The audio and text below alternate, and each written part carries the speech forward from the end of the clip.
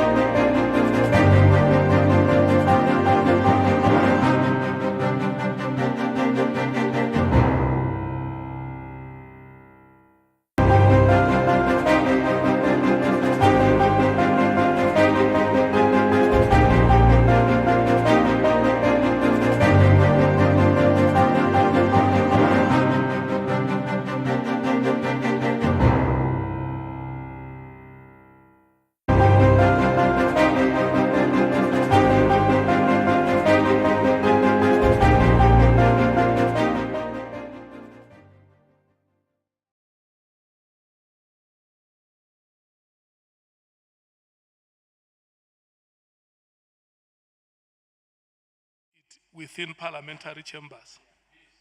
That's what we are saying.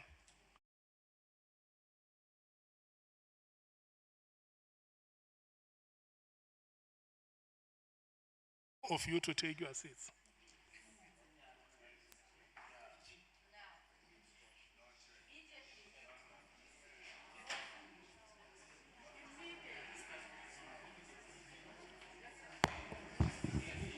Chair, you can't give such an instruction.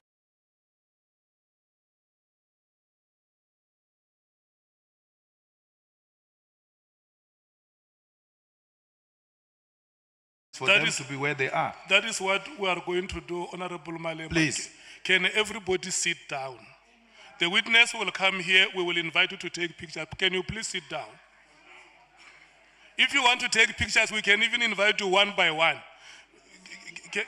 Can you please sit down?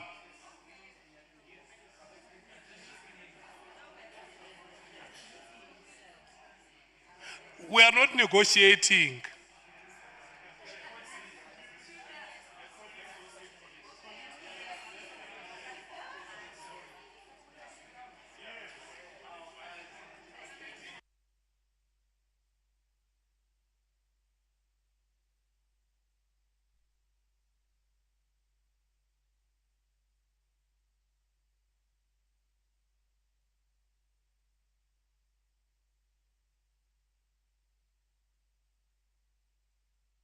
Can you please sit down?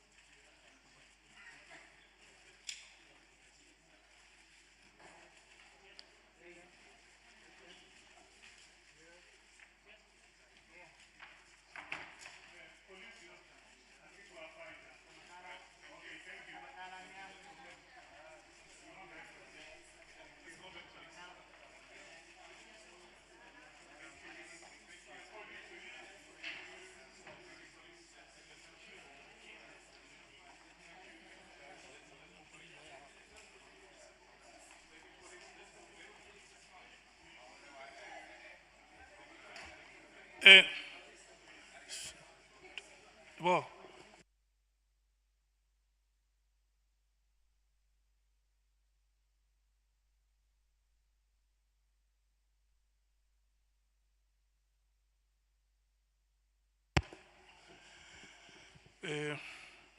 let's do like this, honorable members, before we officially open the proceedings. Can we invite the members of the media? We give them 10 minutes to take pictures.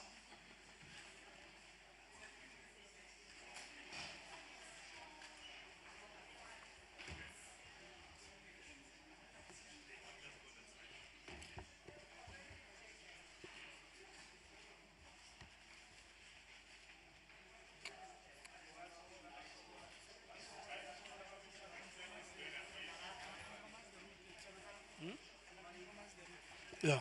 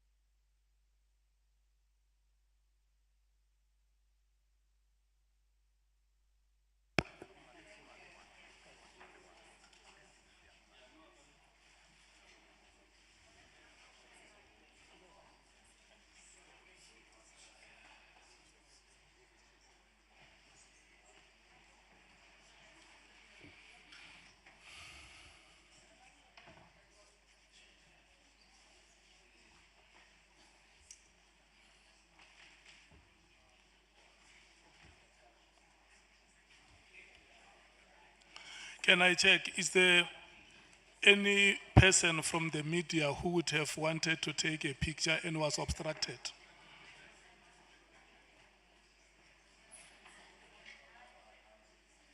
Okay.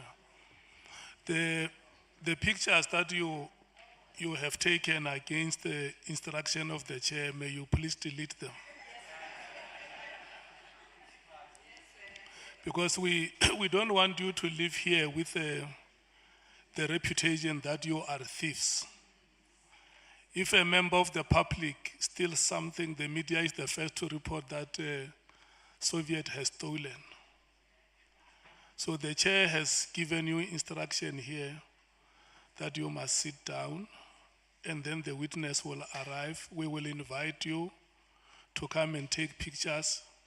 You came here and stole pictures, members of the media. And for sure, you have learned today how we do things in this committee. Thank you so much. Honorable members, good morning, Honorable Ntuli. Good morning, Honorable Sangoni. Good morning, Honorable Ngola. Good morning, Honorable Skosana. Good morning, Honorable Nomvalo. Good morning, Honorable Cameron. Honorable Brayden Bach must be sitting next to you. She was here showing me that it is 11 o'clock, we must start. I greet Honorable Malema, good morning. Mukhalaka. Good morning, Honorable Mathes. Good morning, Honorable Mwango. Morning, Chair. Good morning, Honorable Sols. Good morning, Honorable James. Good morning, Honorable Sokanyile. Good morning, Honorable Shongwe. Good morning, Chair Mukhalaka. Awa nake mukhaduba. Oh, Mukhaluba, home. Yes. Good morning, SC. Good morning, Advocate Zikalala. Good morning to our witness, Mukoni. If you can please press the microphone. Lekai Matlala Khodum. Mushat. The staff of Parliament, good morning to you. And good morning to members of the media. Honorable members, we are going to start with today's proceedings. Before we start, I'm going to give the SC just to make a statement on one or two things, because following from our discussions yesterday, we have not been able to finalize the statement, but by now it should be ready to the members. I think the SC will clarify that point. Before I give him, can I check if we have apologies? We haven't received any apologies. I wanted to check on the part of the members if there are any apologies you want to record with the presidium here. Okay, no apologies, we proceed. The next item that I want to clarify, which is a matter of national interest and which might have exploded yesterday, is with regard to the composition of this committee.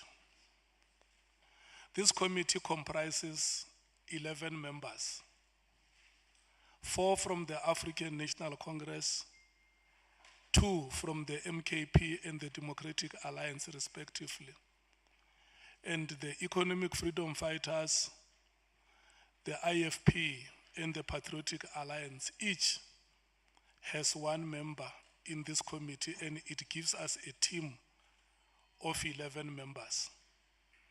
Each of the parties, the ANC, the MKP, the DA, and the EFF, qualify to have what we call alternate members. in the absence of Honorable Malema from the AFF, the person who comes in is Honorable Mattheys. In the absence of either Honorable Shongwe or Honorable Nomvalo, Honorable Skosana or Honorable Nomvalo, Honorable Shongwe comes in. And in the absence of Honorable Bradenbach and Cameron, Honorable Thopper is the one who comes in. And in the ANC, the alternate is Honorable Sokanyile. From the IFP and the Patriotic Alliance, in the event either Honorable Mwango or Honorable Sols is unable to come, the member who will come in will be coming from the Freedom Front Plus, that is Honorable Vessels. Is the first alternate member of this committee from the minority parties. And Parliament, because it has rules, it has policies. The procurement policy of Parliament does not allow Parliament to pay logistics for alternate members of committees unless there has been an indication that one of the members who is a full member will not be able to travel. And then the alternate will come in as a full member. So I just felt that this matter must be clarified so that there must never be any inaccuracies in public. There must never be any citizen of this country who thinks that there are clandestine things that are being done to keep certain people away from the work of the committee. And for further reference, I will refer each one of you, including members of the public, to section 156(2) of the rules of the National Assembly. Thank you so much. I think that is adequate. I just felt that I must clarify it. And lastly, that the chairperson of this committee remains Molapi Soviet Lakhanyan. Is the one who speaks on behalf of this committee and speaks the decisions of the committee, not my own decisions. Even what we present here, we present what the committee has agreed. And there is no other chairperson, and the alternates also do not have a chairperson. There is only one chairperson. Thank you so much. Mukwaduba Mapaka Munare, Wabu Maselankwana. SC, may I give to you to make a statement regarding today's proceedings and the statement of the witness. Good morning. Can you hear me, Chair? Honourable members, good morning. My colleagues from Parliament, Ms. Sikelala, my colleague, the media, and everyone present.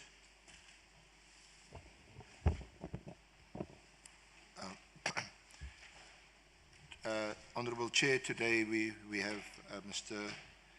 Vusimuzi, nicknamed Kat Matlala, present here today. He's been invited to appear before the committee, and he has accepted the invitation to appear. There have been some glitches.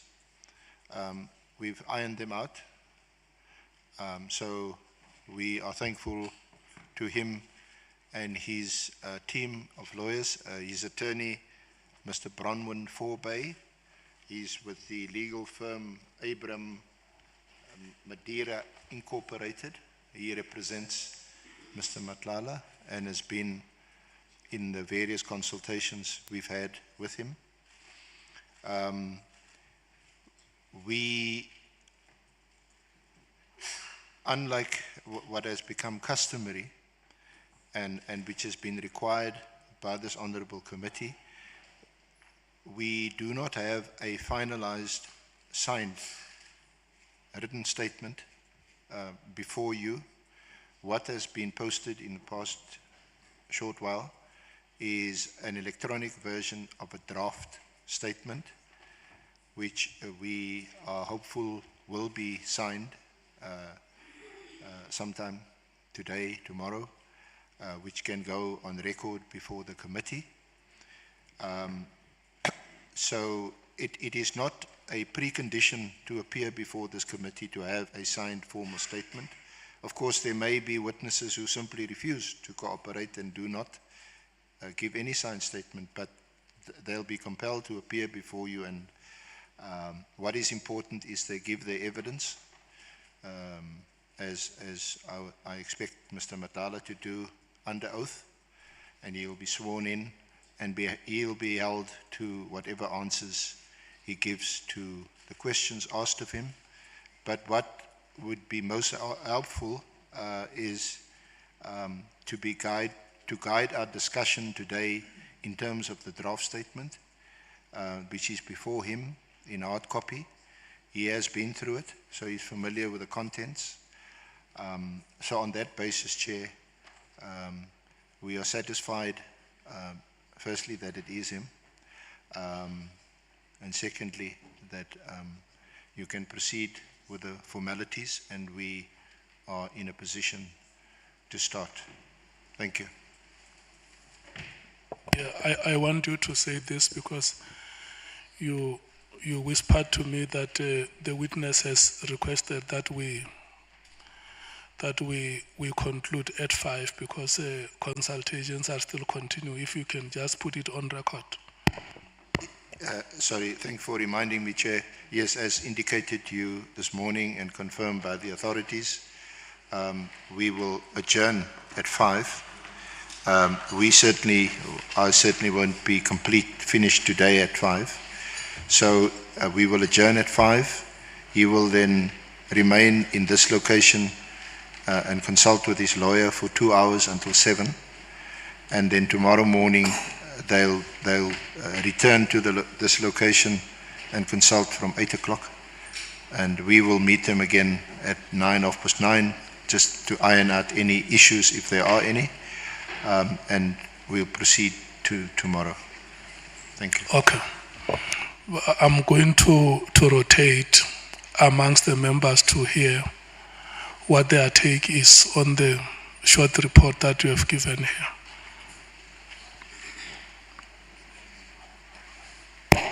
Thank you, Chairperson. We note and accept the report. We have no issues with the report from the SC. Thanks. MKP. No, thank you very much, Chair. Chair, we have an established practice in this committee.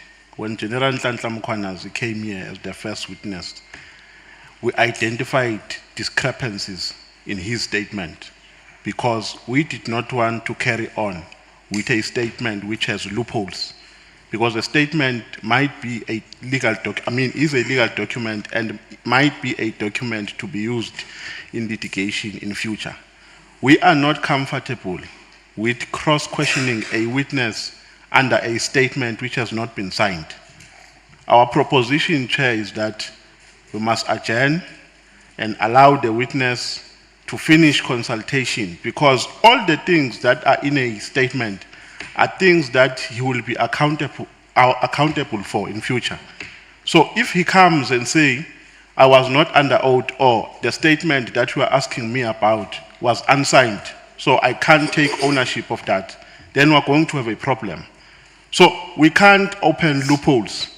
Let's allow the witness. We are patiently here. By the way, our session with him has been scheduled for 3 days. So as Jahanga to a point where we are ready to make mistakes and continue under an unsigned statement to which the witness is not going to be accountable in future. Let's have a proper document signed and commissioned so that we can question the witness based on a proper document. So we're not joining a chorus of saying we're fine with the explanation that we have been given by the SC. Let's allow him. He says when we break at 5, he's going to have consultation with his lawyers. He must have that consultation now. If he wants 2 hours, we give him 2 hours. We come back later, maybe at 1 when he's done. Then we start the proceedings from the correct note. That is our submission. Honorable Skosana. Thank you, Chair. I just want to make it very clear, Chair, that I think everyone knows that this is not a court of law. You know, the issue of this statement that ever since we started, like my colleague has already articulated, is that tomorrow there won't be any ownership of the statement which we are going to begin with now here. Let's give the witness and his legal team a time, you know, for them to complete this statement, the submission, you know, for us not to find ourselves tomorrow in court of law. And I think it's only proper, you know, to be consistent and make sure that the witness as well feel comfortable here with us. This is not a court of law, as I said earlier. You know, the witness must be given time with his legal team to finalize and sign. Then we can begin. But if we begin with the unsigned statement, I don't think it's fair as well for the witness himself. I thank you, Chair. The Democratic Alliance. We have no difficulty with the proposal, Chair.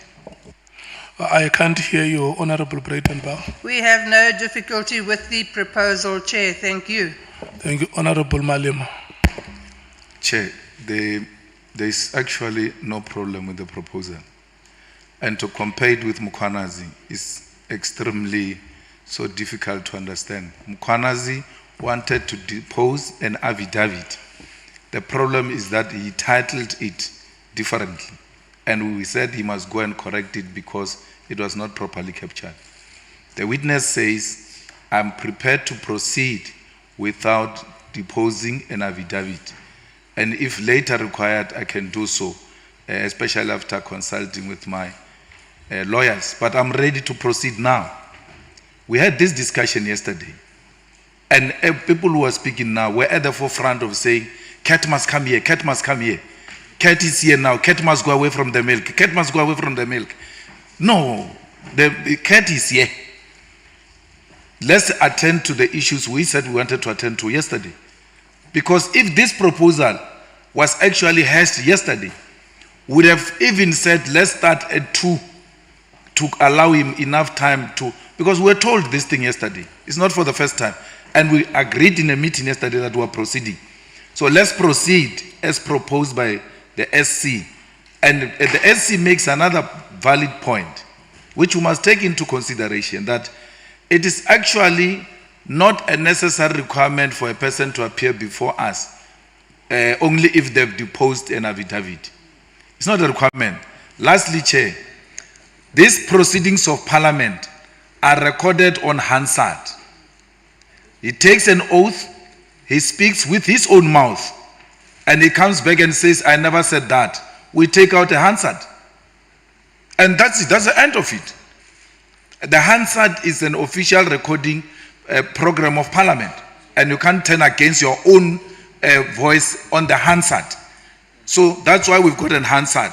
For people who come to Parliament and speak and later say, I never said that, we go to Hansard and say, this is what you said, and you said this under oath. The fact that he's prepared to take an oath is enough for the EFF, Chair. Thanks.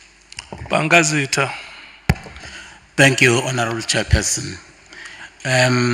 Oral evidence is legal evidence, and it carries the same weight as written evidence. And for that reason, we are comfortable to proceed if the witness is going to be actually leading his own evidence under oath. Thank you. Honorable Sols. Muniba is an Chair. Let's proceed. Honorable James. Let's proceed. The country wants answers. Thank you, Chair.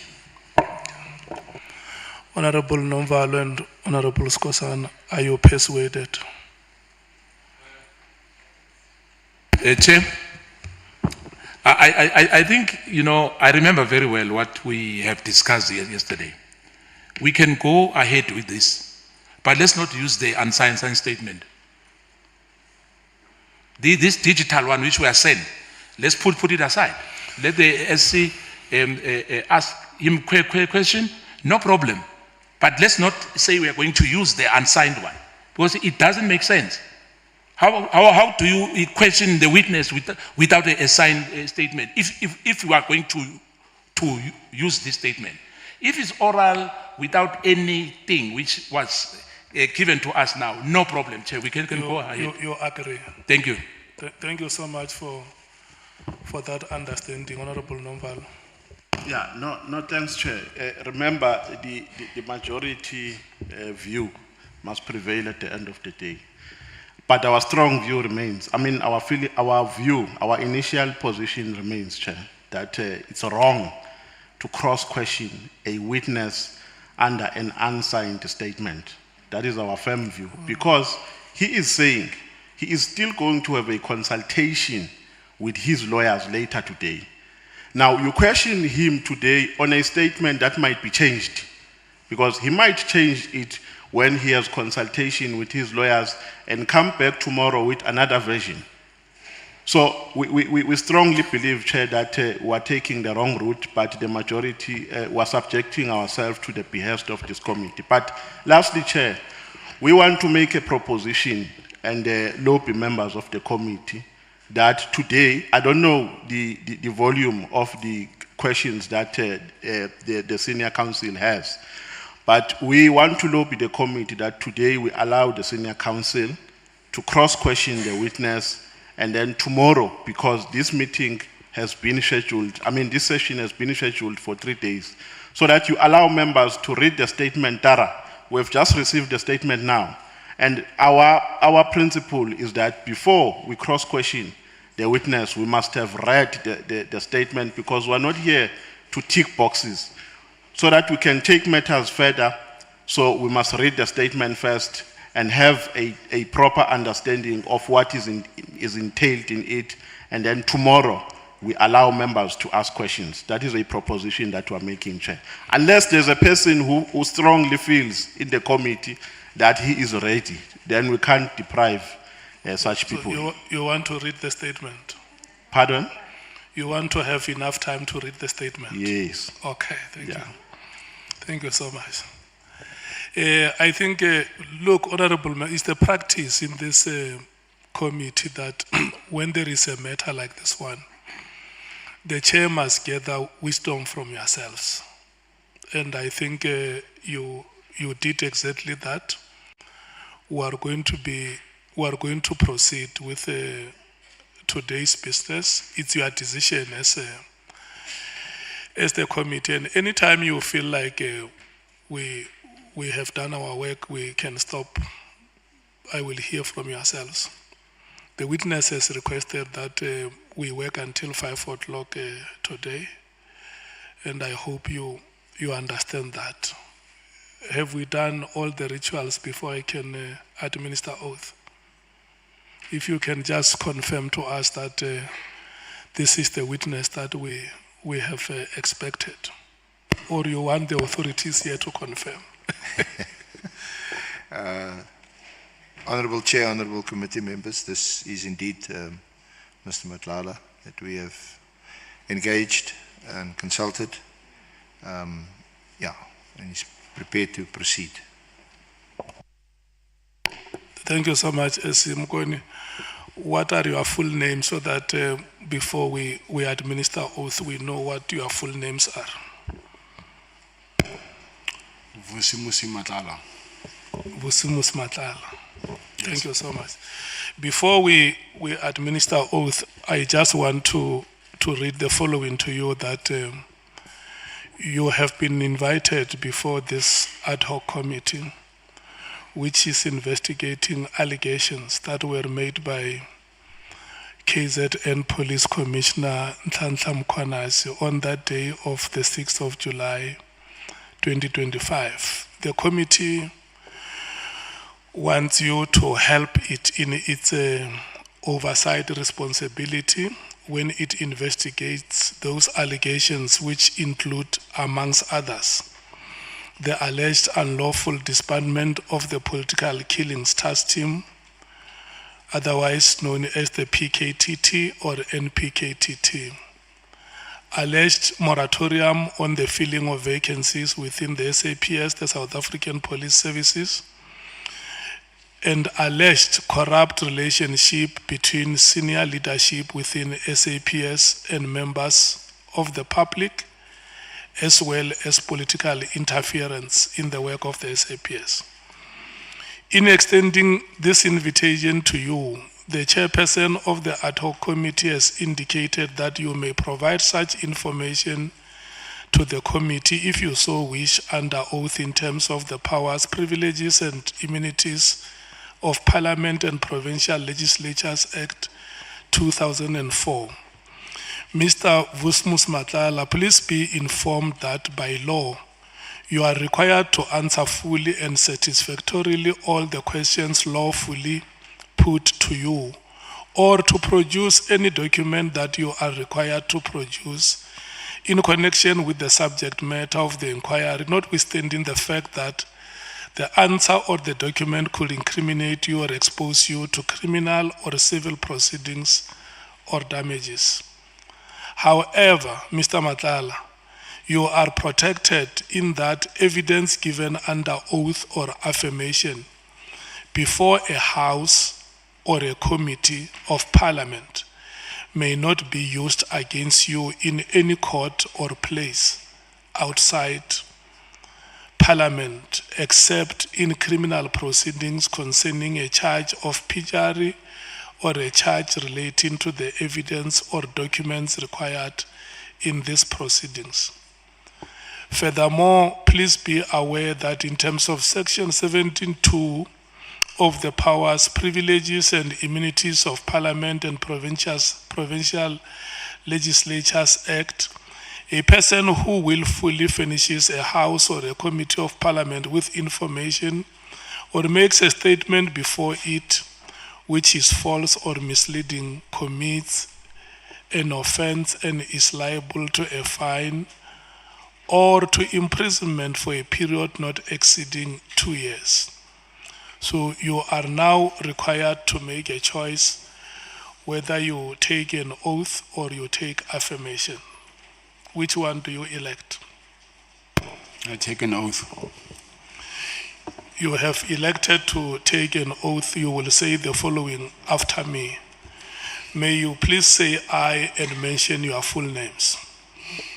I, Vusimuzi Matlala, Swear that the evidence I shall give swear that the evidence I shall give shall be the truth, the whole truth, and nothing but the truth. and nothing but the truth. And so help me God. And so help me God. Thank you so much. Let's see. And Mukoni, I want to wish you good luck in leading evidence. I will allow you to run until 1 o'clock when we break. Thank you so much. If you can have your microphone closer to you. That's it.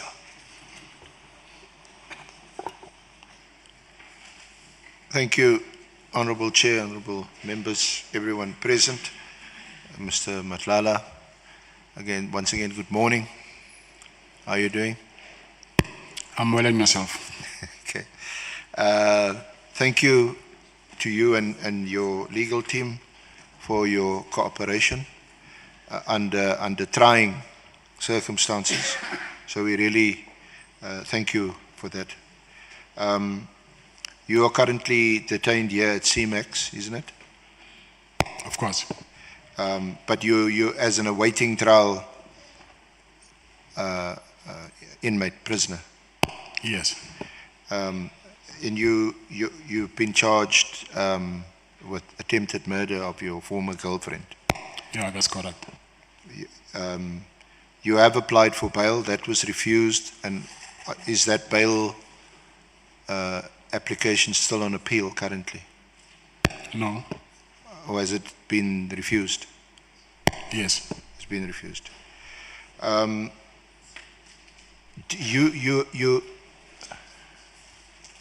Sorry, excuse me.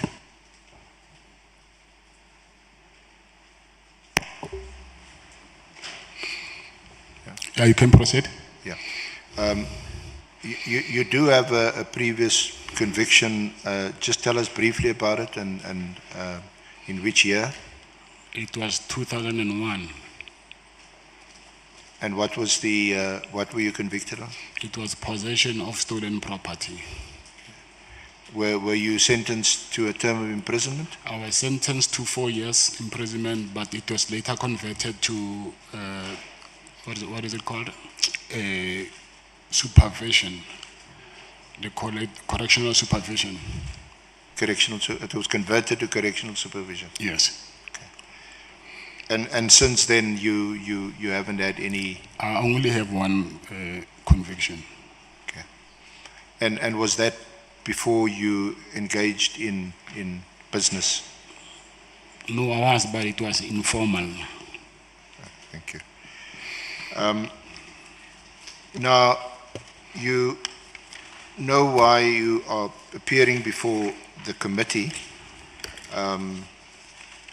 There were allegations made by General Mkonazi on the 6th of July this year.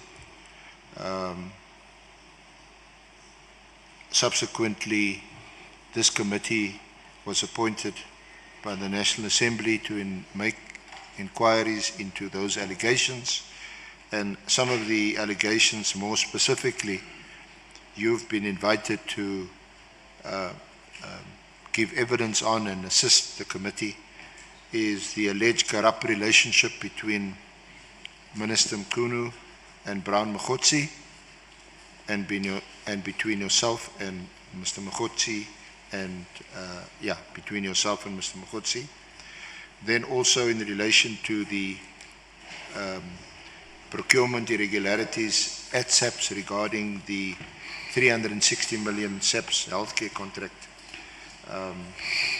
and specifically whether the award to your company was in contravention of the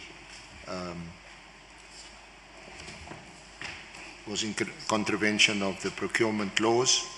And we'll also discuss with you any possible concerns relating to your involvement with alleged criminal syndicates, and also the Tembisa Hospital tender, in relation to which Ms. Papita Diokaran, who was murdered on account of her being a whistleblower. So we'll touch on those issues in due course. Just give us a brief glimpse of where you grew up, your schooling, and then when you first started in business. They are referenced at paragraph 7 of the draft statement. Yeah, I grew up in Mamelodi East. If you don't mind, Mr. Matlala, maybe it's me, but just speak up a bit. I grew up in Mamelodi East, which is in Pretoria, and I was raised by my single mother, and I went to school also in Mamelodi, which the name of the school is Letlabile High School. So after my matric, that's when I started to do informal business, buying and selling goods, to a point where in 2001 I ended up being convicted for buying stuff which was illegal, and I've been sentenced to 4 years in prison. And right up until 2017, that's when I formally registered my business. My first business, it was a security business, and then that was my first formal business, and then through which then I provide security services. So from then I ended up securing clients from construction sites, schools, even also I've explored into healthcare. And I'm married. I've got 9 children with my wife. I support all of my children. And that's it. Just on a lighter note, your nickname Cat, Is that because you got 9 children or 9 lives? 9 children. Both. Okay. You have several companies trading under your name, and they are listed at paragraph 8.1 to 8.6. But can I just take you to annexure VM1? I'm sorry, the statement, as you know, is not yet completed, so I don't have the annexures with me. So I have to just go through them, but I didn't have time to attach them here. Is it not in the... I just got them this morning. It's in the file there, Mr. Yes, I'm saying, okay, let me just go try and see. It says VM1. VM1, it's the very first.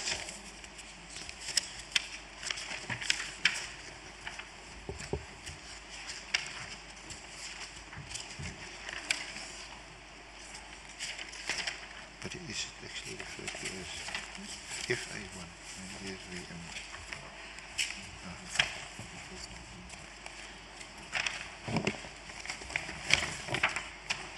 Yeah.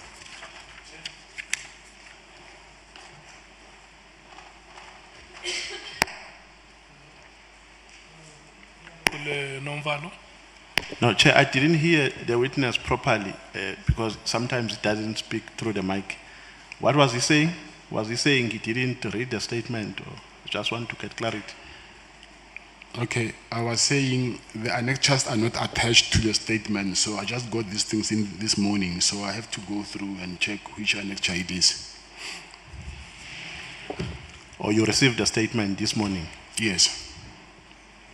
So the statement was written by lawyers on your behalf? Say that again? Who wrote the statement? My lawyer drafted the statement. We had a consultation and he was busy typing. Then I had to go through it, and so I can check everything is in order. But I just got that thing this morning. So you only saw it this morning? That's what I'm saying. Okay. SC. Thank you. Mr. Matlala, can you just go to the first page of that document? It's a document that's drawn from Lexis Windeed, which is from. It's this document that has a list of your companies. Have you got it?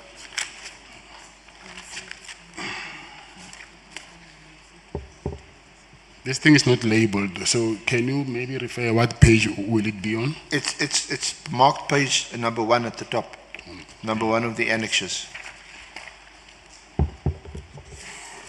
Mr. Forbay, can you please help your client? Yeah, I can see it. You see it? Yes. Thank you. So from there you'll see there's a list of directorships. On the left-hand side, you see? Yes, I see. And some are indicated on the right-hand side, your status, Black AK Trading and Supplies, you're active. CAT VIP Holdings, active. Core Kabeng Trading and Suppliers, active.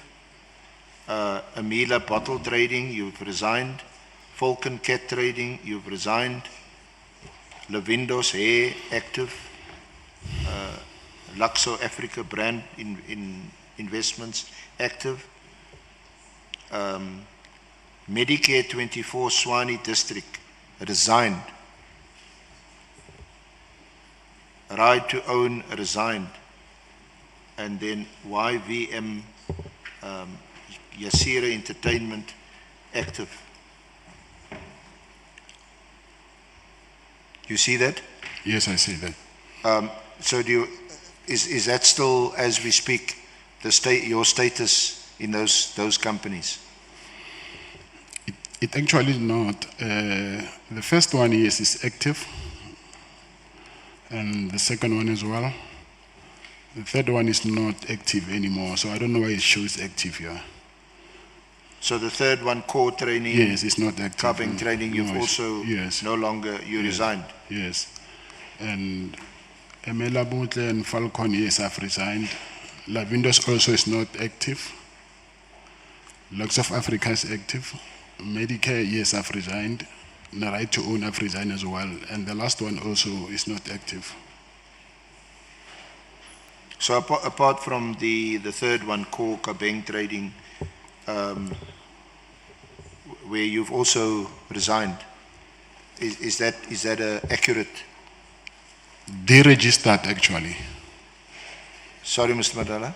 I'm saying, you meaning the third company?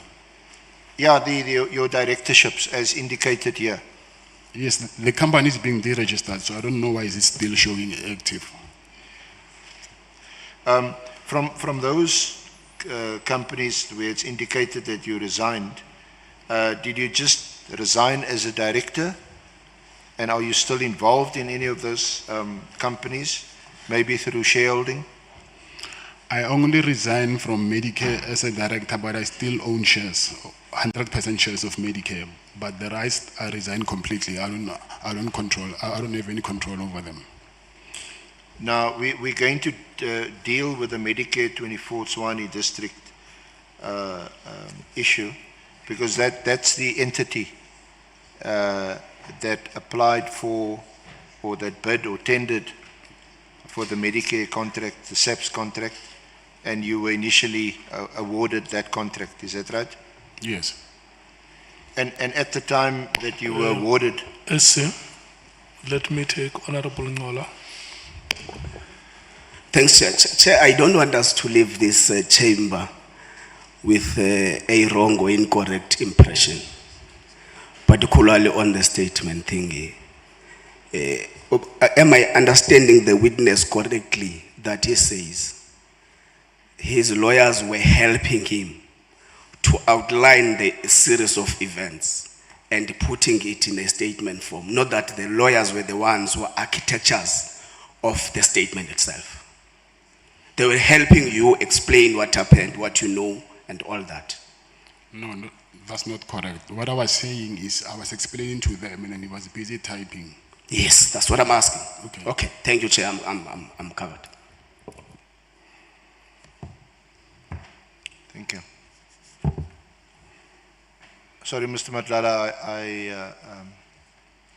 asked you about your directorship, or rather I contextualized the question about the Medicare contract or tender that was awarded to Medicare Tshwane 24 Tshwane district. And at that time when you bid for that tender, you were then listed as a director of Medicare 24 Tshwane district. Is that right? Yeah, that's correct. But then, so at which point did you resign as a director? I resigned in 2024 December. Sorry? 2024 December. December 2024. Yes. And at what stage was that tender when you resigned? Was it still pending or had it been awarded? I've been awarded by then. By then I've been awarded. Had been awarded. And did you notify SABC? No, I didn't. You didn't. Is there any reason why you didn't? Was that an oversight? I'll say so. But you're aware that you should have, you ought to have notified SABC that you had resigned as a director? Yes, I just learned that later. Excuse me? I just learned that later. Yeah.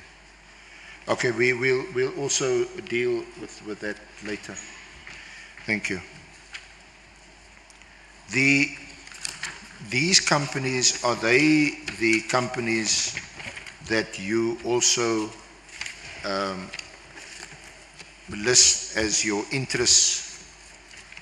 If you go to the last line of paragraph 7, where you have interest in construction sites, schools, and primary healthcare services. Which of these companies are, or is it that you provide your CAT VIP protection services to construction sites, schools, and primary healthcare services. Yes, Is that that's the correct. connection? Yes, that's correct. The schools, are those contracts with the education department, Gauteng education department? No. On what basis do you contract with those schools? I will say, I'm not 100% sure, but I think it's the school governing body, because there is someone who manages the guiding division of the security business. So, but I think it's the school governing bodies. The school governing bodies? Yes, sir. How many schools are we talking about? I think 3 or 4. 3 or 4. I'm not sure. Can you recall them offhand? I was not paying attention to that. I don't know. I just know that there is a contract with schools, but the name of the schools I don't know. Okay. And what's the nature of the security service that you provide at these schools? It's guarding. Guarding? Yeah, I think they have got computers in those schools, so they need guards there at night. Okay. And the construction sites? Is guarding also for the construction equipment. Okay. And are they all private companies, or any? Yes, it's a private company. All private companies. Yes. And the primary healthcare services, are they the Swani 24 district facilities, or is it the Swani 24 holding company? No, it's for Swani. Sorry? You meaning for? Can you please elaborate that? Yeah, you mentioned here primary healthcare services. Yes. Are those for the Swani holding company, or for yes. for the holding company? Yes. And are those at state or government institutions or entities? No, that's private. Or private hospitals? Yeah, it's clinics, not hospitals. Clinics.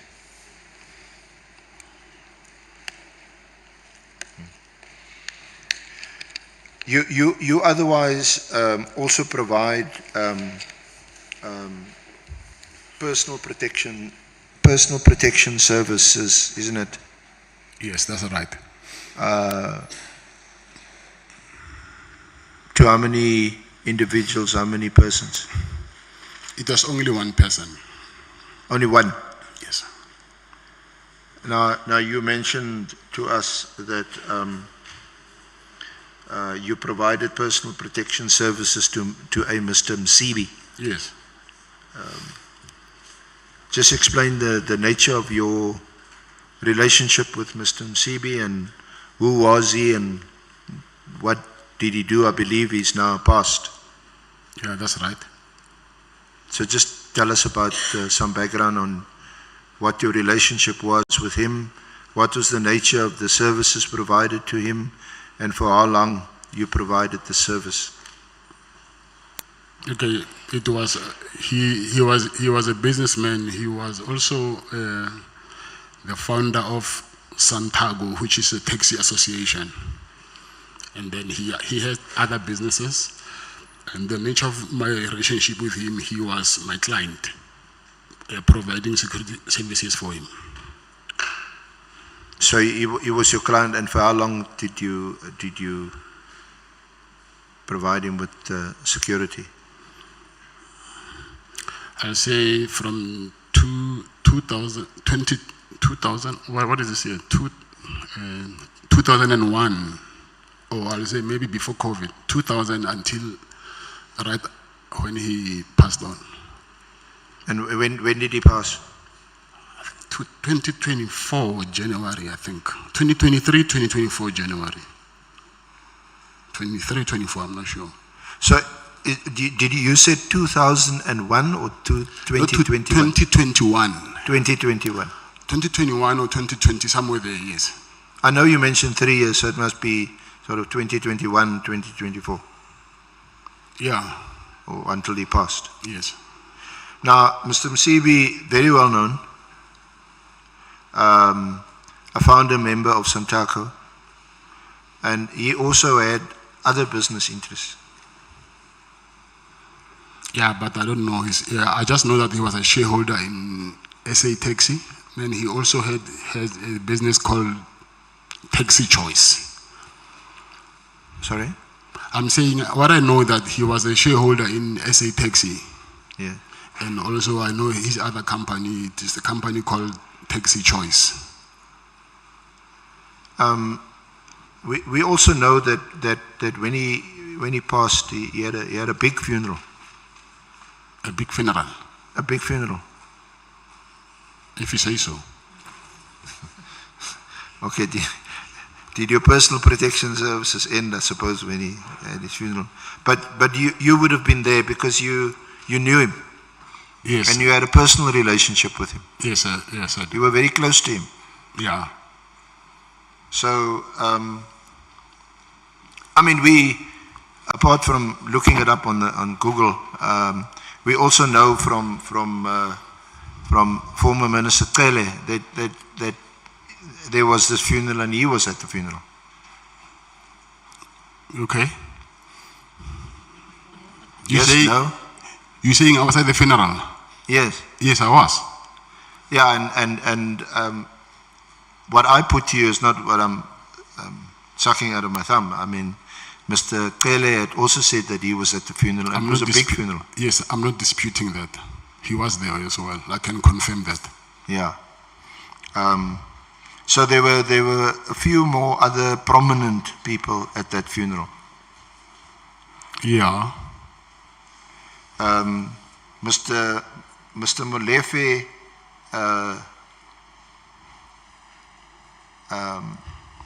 Mr. Molefe was also at that funeral. Yes. Mr. Molefe is the person who was also raided on the 6th of December last year by PKTT. You know about that? Yes, I know about it. Do you have a relationship with Mr. Molefe? No, I don't. Did Mr. Molefe have a relationship with Mr. Msibi? Yes, they did. A business relationship? No, I think they were close friends. They were good friends? Yes. I don't know if they had any business dealings together, but what I know that they were very close. Yeah. But you're not able to comment on the nature of their, other than a personal friendship. You don't know, you can't comment on any other, give us any other particulars or details about their business relationship. That's what I'm saying. I don't know about that. And Mr. Molefe, did you develop a relationship with him, a personal relationship? No. You didn't provide him with VIP protection? No, I never. Okay. Okay.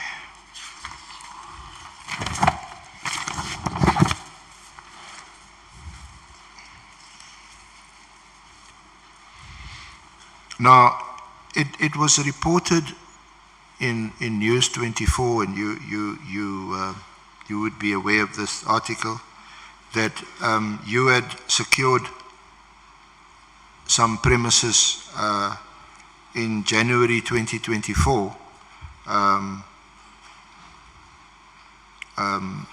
premises with a hospital on it, in grounds,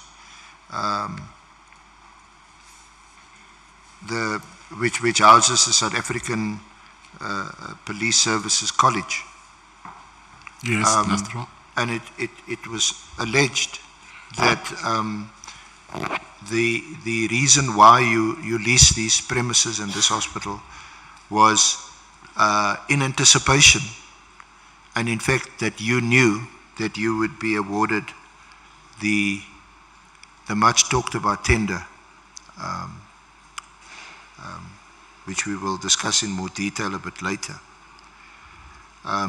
So can you give us some background to that, and perhaps deal with those allegations? Yeah, first of all, that hospital, I've been trying to secure the lease for, I think, for the past 3 years. So when they're saying I knew about I'll get a tender, for me, it does not add up. Because I can remember that my first engagement with Public Works, it was somewhere around 2021. And that was far from the tender being even advertised. So just so that I can be clear, you entered into a lease agreement with Public Works, yes. With the Department of Public Works, Yes. not with SABC. No, Public Works. So the building and the ground is owned by the Department of Public Works, not Yes. SABC. No, Public Works. But the building is it a hospital? It's a hospital, yes.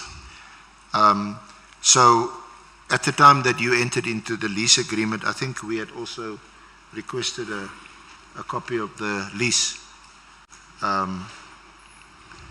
which if it could be made available so that we can complete your evidence in this regard. That hospital and the grounds were still occupied by SAPS, South African Police Service. As far as I know.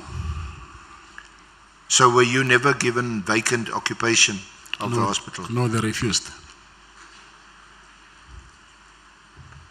And the lease, you say, is it still in operation as far as you're concerned? The lease? Yes. Yes. So I assume that there's a legal dispute between you and Public Works about the hospital and the lease. There's no legal dispute. Well, you haven't been given. The lease would have provided, I suppose, for you to get vacant occupation of the hospital. Yes, I've got a lease, but when I went there to do the inspection, I found the members of the SAPS in that hospital, and I went back to Public Works as the landlord to tell them that there's people who occupy the hospital. They say, can you please facilitate so that I can occupy the hospital? And then that's when the police refused. And then I think I ended up sending him a letter that if you don't let me occupy the hospital, then I will take legal action. Well, that's why I asked. Are you in a legal dispute? No, there's no legal dispute. So has it been resolved, or are you still not in occupation of the hospital? Yes. What's yes? I'm not even now occupying the hospital. So why would you have wanted to lease the hospital in the first place? For what purpose? Where the hospital is it's inside the training college of SAPS. So I just learned that the students who are training inside there by the college, sometimes they get injuries, or even when they're sick or whatever, they have to go to the nearest hospital, which is outside the premises of SAPS. So I wanted to use that hospital as an opportunity for them to render the services for them. So you still haven't been able to give effect to what you wanted to do and why you leased the hospital? Yes. Did you lease the hospital? Was it leased through, as I understand, and we'll also deal with it a bit more fully later, as part of the franchise that you bought from the holding company, Tshwane Medicare, or was it Tshwane Medica Holding Company that was going to utilize the facility? The list is under Medicare 24 Tshwane, but Medicare 24 Holdings, they are the one who doing the operations, management and operations. Okay. So maybe while we on this issue,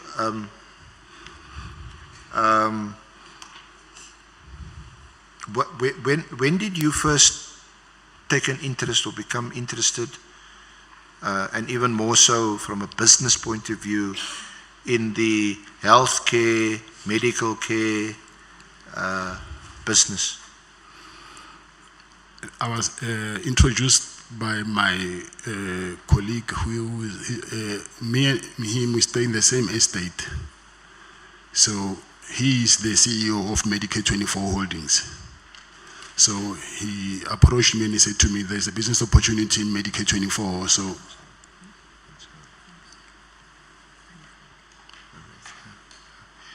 your friend, is that Mr. Van Wyk that you're referring to? yes, And Mr. Van Wyk and his other partner, what was his name? Rian Venter. Rian Venter and Mr. Van Wyk. Are they the founders of the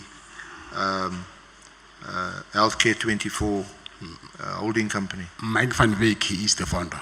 Mike Van Wyk. Yes. So when did you first meet him? I'll say around 2017. 2017. Yes. 2016, 2017, somewhere there. Is he and or Venter, are they the ones who first approached you? Yes. Why do you think they would have approached you? It's a business opportunity. Just as a business opportunity? Yes. And at that stage, 2017, we know that you have an interest in several companies as a director, as a shareholder.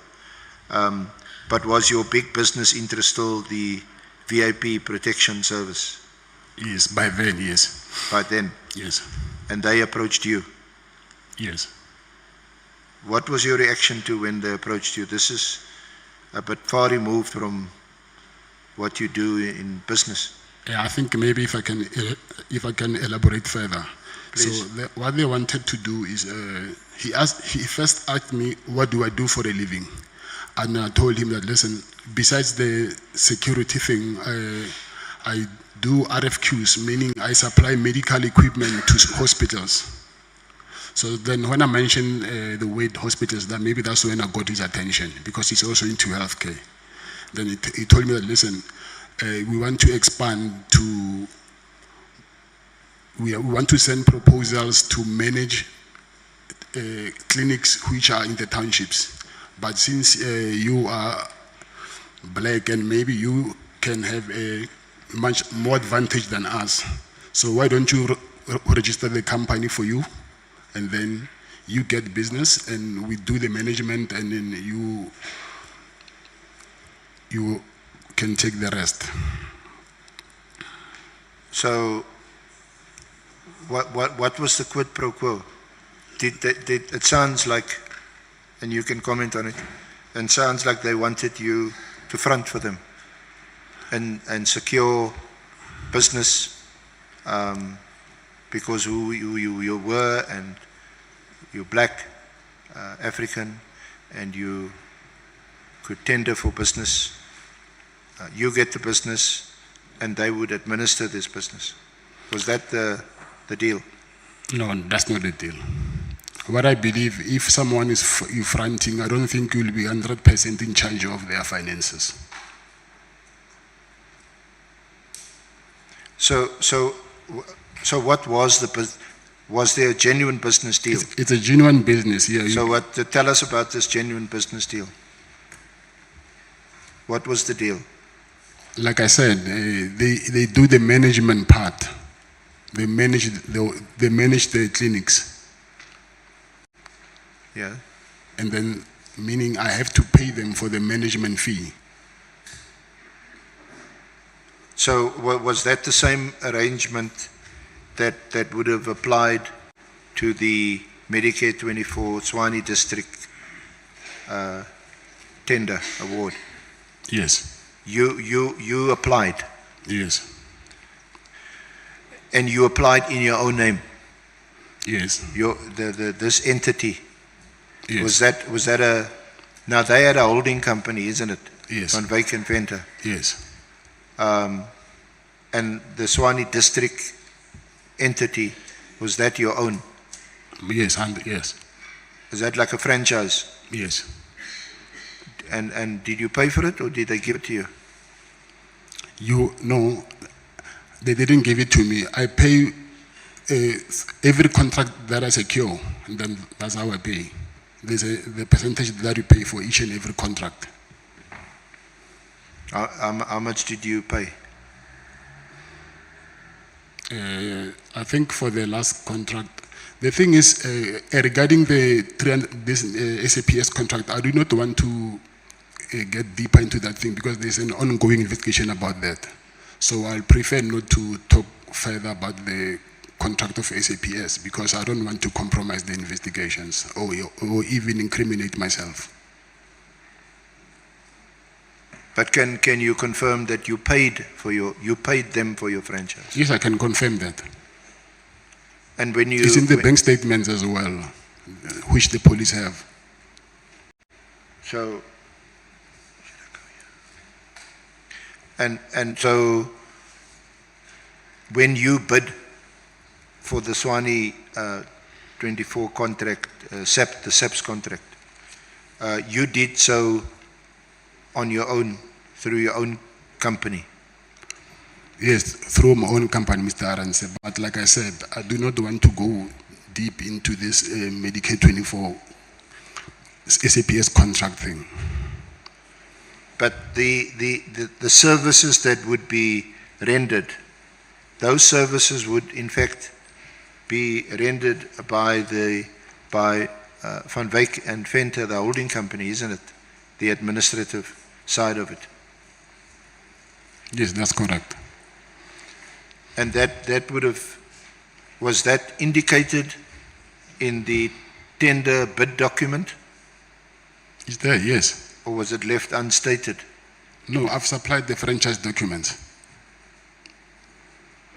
So in the bid document,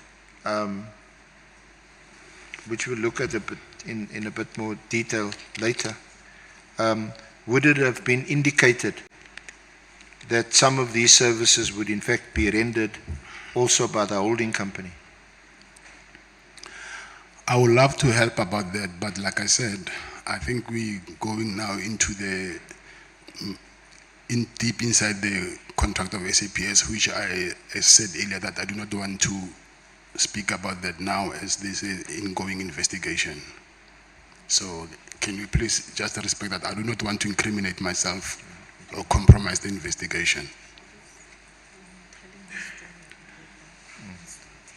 Okay, let's perhaps just excuse me.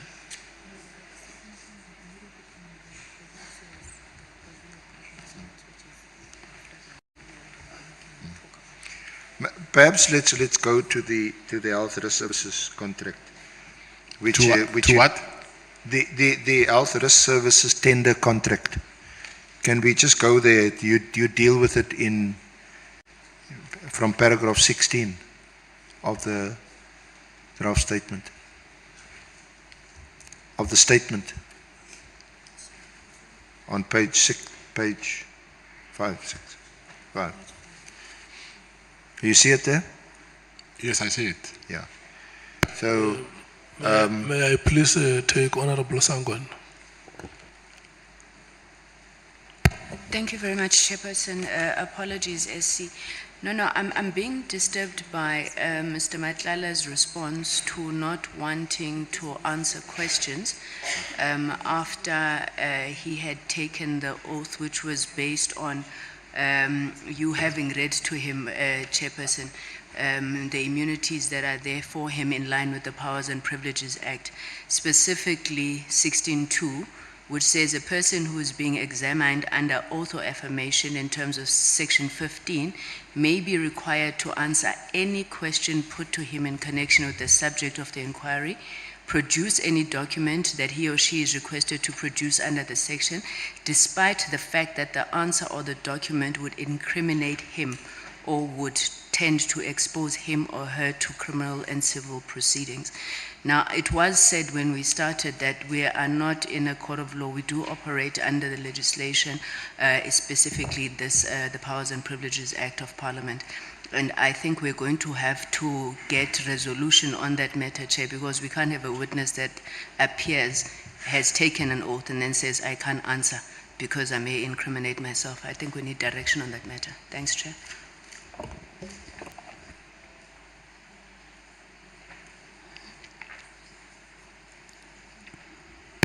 Honorable Skosan. Thank you, Chair. I just wanted to find out, it's a follow-up. I heard that somebody was paid, Mr. Matlala, I'm not sure, through you, Chair. Who was paid? Are you referring to the Medicare contract?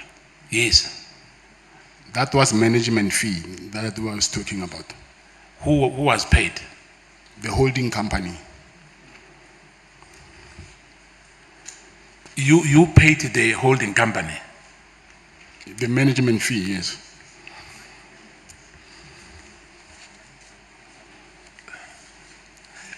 Yeah, because I'm through you, Chair, I'm not sure whether that management fee was part and parcel of the contract itself, the money which you paid to the... Between myself and the holding company, yes. Or it was your contract between you two? Yes. Oh, okay. Not the police? No. Thank you. Okay. Honorable Sangwen is right that when we administered oath here, we read to you the relevant section in the rules that the evidence that you depose here under oath is part of the immunities that you enjoy here, cannot be used against you anywhere outside these proceedings. Okay, can I answer to that? You are welcome to say anything. They cannot be used against me by who?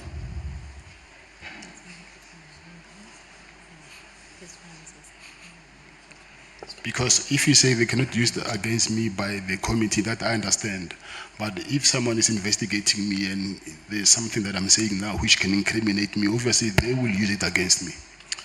Yeah, what we have read from you here comes from what we call a national legislation, which is about the powers, privileges and immunities of Parliament and provincial legislatures. The Act is an Act of 2004.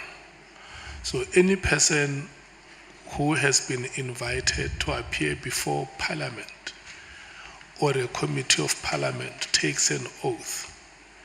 And the privileges or immunities that go with you having taken an oath under that legislation is that any information or evidence that you depose before a committee or a House of Parliament can never be used anywhere outside that committee or House of Parliament. So it means there is nobody who can come to you and say, this is the evidence that you deposed before a committee or a House of Parliament. It can't be used. It's only Parliament that has that exclusive right to use that evidence, because you shall have taken oath through us.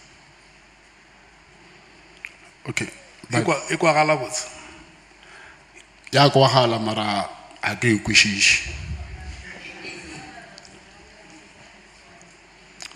My concern is, firstly, I heard you saying when you were speaking about the immunities, you were speaking about there's some other exceptions which you mentioned, and also whoever who might be investigating me might come later and say that I heard this from my source, not from the committee, and then use that against me. Your hand is up, Honorable Malim. No, Mr. Matlala, it simply means that whatever you share in this committee will never be taken from this committee and say on the basis of this, we are charging you because you gave the committee this evidence which is incriminating you and therefore are using it to charge you. So let's say on Medicare, they can't say, you are not charged with Medicare. They can't say what you said here about Medicare is now being used as evidence to charge you on the basis of you saying it here. But if they come and say a source gave us this, obvious, in a criminal case, they will have to reveal who's this source and what is the credibility of the source and where did the source this evidence that is being used against you. And if it comes back to Parliament, it will not stand the test of time in a court of law because you produced it here in Parliament.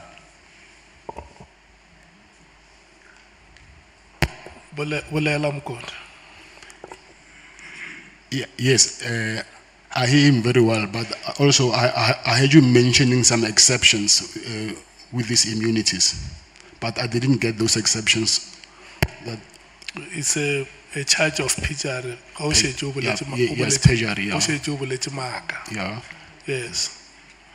Or a charge relating to evidence or documents required in these proceedings. So, if only any information or any evidence that is required by these proceedings, we mean now you and us as we continue with the hearing. So I want any other case or any other charge that is contemplated here outside of the proceedings that we have with you. Okay. Ke nyaka gore o go kwela lekganyana. Go kwa go kwele. Wa e kwisisa? Partly. Okay. Which is the part that you do not understand? I'm more concerned about the investigators because they're not going to come here and, as much as they can say that we heard it from a source and then they will never even reveal who is their source and which is, they even have the right to protect their own source. So some of the things, they might be technical. So I cannot guarantee myself that 100% they won't use it against me, but I take it that the committee cannot use it against me. But outside of this committee, whoever wants to investigate me, and then I'm making things easy for him by me, maybe there was something that they wanted to use it against me, then I'm giving it to them on a silver platter. So the law you understand is just that you have fears. I wouldn't say fears. I'll say concerns. Yeah. That even when the law protects you, it may be to a particular extent which may be limited. What I'm saying, there might be a way to manipulate that same law that is protecting me. Or else I wouldn't be here today if that law is protecting me. Yeah. I'm in chains today because of the law that is protecting me. Yeah. What we are reading to you is the law that governs these proceedings. That if you have those concerns, or in the event your concerns come to a reality, you can still contact Parliament and say, this is what you committed, that it will not come back to me, and why am I now being harassed? I think if we can do that with my legal team and then have it in writing, then I'm okay. Let's say it's a matter which during break, your legal team and our team can deal with. Then I'll be comfortable. Yeah. Okay. Look, we cannot oppress you from raising any matter that you feel you want to raise, but at the end of the day, there must be a common understanding. Yes, yes. Yeah. Okay. SC, is that sufficient? Chair, not quite. I would have expected and the committee to raise this issue, and they now have. And just to summarize to Mr. Matlala, that you as a witness, any witness that appears before Parliament or a parliamentary committee enjoys immunity from prosecution. You are privileged in the sense that whatever you say cannot be used against you by any outside third party, unless, which is a constitutional issue, unless, of course, you lie, or you've committed a fraud, or you've told untruths, and someone from outside says, no, what you said here today, it's a lie. So as long as you are truthful before this committee, Yes, yeah. you enjoy immunity, you enjoy protection.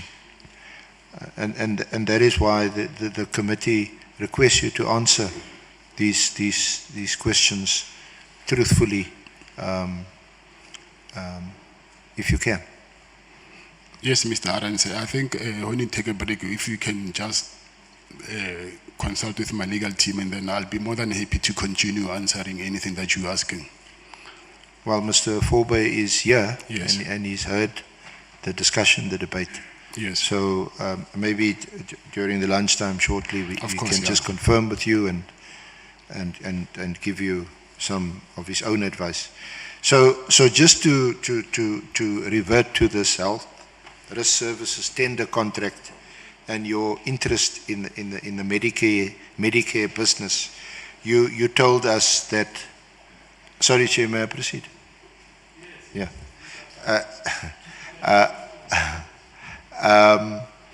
So there's these two persons, Messrs. Van Wyk and Venter. They are the directors in the Medicare 24 Holdings company. And they contacted you in 2017 and asked you whether you'd be interested in becoming involved and in securing some contracts which they could administer. Is that a summary of what you said earlier? I said only Mr. Van Wyk, not both of them. Oh, only Mr. Van Wyk. Yes. But you know the other person who also has an interest is Mr. Venter. Yes. You don't know their holding in the company or their shares? No. Or are they both directors in the company? Last time I checked, yes. Yeah.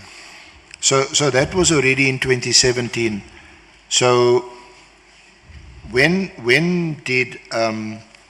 was Medicare 24 Swani District?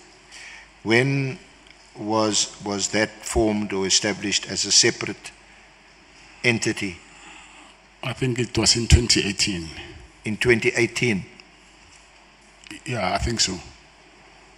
And then the question was, did you have to pay a fee, a franchise fee? I said, yes, and I said a fee will be only paid upon securing a contract. So the fee you paid was subject to you successfully bidding for a contract? Yes, if a fee meaning a management fee of whatever they will need to do for that specific contract. So no money actually exchanged hands. You didn't pay them 2 or 3 or 4 million rand so that you could operate that franchise. Like say if you buy a Woolies franchise or Engine franchise, you pay for the franchise and you operate it on your own, obviously subject to certain conditions. That is different because when you buy Woolies or Engine franchise, it's already an operating business. So what I'm buying is not operating. There's no any revenue that I'm generating. So I have to wait to secure a contract first before I can generate any income. So I wouldn't pay for something which is not bringing any money to me at the moment. Yeah. But did Medicare 24 Swani District, your franchise, did that do any business separately? And what was the nature of that business? You mean except the SAPS contract? Yes. No.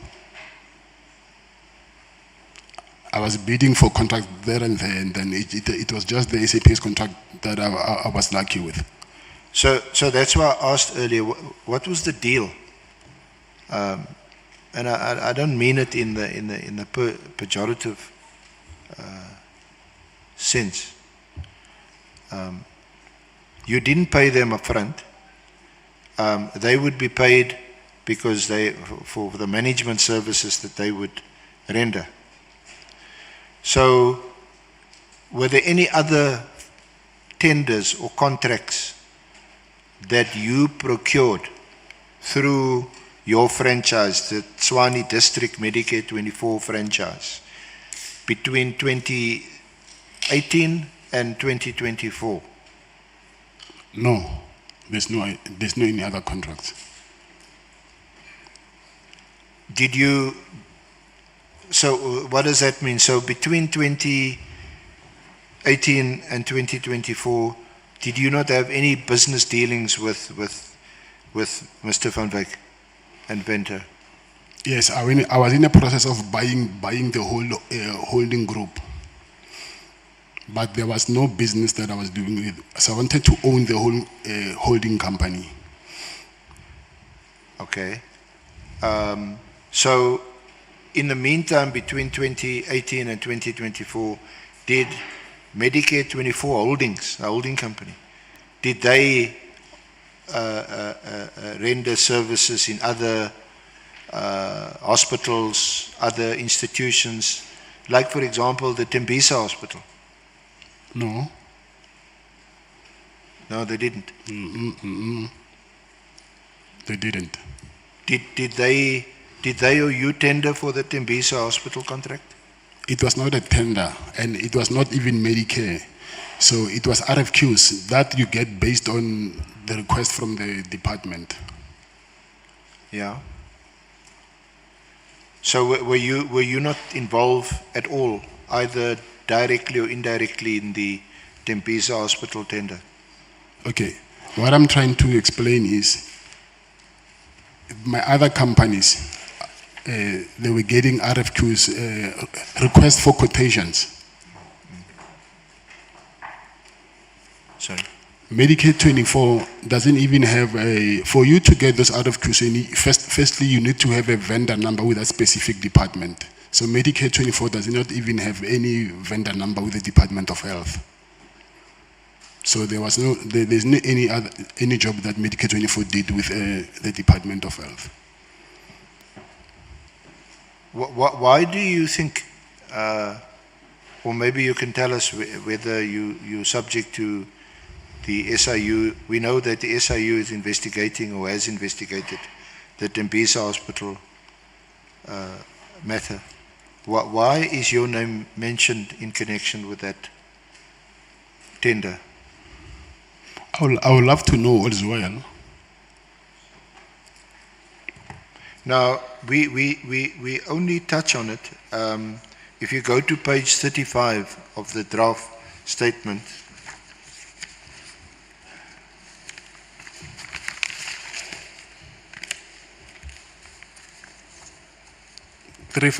yeah, since we are dealing with this matter, you see there paragraph 137, 9 and 10. You said page 35. Page 35, yes. Yes, paragraph? Paragraph 137.9 and 137.10. Yes. Do you want to read that, 137.9? Regarding past dealings with Tembisa Hospital, my company has previously supplied them with RFQs. I have not been approached by any law enforcement agency regarding an investigation into me concerning Tembisa Hospital. There has been ongoing investigation by the SIU in regard to this matter, and I believe there is an inquiry docket open either by the SABS or IDEC. And as a result, I cannot comment any further. Should I go to the next one? Yeah, let's park the next one. Okay. For a bit later. So just to pause there at 137.9, you say that your company has previously supplied them with RFQs, requests for quotations. What does that mean? Just elaborate. Mr. Arons, like we said that we need to fix this thing because I haven't read this thing myself. Not my company. The department will supply me with RFQs, not vice versa. Yeah. So some of these things here, if I had time, then I would have corrected them. So it was the department that was supplying me with RFQs, meaning they're requesting for quotations that you must quote for whatever they needed at that time. So what does all that mean? That you were requested by the department to supply them with quotations? Yes. So you were invited to quote for work? Yes. Is that the Gauteng Health Department? Yes. Okay. Novalo. Yeah, Chair, I don't know if I heard the witness correctly. Mr. Matlala, did you say you did not read, you said this thing, so were you referring to a statement? The statement, yes. So you don't know what is contained in the statement? I know it's a draft, but now I wanted to go through it and correct where there's mistakes and then sign it. So it might, the statement might be having mistakes? Obviously, I just saw one now. And if there are mistakes, you will correct them later? That's what I wanted to do, yes. So it's possible that this committee is questioning you on a statement which has mistakes? It has mistakes. I just found one mistake as we speak. And you will correct them later? That's what I'm saying, yes. Okay, thank you. Mr. Matlala, you've seen these or what is recorded in this draft statement. Can you please just repeat that? I say you've seen what's in this draft statement. Yes. And you've discussed it with Mr. Forbay. Yes. Of course, you're now under oath. Yes. So if I put something to you that's in this draft, which is incorrect or wrong, then you will correct us, isn't it? Of course, yes. So what I was asking you is about these RFQs. Why? Because it sounds to me that you don't, or you didn't have any track record in providing Medicare services from the time you bought this franchise in 2018 until you were awarded the SABC contract in 2024. I did not have what? You didn't have a track record. You didn't have any contracts with private hospitals or with state hospitals to provide Medicare services. Isn't that so? Yes, yeah, you're right. That is between 2018 and 2024. Yes. So my first question related to that is, why were you then requested to supply the Tembisa Hospital with quotations? To do what? These RFQs. I didn't request Tembisa to supply me. Tembisa is the other way around. The Department of Health is requesting quotations from the companies that are on their database. So what they do is they just go to the CSD and then they just choose a random company from the CSD and then they will send those RFQs there. Yeah. So like anyone else, if you want to a state or a government contract, you make your application and you put all your details on the central the CSD, the central something database, like we also have to do as council, so it's not anything to do with whether or not you had a track record of rendering this service. Yeah, you're not rendering service, you're just delivering them the goods that they're requiring. So there's no service that you need to render for them. They will ask, maybe they want 100 bottles of water, then you buy water wherever you buy them and supply it to them. Yeah. So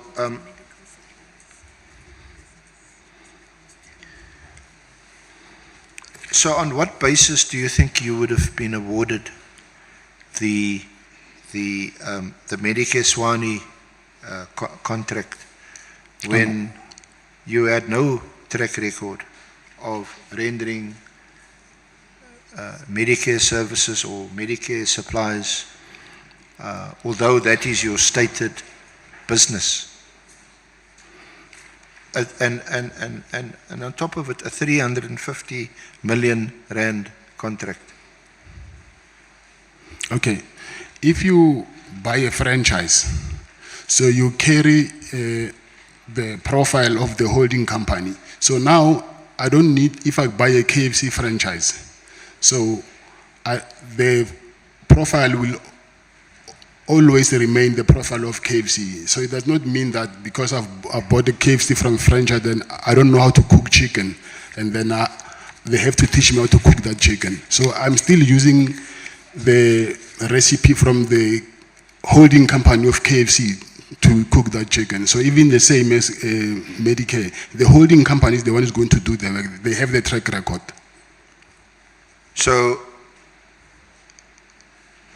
would it be correct to summarize what you're saying, that you were awarded the Medicare contract, the SABC Medicare contract, on the basis of the record of Medicare 24 holdings? Yes, which I also supplied them with these documents of the franchise document and the holding company's document. But you applied, or you tendered rather, for the SABC contract in the name of Medicare 24 Tshwane District, not in the name of Medicare 24 Holdings. Yes, it's a franchise, yes. And when you applied, or when you tendered for the contract, it was you in your name, and you were the sole director and 100% shareholder, is that right? Yes, that's right, yes. So we're not packing this contract and then we'll see it after one and then deal with other issues here, because I think what we agreed on is that we rather let's pack it for now, and then after one, when you consult with the legal team, then you can come back to this. So, and we know from your evidence now that Medicare 24 Holdings is actually wholly owned and solely owned by Mrs. Van Wyk and Venter. You're not a shareholder, you're not a director in Medicare 24 Holdings? Yes, I'm not. So don't you think you tendered for the contract under false pretenses? No, it's not under false pretense. It cannot be under false pretense, because I've given them all the necessary documents. Did you indicate in your tender that the services would actually be provided by Medicare 24 Holdings and not by Medicare 24 Tshwane District? Because we know from your evidence, Can you you've repeat got no that? track record in this field. Yes. And we're talking about a huge 350 million rand contract where you will service our officers, men and women, in the field doing an important job to protect us.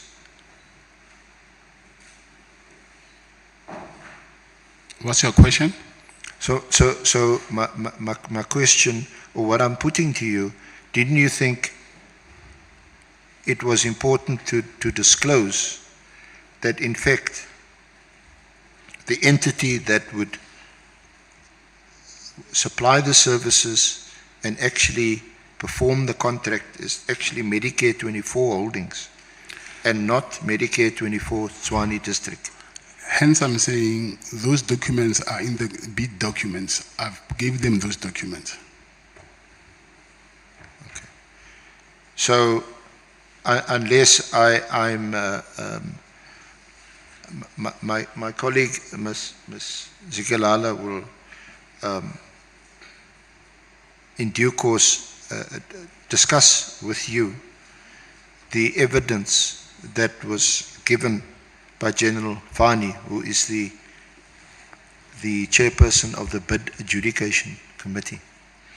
That did make the award in the first place, but then that award was subsequently set aside after there was an internal audit and then subsequently a final audit which resulted in the contract being cancelled.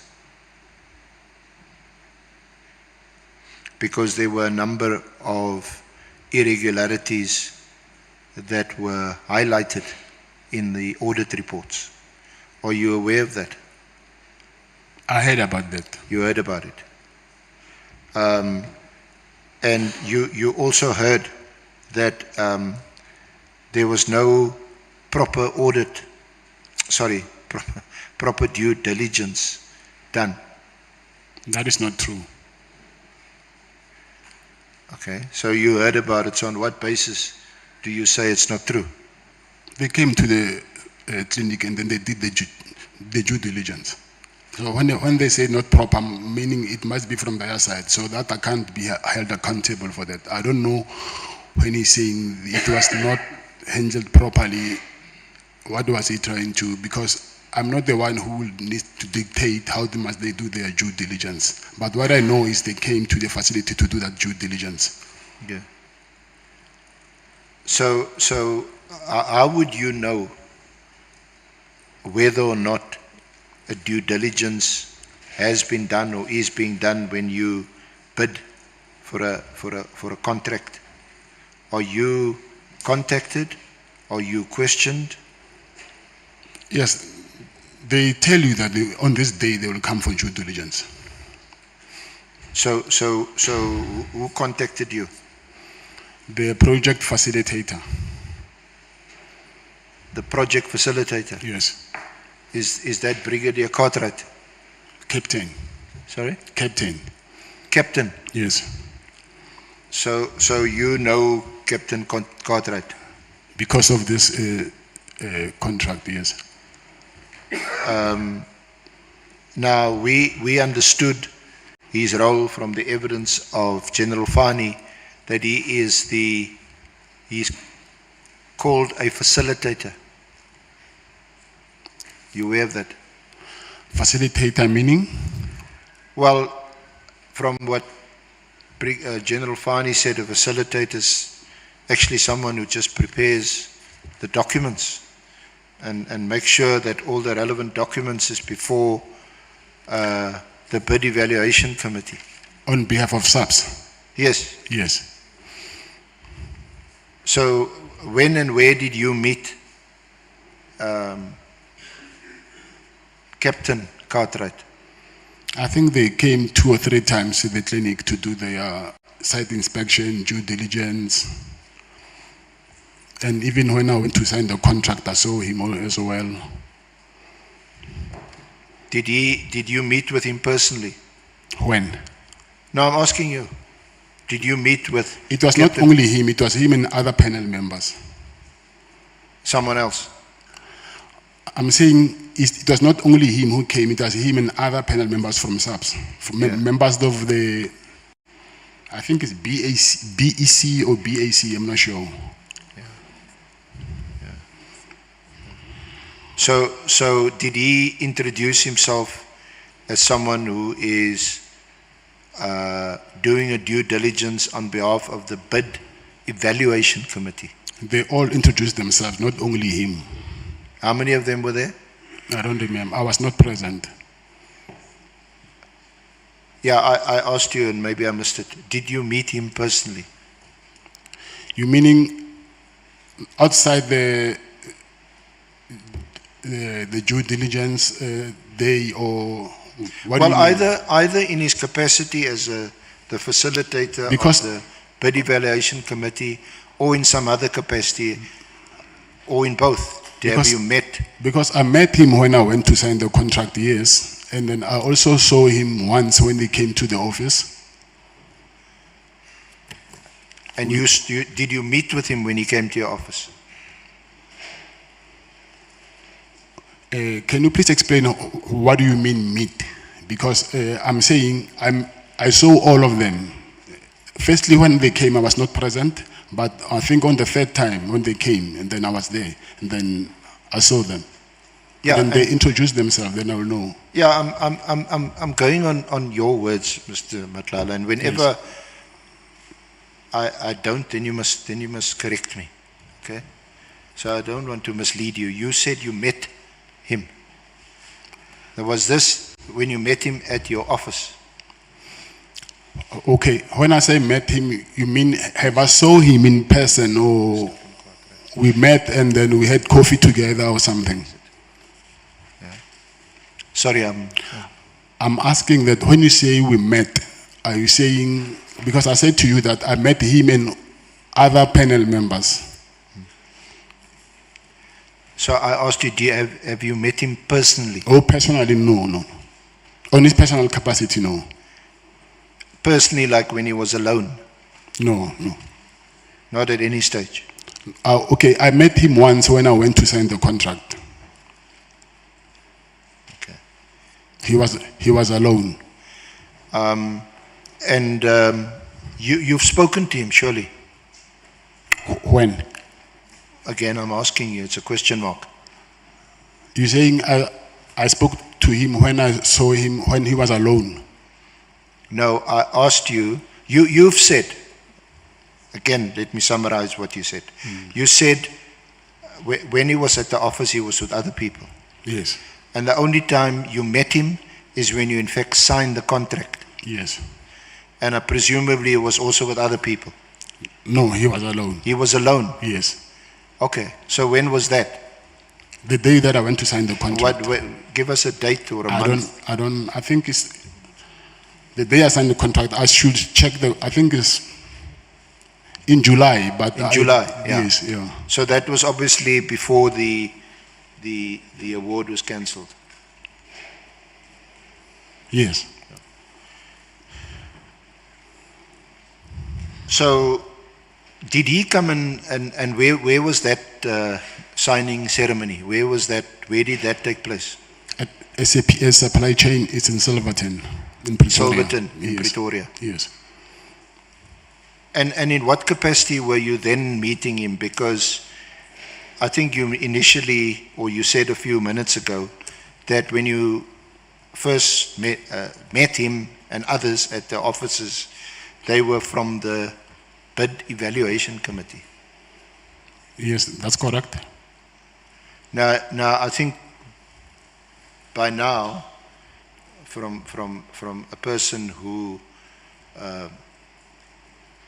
replies to requests for quotations and who submits tenders and so on, you know basically how it works. You make an application, there's people who sit in the office, there's many applications, they sift through it. Some people's application get thrown out because there's something or other that's not right, tax, VAT, or whatever. But then there's a shortlisting process, and then it goes to a bid evaluation committee, right? Yes, I'm listening. Do you understand that? Yes. I think you Yes. would be familiar with that process. Yes. And then from a bid evaluation committee, it goes to a bid adjudication committee. The bid evaluation committee, they make recommendations. The bid adjudication committee adjudicates and they decide. So what I'm asking you is, when you met Cartwright and the others at your office, it wasn't a personal one-on-one meeting. There were other people. They were still from the bid evaluation committee. Is that right? I wouldn't know whether it's evaluation or adjudication, and that I don't know. Okay.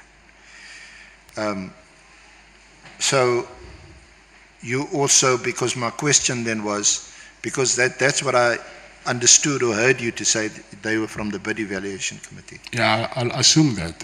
Yeah. So when the signing of the contract took place, the award had already been made by the bid adjudication committee. Yes. So that was a little while, I'm not quite sure how long after the bid evaluation committee, but about a month or so. So a month later, the bid adjudication committee makes the award, and you are then notified that you've been successful, isn't it? Yes. And who notified you? They give you a call. Who gave you a call? Mr. Cartwright. Mr. Cartwright. Yes. What did he tell you? That you've been awarded the health risk management contract. Okay. You didn't ask in what capacity he was phoning you? No, he explained that he's phoning from SAPS supply chain. He's Mr. Cartwright, and then he was telling me that the bid has been awarded to my company. Okay. Shall we just adjourn on that note? Chair, shall we take the adjournment on that note? Yeah. Honorable Malema, before you take the break, is your hand up? Okay. Honorable members, Mukoni, Matebela Santo Batomile Binavina. Okay. Arin Roshokamabia, we will come back at 14 hours.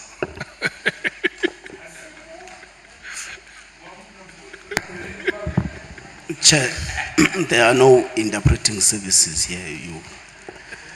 We don't have interpreting services, so sometimes you leave us. So we must take cognizance of that.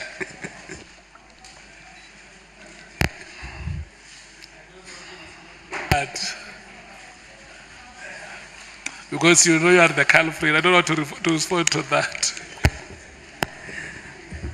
I've got a problem, Chair. Every time you speak in Spedi, someone is asking for interpretation. But when they speak Zulu here, no one is asking for interpretation. That's why I say, Mkhalaka, that the culprits are known. It's a dominant language, Zulu.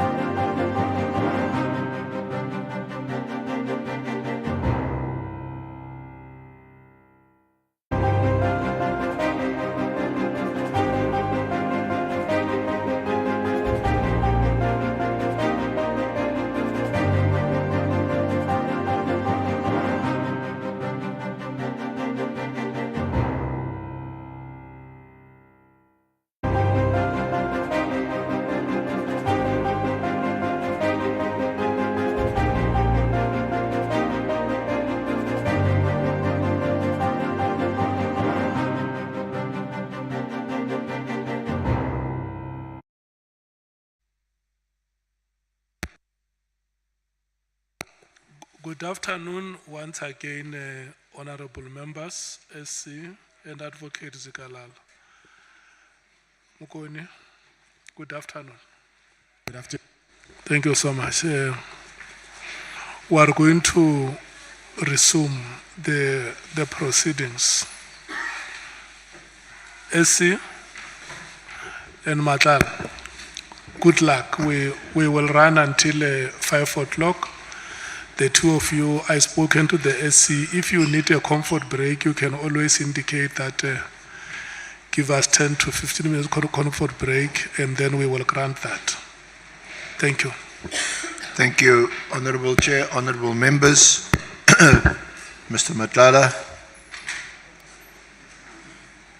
welcome back. Welcome. Thank you. Mr. Matlala, can I just go back and make a correction which may have caused some confusion? Can I ask you to go to page 35 of the draft statement, paragraph 137.9. Yes, I'm That you see there's a subheading, allegations concerning my involvement in Tembisa Hospital, and then the draft says, regarding past dealings with Tembisa Hospital, my company has previously responded to RFQs. Yes, I see it. Now, you read that yourself, but the impression was that we're talking to the Tshwane district company, the franchise of the holding company, but in fact that reference is actually to Black AK Supplies Trading and Supplies. Yes. Isn't it? Yes. Because that is the company where you supplied, you did various medical supplies to Tembisa. Yes. As I think you said, like if you want 100 or 1,000 water bottles or whatever, then those are the supplies that you make, isn't it? Yes, that's correct. So can you just confirm that is in fact the case? Yeah, that's correct. Yes. Thank you. Now,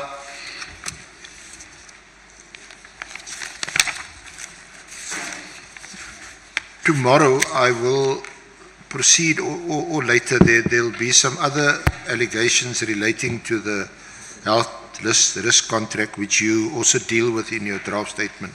I'm not going to deal with them now. I want to move on to something different. When we started, we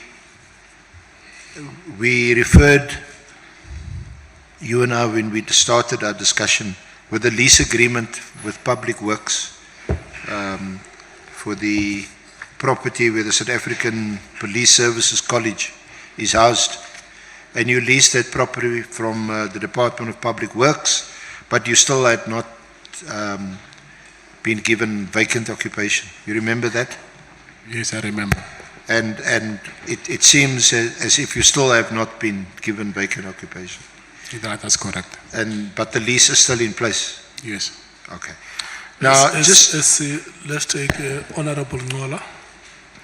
Thank you very much, Chair. I would have thought, Chair, that the SC will start with the pending issue where the witness said he needs to actually make a consultation in respect of the Medicare 24 contract. Remember, Chair would have pleaded with him to tell the committee as everything that he knows about the contract, and he would have been concerned that there are things that he will be unable to divulge, and we read to him the law that protects him to help this committee execute his tasks.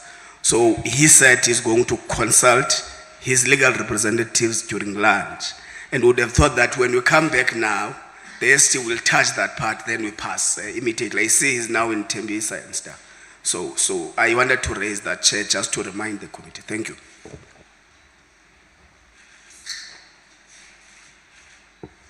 Chair, the witness may answer. We did confer briefly with Mr. Forbey, his legal representative, but it was more in relation to the Powers and Privileges Act, not specifically this issue.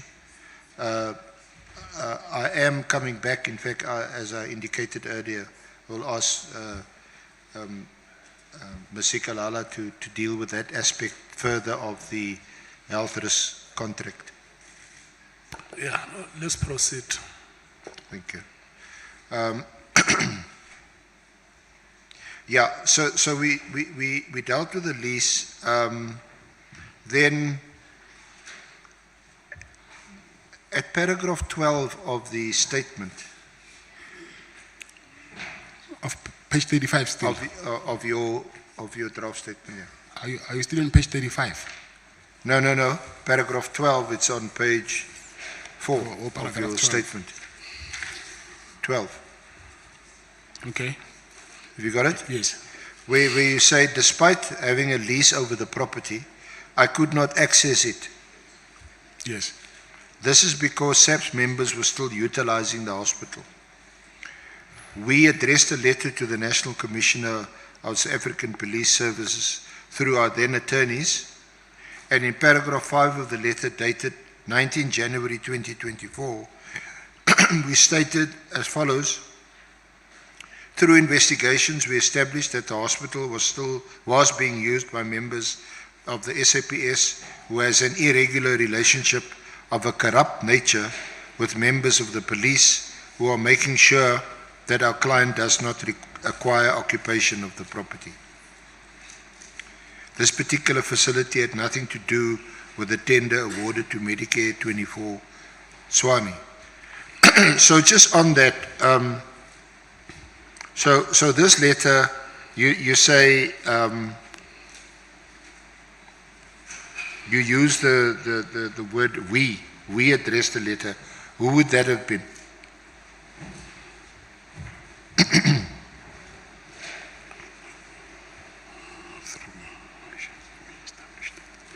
I'm saying we as a company. As the company? Yes. Yeah, okay. So which entity? Medicare 2420.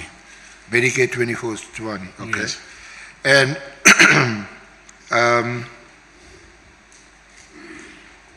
and then you say that through your investigations we established. What investigations are you referring to? Who did these investigations? And what was uncovered?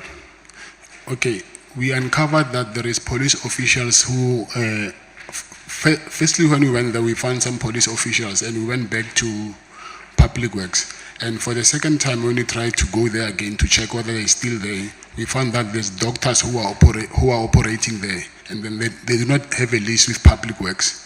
So Public Works gave them a notice to vacate the premises, and then that's when I just learned that these doctors might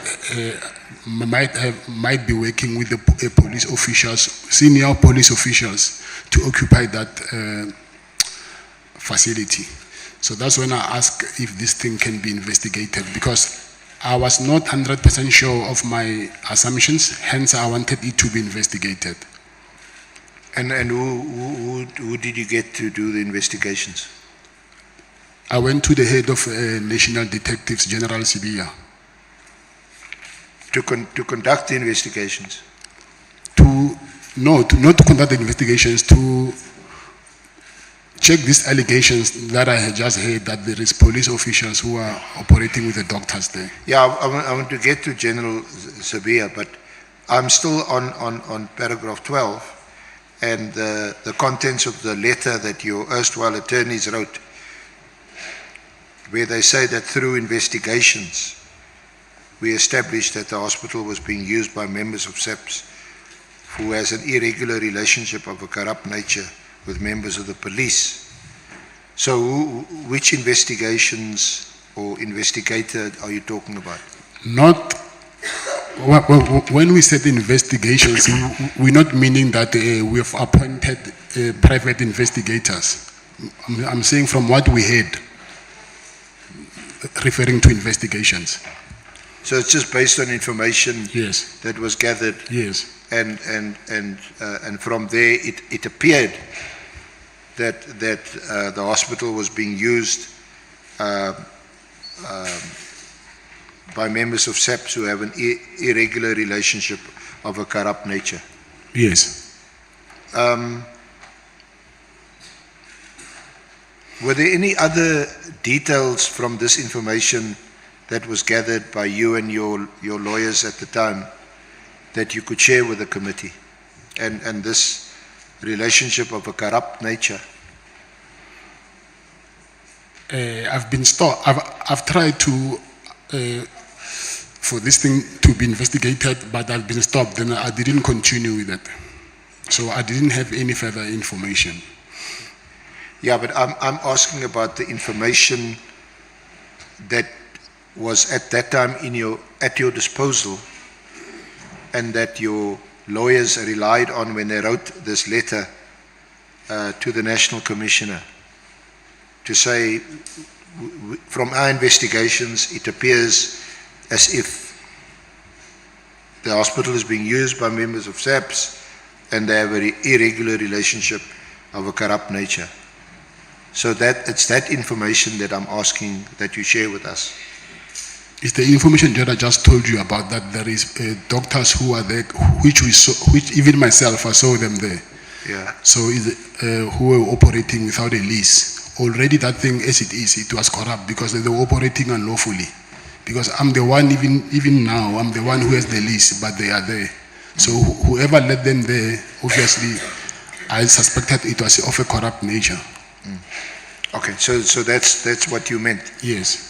That these doctors are working there, operating there, without a lawful lease being in place? No lease at all, yeah. And for them to have done so, there must be some corrupt relationship between them and some members in the police. Yeah, it's obviously no one can come to your house and then you don't know who this person is. Someone must have let them in. Okay. So, then you go on to say at paragraph 13, in January 2024, to address the situation, I met with Lieutenant General Sabia, who was then the acting National Commissioner. A meeting was arranged after I obtained his office details online. Which is true. So just elaborate on that statement. Yes, I contacted him to arrange a meeting with him so that we can, I can go there and lay my complaint. Did anyone facilitate that meeting with Lieutenant General Sabia? Because you say you just obtained his office details online. Yes, and then after that, obtaining it online, I sent him in an email. I think we gave you a copy of the email, dated 9 January. No, we would like to have a copy of that email. Yeah, we have. Sorry? It's fine, you'll get it. I thought by now you have it. Yeah. Now, before then, did you know Lieutenant General Sabia? No, that was my first time meeting him. Yeah. So isn't it a bit unusual for any member of the public to simply go online, send an email to the acting National Commissioner or someone high up like General Sabia and arrange a meeting? Unusual how? Sorry? When you say unusual, how? What do you mean when you say unusual? I said, isn't it unusual for someone to look up the email address of a high-ranking police official, in this case, at the time, the highest-ranking police official who was acting National Commissioner, and then simply arrange a meeting? Yes, that's what I'm asking. When you say unusual, I do not understand. What do you mean when you say it's unusual? You hadn't met him before? No. You don't know him? No, I didn't know him before. And you send him an email request for a meeting and he is prepared to meet with you? Yes, maybe if you can see the details of my email and then you'll understand why he agreed to meet with us. Can you recall the contents of that email? What more or less? I explained what you just read on paragraph 12. Yeah. And then I went further saying that I will institute legal action if my demands are not met. So the basis on which you sought a meeting with Lieutenant General Sabia was that SAPS were refusing to give you vacant occupation of that hospital. Yes. And you thought that he could help or address the situation? Investigate what was the problem, yes. And you didn't get any assistance from any other party to have this meeting with General Sabia? No.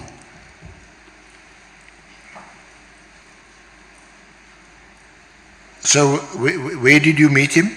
At his office? Yes. Were the two of you alone? With my lawyer. So he met and he was on his own? Yes.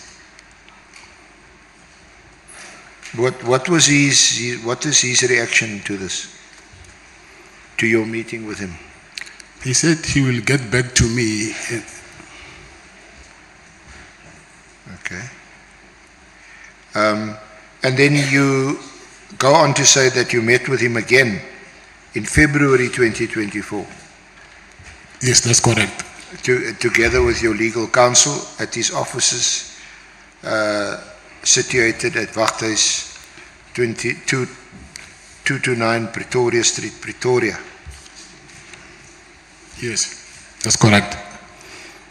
Was that with the same lawyer you met him the first time? Yes.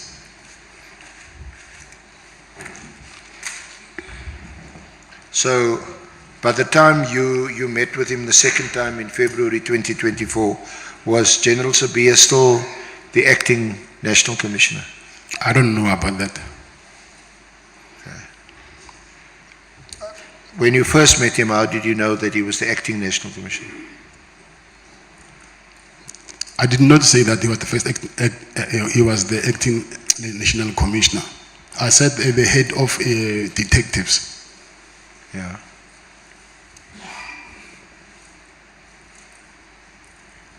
So again, I ask, I mean, isn't it a bit odd that the head of the detectives, what is he going to do with assisting you with a lease agreement that, according to you, the police were not honoring? He's the head of detectives. I wanted him to investigate the matter. And second of all, that college is for national police. It's not for provincial or whatever. That's why I went to him as a national detective. So, according to your statement, he then said that he would make his own inquiries and get back to you. Yes, that's correct. How long was the first meeting and how long was the second meeting? It was brief, not more than 30 minutes, I will say. Yeah. And then you go on to say that about 1 or 2 months later, you met with him again at his office. Yes, that's correct. And at that meeting, he told you that it would not be possible for you to take occupation of the hospital, despite the fact that you had provided proof of the award of the lease agreement contract with the Department of Public Works. Yes, that's correct. Did he give you any reason why you would not be able to take occupation of the hospital? He said he took this to the National Commissioner. And then he said to me, the National Commissioner said, the police are using the hospital, and then they're not going to take any instructions from Public Works.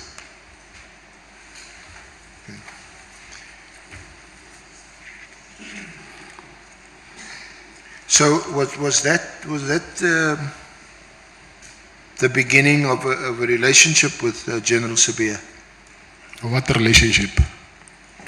Well, I'm asking you, was that the last time you saw him, or did you see him again afterwards? And if you saw him again afterwards, in what connection did you see him afterwards? Yes, I saw him again. And in what connection was that?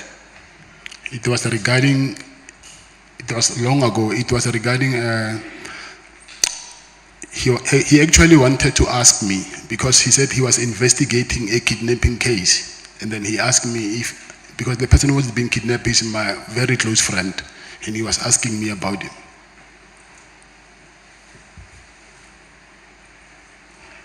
So how many times did you meet him subsequently? 3 times. 3 times? Yes. And what was it about? Was it about the same thing or different thing? You were asking how many times did I meet him? Yes. And I'm saying 3 times. I explained the first 2 times it was regarding the public works lease. And the third one, it was regarding the kidnapping case. So you spoke to him about the PKTT case? No?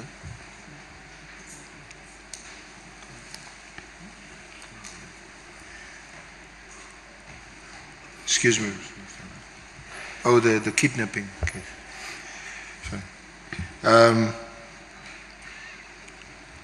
So it's only on those 3 occasions that you met with him? Yes. And the kidnapping case, which case was that about? It's a kidnapping of a friend of mine. Of a friend of yours? Yes. And was that also during 2024? Yes, 2024, yes. And was he able to assist? He was the one asking me questions. I did not need help from him. He's the one who called me and asked me questions about the kidnapping. He called you? Yes. And when was that?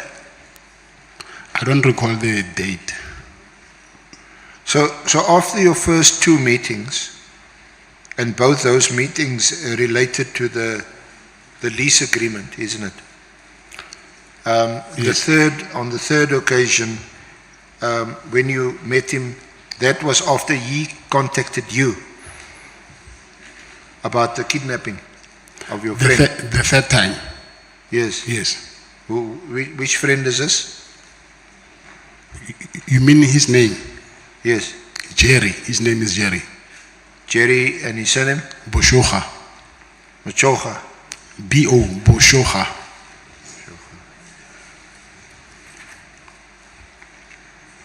Boshoga. Boshoga. G. G-E. G-A at the end. And why did he phone you about your friend's kidnapping? What did he know about the kidnapping? Why is he phoning you? He was investigating it, I assume, because he's the head of detective. Were you aware of the kidnapping? Yeah, I remember when we were doing consultation, I told you that the police came to my house and they asked me about the kidnapped person. That was him. Okay, so we're going to get to that. Was that after the first raid on your house? The first one, yes. Okay.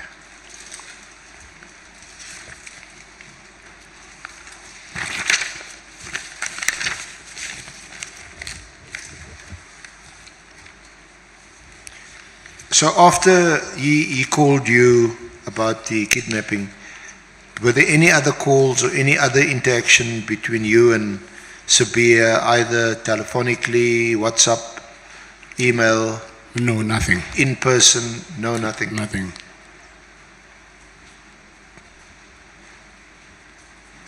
Now, let's move to your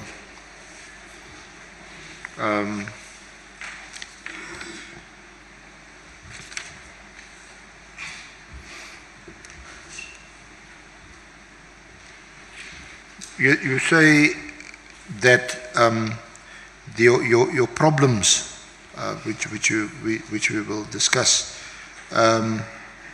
started when the health risk services tender contract was awarded at the end of June.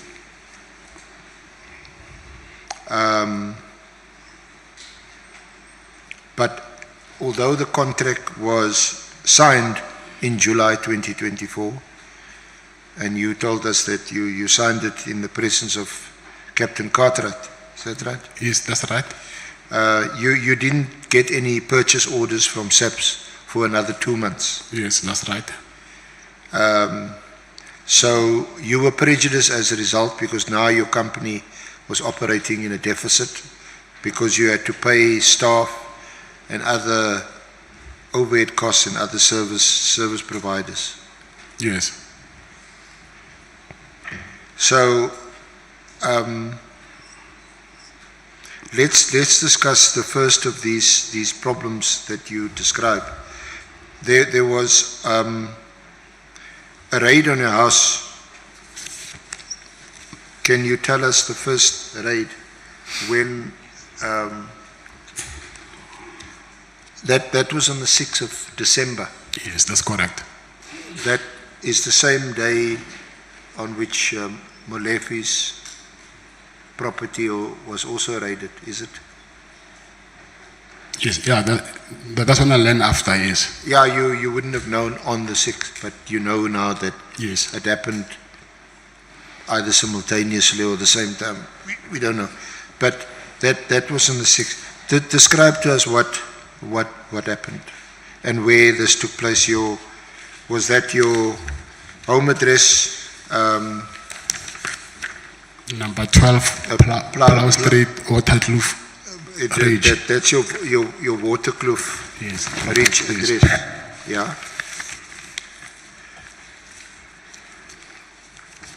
Yeah. So just describe to us what happened. What did you experience? Okay, I think it was around between 4 and 5 in the afternoon. So I was sitting in the main bedroom with my wife, and then we just heard a kid screaming in the house. So I wanted to go to check what is happening, and I saw some guys wearing balaclavas holding assault rifles approaching towards the main bedroom where I was with my wife. And then when they got into the house, they said, inside the main bedroom, they said we must lie down. Myself, I must lie down on the floor. And while I was lying down, I saw also the kids, they made the kids also to lie down and push their hands behind their head. And then they started asking me questions that how many people are in the house, and I explained people who are in the house, and they asked me if they found someone beside the people that I just mentioned. I said no, it's only these people that I know. And then some of them, they were busy searching, I assume, and then they came back and then they said okay. They took my cell phones, and then they took my cell phones, and then they start asking me questions. They're saying to me, where is Jerry? I said, I don't know also, I just heard that he's been kidnapped. And then they said also... Did they tell you that was the reason why they were there? They were searching or looking for Jerry? Yes, they mentioned Jerry, yes. And then after that, they start asking me about police. Who do I know in the police force? And I said to them, I know quite a lot of police because I've got a contract with these people. So I've got most of their contact details because we had to call them to arrange to do medical assessment. And then they said, do you specifically know General Sibia? And then I said, yes, I know him because I met him. And then they said, no, besides what you're telling us, have you met him in your personal capacity? And I said, no, I don't know him in that way. And they also asked me if I know General Khan and Minister Mkhunu. And then actually they took very, very long asking me about this police officials. And then after a while, it was very late, I think. They said, okay, we're taking, at the gate, there is guards there, 2 guards at the gate. So they took their weapons. It's a handgun and 2 handguns and 2 rifles. And they also took my personal firearm, and they took my watches, my cell phones, and then they said, okay, they're going to confiscate my weapons, and they'll also come to my office to confiscate the weapons from my office. I said, what was the reason for that? They're saying the safe that you have is not mounted. So that is the reason that we're taking these firearms. So, okay, I said, it's fine. If you're doing that, give me something to show that you were here and then you confiscated my property. They said, no, the way we are taking your properties, the way we'll bring them back. But I said, okay, you're taking my cell phones, my laptop, my watches, my firearms, and then you're not giving me something to show that I can claim these things. And then they just left me like that. And then the following morning, it was on Saturday, I rushed to the police station because by then I thought those people were criminals because they were wearing balaclavas with civilian clothing. So I went to the police station and then I wanted to open a case. While I was busy giving them a statement, they've realized that these weapons that I'm mentioning, they're actually booked in their, I think, SAP. Okay, just before we get there, just a few related questions. You're still on this raid. Did they identify themselves? I think only one person said he's Colonel Khumalo. Colonel Khumalo. Kenneth? Yes. Or is it Colonel Khumalo? Yes. Colonel Khumalo. Come again? Colonel. Colonel, yes. Is it Colonel or Kenneth? Colonel Khumalo. Yes. Yeah. Okay. Did they show you any warrant, any search warrant? No, there was no warrant. Did you ask them? I asked them, yes. And after questioning you, searching your house, taking your firearms and also taking it out of the safe, how long was this? For how long was this raid? How long did it take? I would say maybe between 5 to 7 hours.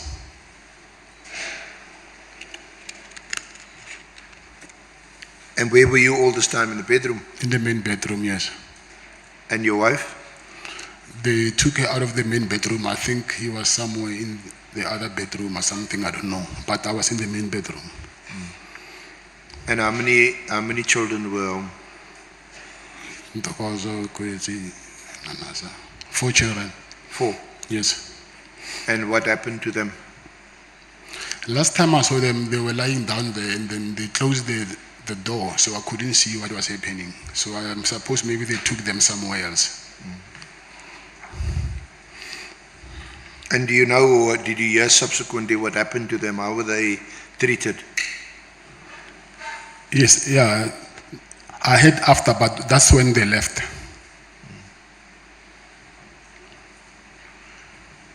So, what happened to your place then, there in Waterkloof Ridge? Your place is guarded?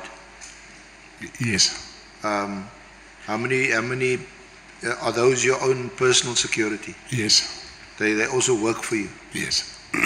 So how many guards were there? 2. 2? Yes. How many entrance gates are there? I've got 2 entries. Both in front or one in the back, one in front? Yeah, the other one in the front, the other one at the back. Okay. And were they both guarded? No, the only one that we're using is the only one that is got, the other one is locked, so you can't get in unless if you break the gate. And these guards, are they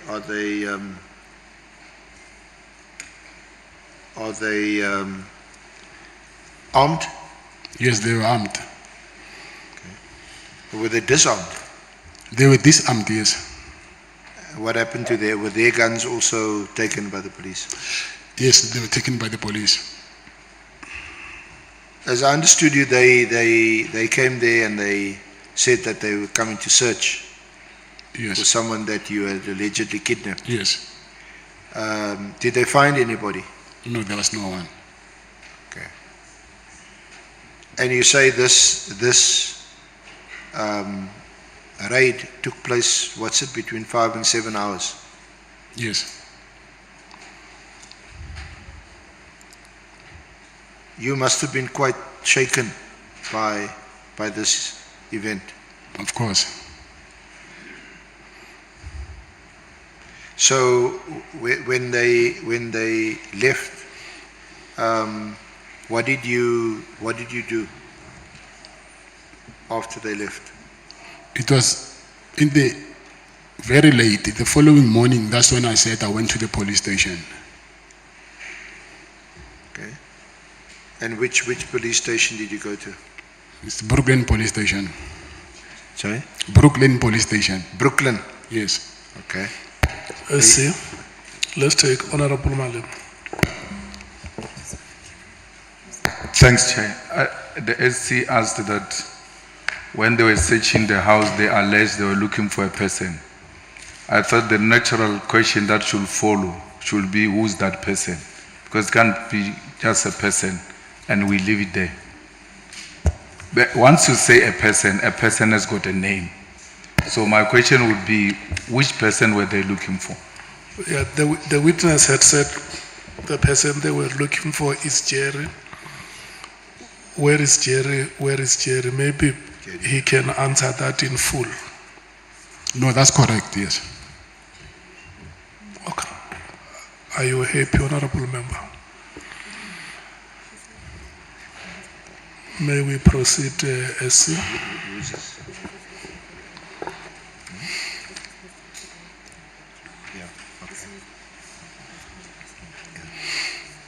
Can I just take him? Yeah. Thank you, Honourable Chair. Now, we know that subsequently you had also instructed your lawyers to bring an application. That was in December also. This happened, we're talking about the 6th of December, the raid on your house. And then you reported it to the police. But then subsequently, and we'll get there, but I just want to make sure that we get the narration, you know, the whole story, the same as you had it in your affidavit subsequently. Can I ask you to go to page 52 of the annexes? It's at the back. I don't have any annexures. See, just over there. Which annex?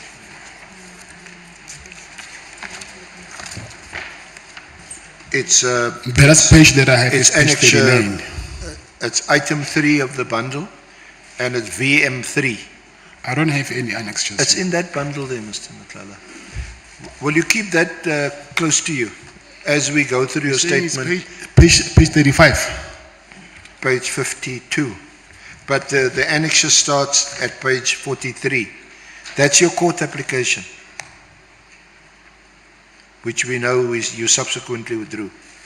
But we'll get to that. It's your affidavit.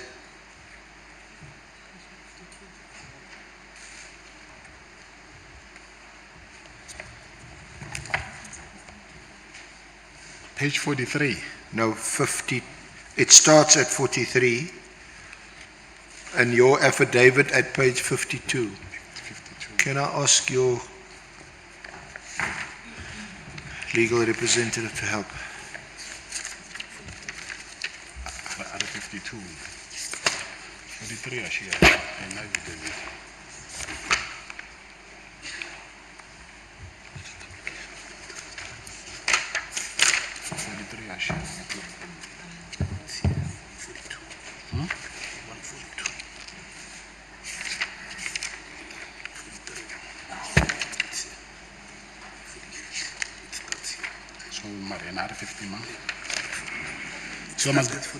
So I must go to 52.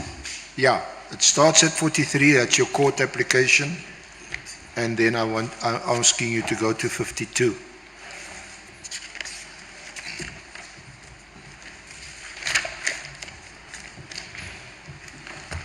Got it? Yes, 52, I got it. Yeah. Okay, so go to paragraph 13. Yeah, I'm on 13. So can you just read back to us what you said in your affidavit from from paragraph 13? That is what happened on the 6th, Friday the 6th of December. Yes. Yeah, I want you to read it. This is what you said in your affidavit. Last week, Friday, 6 December 2024, at about 16:45, about 100 police officers that appeared to be members of the Special Task Force, the National Intervention Unit and Crime Intelligence arrived at my home residence. A certain Colonel Khumalo introduced himself and appeared to be the commander of this unlawful operation. Unfortunately, I do not have further information about Colonel Khumalo. Yeah. Do you want to read further? Upon their arrival, they forcefully gained access to my home residence by breaking the main gate to the property. Two of the second applicant security guards were present and at the gunpoint disarmed of their rifles and pistols and restrained. These officers then entered my home and found me in my bedroom on the second floor of the house. The officers instructed me to lay down on the floor whilst pointing several rifles on the I think they spelled it wrong. The officers instructed me to lay down on the floor whilst pointing several rifles and other firearms. So I see it does not make sense, but I'll continue. Yeah.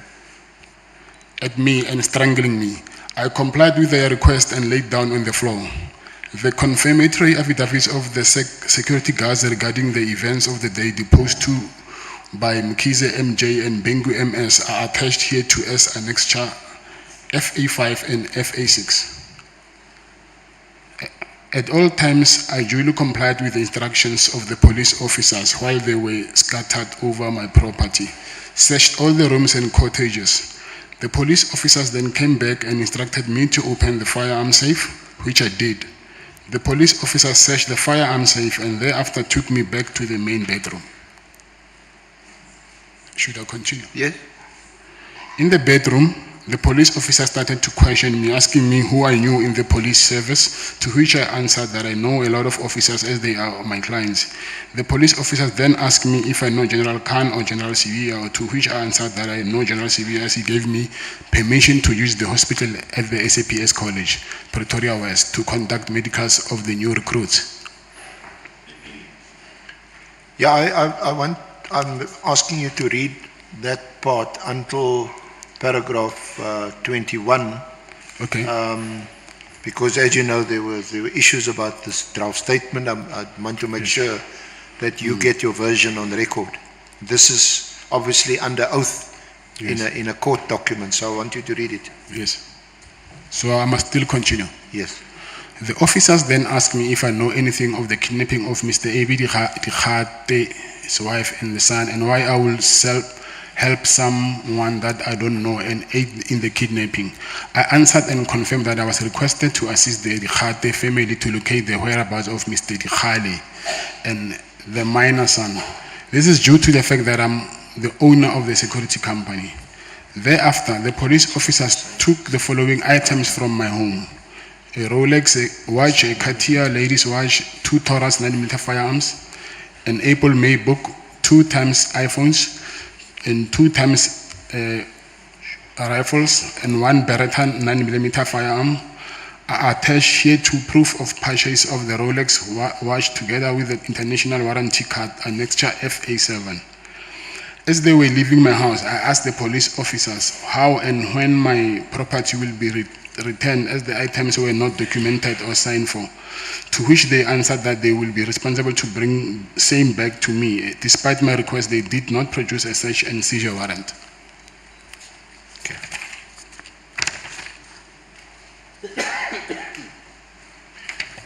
So you had mentioned earlier that and then Honorable Malema had also sought clarification on this, but you mentioned already that the person that was allegedly kidnapped and whom the police were searching for was Jerry Boshoga. Yes.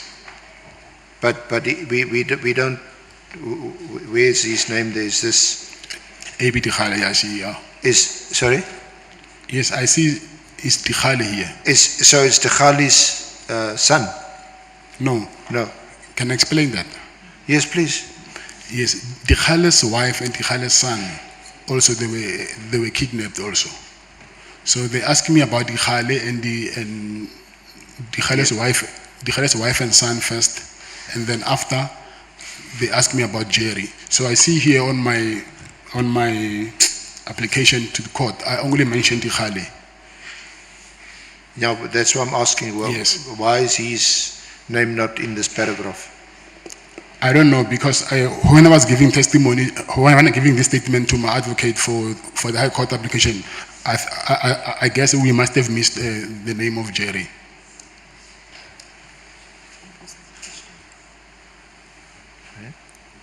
Sorry. Chair.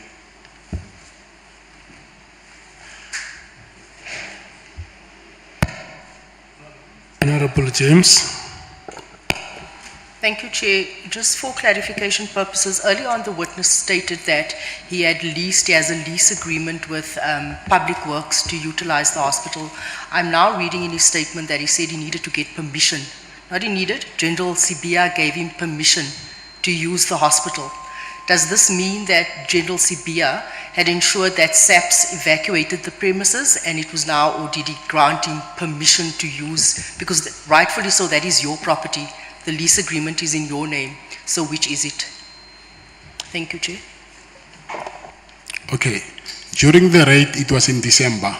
And then when I told the police that General Sibia granted me permission, you will see on my screenshots that you have from my phone records that when I made this court application, I also told my lawyer that no, you got it wrong. Please fix this thing. I said General Sibia, at that time in December, he was an acting national commissioner.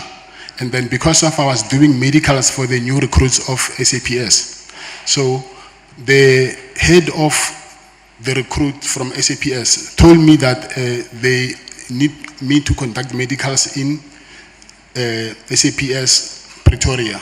And she said it will be best if you can use the hospital which is inside the college. And she said to me, but we need to get permission from the National Commissioner. By then, the acting National Commissioner was General Sibia. So, I think I've clarified that. Honorable James, are you okay? Yes, I am. Thank you, Chair. Let's proceed, SC. Thank you.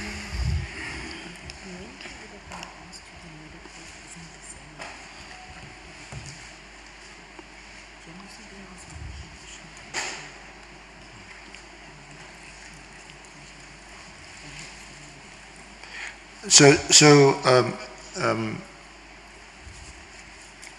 Mr. Matlala, just also to seek further clarification on that question by Honorable James. At that time, General Sibia wasn't the acting national commissioner any longer when you got that permission. I never got the permission. I'm saying they asked me to ask him to grant us permission. However, we couldn't get hold of him. So she ended up getting permission from another general called General Zulu. She's the one who gave us permission. General Zulu? Yes, but not the hospital. I remember they gave us a hall like this. and we had to partition it so that we can conduct medical assessment. So it sounds to me like was it just a sort of partial use of the property? Say that again? Was it just a partial use of the property, not the whole property? I'm saying the hospital, we never used the hospital to conduct those medicals. Inside that college, it's like here in DCS, there's a hall like this.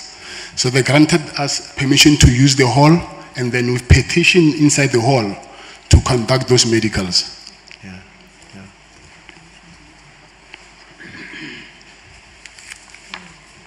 It was,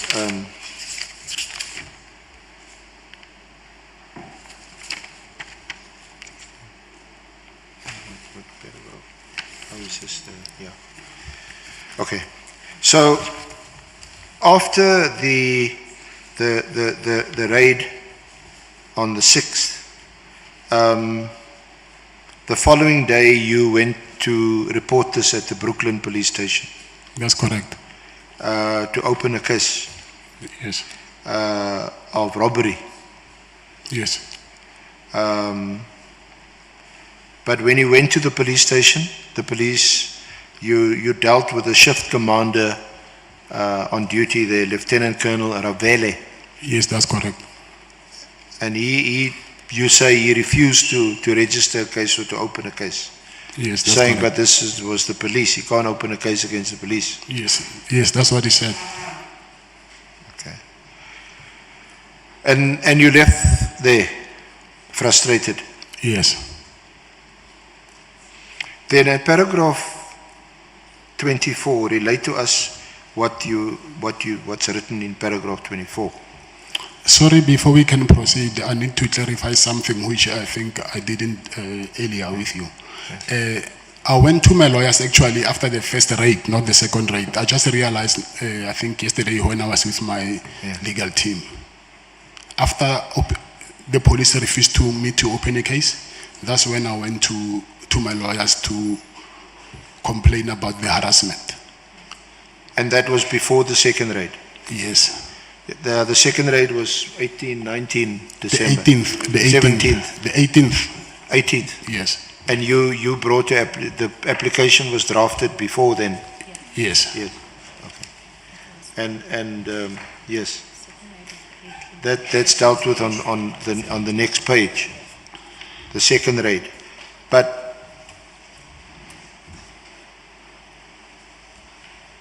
so, because during the consultation, you remember we actually asked you about it, and so you also went to your lawyers first? Yes, yes. Okay. But then you say on paragraph 24, you received a phone call from a gentleman who introduced himself as Brown Mkhotsi. Yeah, but that was, I think, on the following day after they refused me to open up a case. It's not the first day. Yeah, no, this is after yes.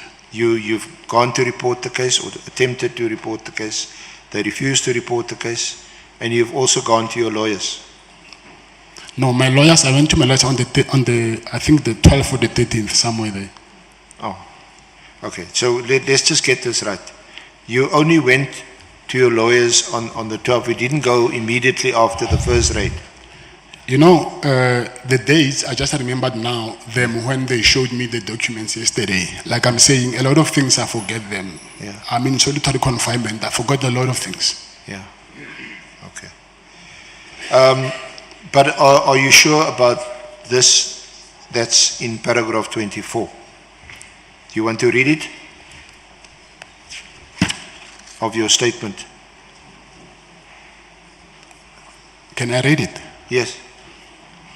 On 9 December 2024? No. Sorry. No, not the affidavit. Put the annexure one side. Go to your statement, the draft statement. Oh, my statement. Yeah, put that side. You say paragraph? Thank you. And go to page 7, paragraph 24.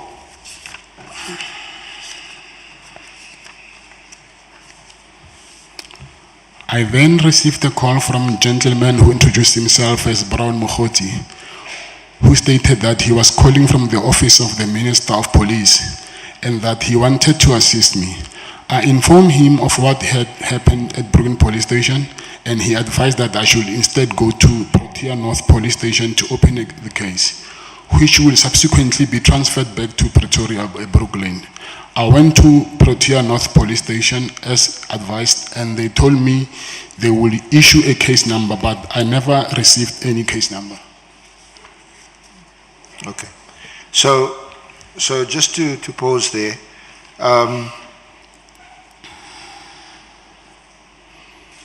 this person you called here in your statement as gentleman that called you and who was Brown Mkhotsi, did you know him or know of him or know his name before that phone call? I didn't know him before.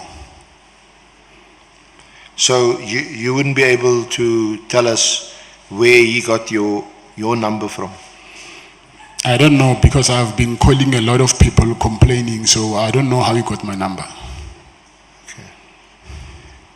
Did you complain to anyone in the police after the raid? Some police that you think you may be able to trust?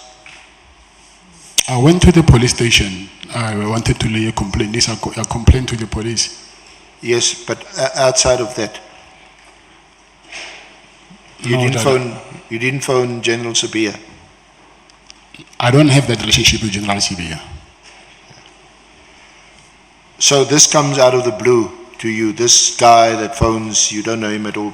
I didn't know him at all. He says his name is Brown Mkhotsi. Yes, I didn't know him at all. And that he was calling from the office of the Minister of Police, Minister Mtunu. Yeah, that's what he said. Okay. Did you not ask him where he got your number from?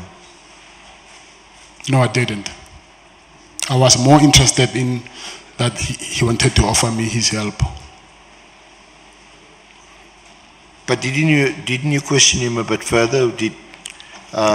Isn't this strange or odd or a coincidence that someone is now phoning you from the minister's office to offer you assistance? It's not, for me at that time, yes, it is strange, but for me at that time, I didn't think in that way. Like I said before to you, that if you are sick and someone brings a cure, you wouldn't ask where you get this medication from. I just wanted him to help me. Okay. So this is from Dr. Mkhotsi, the medicine man. Yes, by then, that's what I thought, by then. Yes. So he says, no, I'm phoning from the minister's office. Of course, you don't know. He may be phoning from an office next to you or down the road. You don't know whether it's actually the minister's office. Probably. But at that stage, you say, if anybody's offering to help me, I'm quite happy to accept the help. So you're in quite desperate straits that you would accept anybody's help. Yes. Yeah. So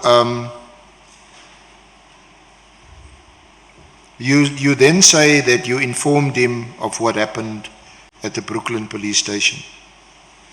You didn't ask him why he was calling you or what the background was to the call. He didn't tell you, I heard that you in some trouble and all that. He didn't give you that any detail. He told me that I hear that you've got problems with the police, and then we are here to help you. Hence I said here that he said to me that we want you to go and open a case in another police station, and then we'll transfer it back to Pretoria. So I was more interested in the help that he was offering. It would have been clear to you that he must have some inside information about. Of course, what he happened. does. He does, yeah. And you didn't ask him where he got this information from? No, I didn't ask him. Okay. So you took his advice. You went to the Pretoria North Police Station, and Did they open a case or did they just tell you they would open a case? I gave them a statement and then they said they will register a case and then they will send me Yeah, you normally get an SMS. an SMS of a case number. But you never ever got such an SMS. Nothing. Did you call Mr. Mokgotsi after that to tell him that I have not done what you asked me to do, what happens next? Yes, we were in contact, yes. Sorry? Yes. Okay. We going to get to your interaction or your exchanges with Mr. Mokgotsi in a while. But is that where your interaction with Mr. Mokgotsi started? Yes, that's correct. That day after the raid? Yes, that's correct. So,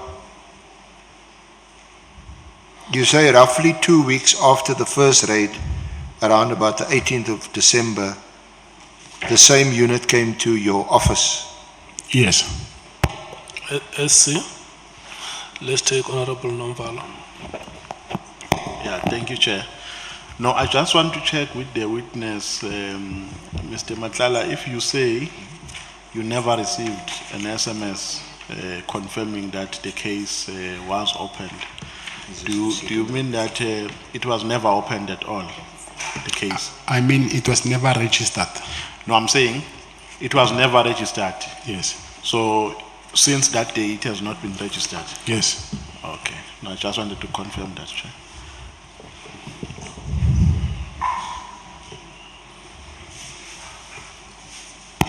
Honorable James.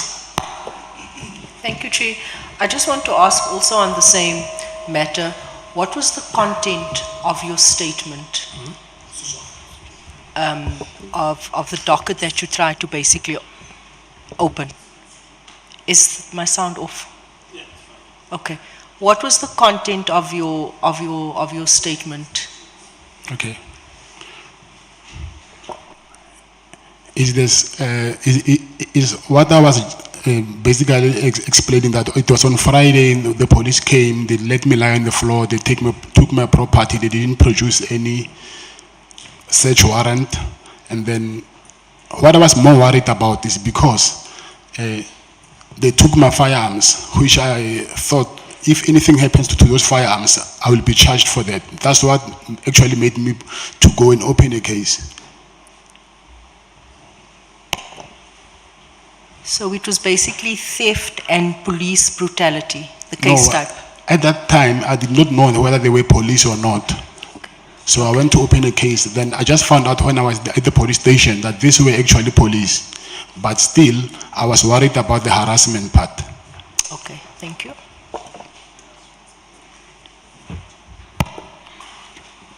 Honorable Skosana Jali.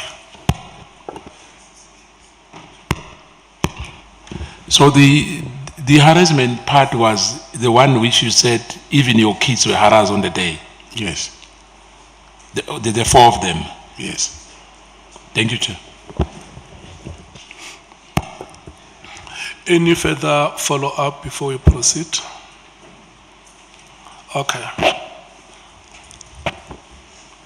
Let's proceed, SC. Thank you, Honorable Chair. So, can we move to the second raid on your house? That was... Second raid is what was at the office. Sorry? The second raid was at my office. Yes, the second one is at your office, around about the 18th of December. And you say again, the police, they wore paramilitary clothing and balaclavas. They stated they wanted to inspect the firearms belonging to the security company. And after you complied, they confiscated all your firearms. Did they tell you why they were confiscating your firearms? While they were busy doing the inspections of the firearms, they asked the person who was in charge of the armory, and then they asked him where is the spare key of the safe, And then he said he has one set of keys, and then the other set of key is with his boss, referring me. And then they're saying, according to the law, me as the owner of the company, I'm not supposed to have a spare key of my safe. So I'm supposed to return the key. And by then, I was not at the office, I was in the meeting. So they called me and they said I must bring the spare key of the safe. Then I sent my driver to go and give them the spare keys. So while, he gave them the spare keys, and then I think they took all the firearms, they left, and then the same night, they came back to the house, but I was not at home. So they wanted to arrest me for having a spare key of the safe. So, but when they were busy at home, I was actually on my way home, but they got to the home before me. So I just saw a lot of people wearing this paramilitary clothing inside, because the house, you can see people, even you are from the gate, you can see people from far. So I saw these people wearing like soldiers or something. And then I told the driver to drive back. And then my wife called me, said, the police are here. I said, no, I'm not coming. I'm going back to the office of the lawyers. I'm going to tell them they are back. So when they were there with my wife, they harassed her. She even now, she still has bruises. They thought maybe she was hiding me in the house. And then what worried me more is that they're saying they're looking for a spare key of the safe. They want to arrest me for a spare key of the safe. But I did not think that someone who has a spare key of his own safe, they will call special task force for him. So I thought there is more to this than what meets the eye. Yeah. So I think the following day, I'm not sure, there's a guy from KZN who called me, because the following day, that raid was on the media. So there's a guy from KZN who saw that thing on the media, and he called me, he said, I see your problems here. There's a guy in KZN who can help you with your problems. But he said, I must drive to KZN. Then that's when I drove to KZN. And then I met with the former minister Bagigele at the Beverly Hills Hotel. Okay, just before we get to the Beverly Hills Hotel, who was this guy who phoned you? His name is Bongani Mpongose. Okay. Is he the son of the taxi boss? Yes. In KZN? Yeah. So let us first just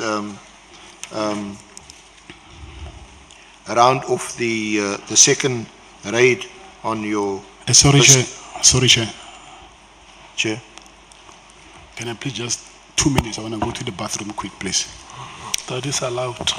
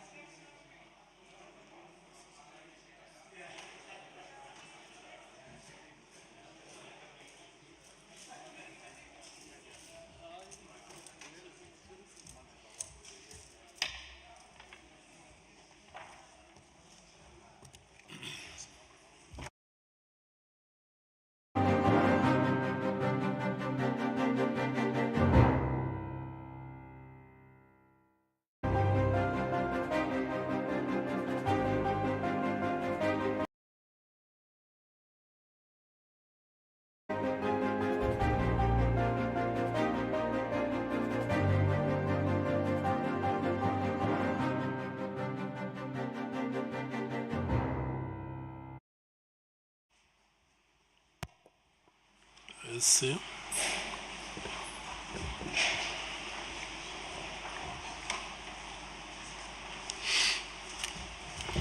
Are we ready? Can we proceed? Yes, I'm ready. Okay. Thank you, Honorable Chair. Honorable members, Mr. Matlala. So, on the 18th of December, did you had gone to the house, but you saw that there was something happening in the house, so you turned back? Yes. Did you go back to the house at all on the 18th? No, I didn't. You didn't.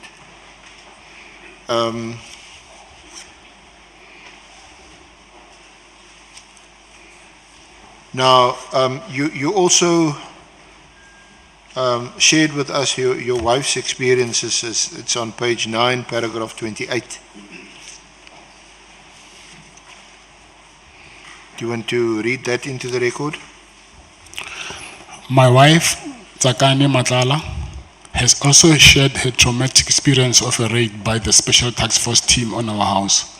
She recounted how my young children, aged 6, 9, and 11 at the time, were forced to lie on the floor with their heads on their heads, with a rifle pointed at them. This heartless act has had a profound and lasting psychological impact on our entire family, especially our children. It is inexcusable and demonstrates the extreme lengths to which these individuals were willing to go. Now,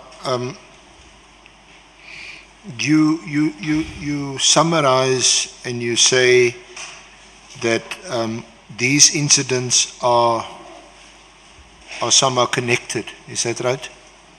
To the hospital lease and the Medicare 24 contract.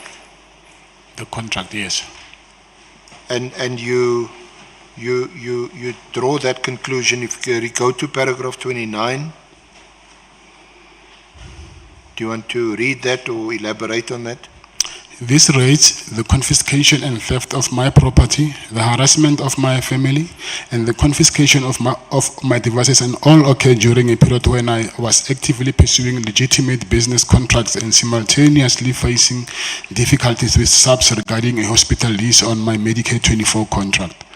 I believe these actions were part of a coordinated effort to harass, intimidate, and ultimately derail my business, possibly due to my perceived and/or alleged association with certain individuals or my involvement in the Medicare contract.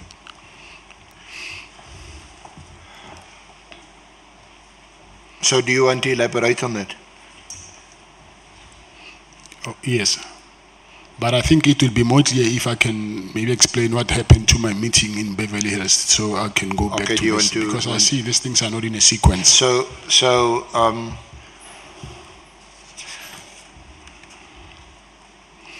Let's first deal with the court application, and going to your lawyers after or in between the first and the second raid. Is that's when you launched the court application? Yes. And that court application, we have referred, Honourable Chair, Honourable Members, we've referred you to it, and that is to essentially interdict, stop the police from harassing you and threatening you and assaulting you, that kind of thing. Yes. And in that affidavit, you read portion of it, you describe what happened and how it happened. Yes. That application was launched. In other words, your lawyers went to court, they had it issued, and they also got a date. Yes, that's correct. And set it down for the matter to be heard. Yes. The matter was never heard. It was set to be heard on the 24th of December. Yeah. But it was withdrawn. I will explain what happened here. Yeah. So,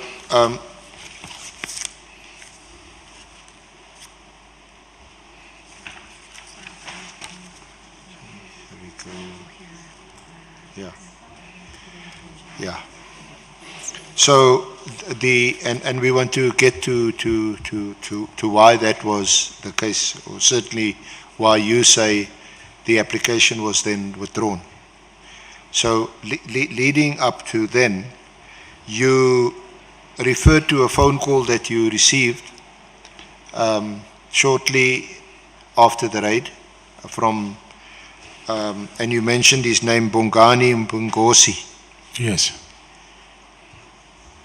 I see is he also known as Mabonga, or is that a nickname? Yes, it's a nickname, yes. Sorry, Mr. Matlala? Yes, yes, it's a nickname. Okay.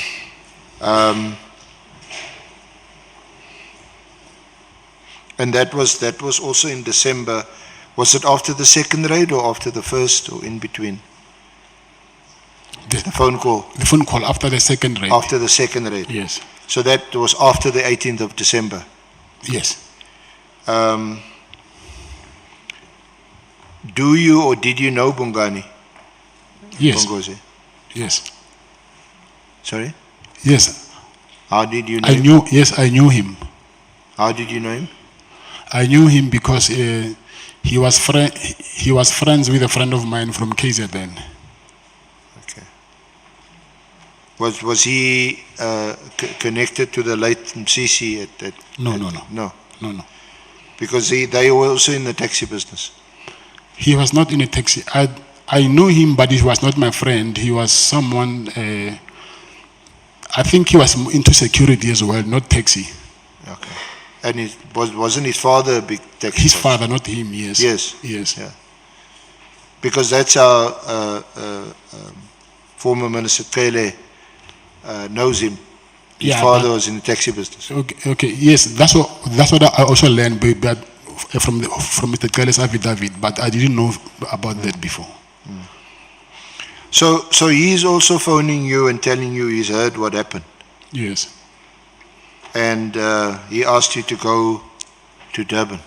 Yes. Why? He said there is someone that he knows that he thinks he can help me regarding this problem of harassment. Okay. Did he mention a name? Yes. Or did he just? Yes. Whose name did he mention? The former minister, Begitele. So he told you to come to Durban and to meet with former Minister Bheki Cele. Yes. And why would it be necessary for you to meet with former Minister Cele? Because he said he will help me to tell these people to stop harassing me. So you're getting offers from help all over the place? Come again? You're getting offers of help all over the place after the raids? Yeah, I will say so.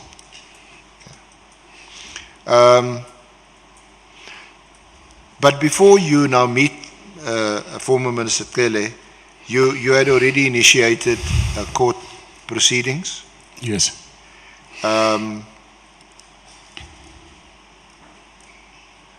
So when do you meet him and where do you meet him? I met him on the 23rd of December. It was in Durban at the Beverly Hills Hotel. Okay. Is that the first time you meet him? Mr. Begitele? Yeah. Yes. You didn't know him before then, other than being previous Minister of Police? No, I just knew him as being the previous police minister. Yeah. Okay.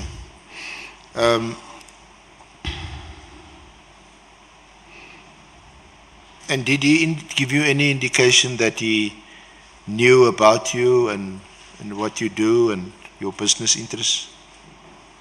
This is Minister Tele. You mean while we were speaking? Yeah. Did he say, oh no, I know you, I read about you, I heard about you? Yeah, actually, he knew about my problem and when I was explaining it to him. But he didn't, I think he didn't know the face maybe, but the name and what was happening, he knew about it. Okay.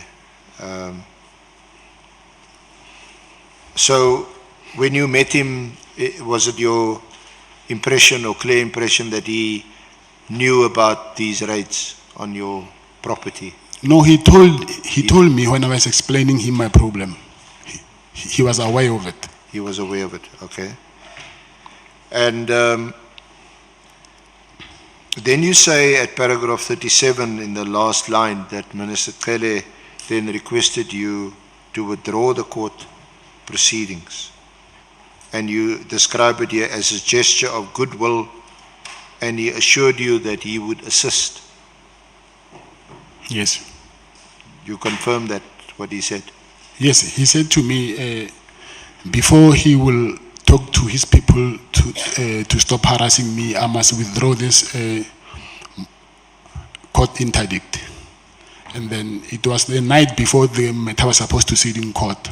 And then I called my then lawyer. I gave him those instructions that he must just cancel everything. And then I've cancelled everything. And then he took a phone in front of me. And then he said to me that he's calling Lieutenant General Kumalo. And then he called him while I was with him. And then he told him that, listen, this guy, he's just got between a Zulu, but he's not a threat to us in any way whatsoever. But obviously, I couldn't hear on the other end what Mr. Kumalo was saying to him. But after the call, he said to me, it's okay, when you go back to Pretoria, you can go to the police station and fetch your firearms. And indeed, when I went back to Pretoria, I went to the police station and they gave back my firearms. Okay. And the person that he called, when he was in your presence and you could hear? I couldn't hear the other, I could only hear him talking. You but could hear him? Yes. But are you sure that he called Lieutenant General Dumisani Kumalo? That's what he told me. Sorry? That's what he told me. That is what he told you? Come again? Sorry, that's what he told you? Yes. Okay.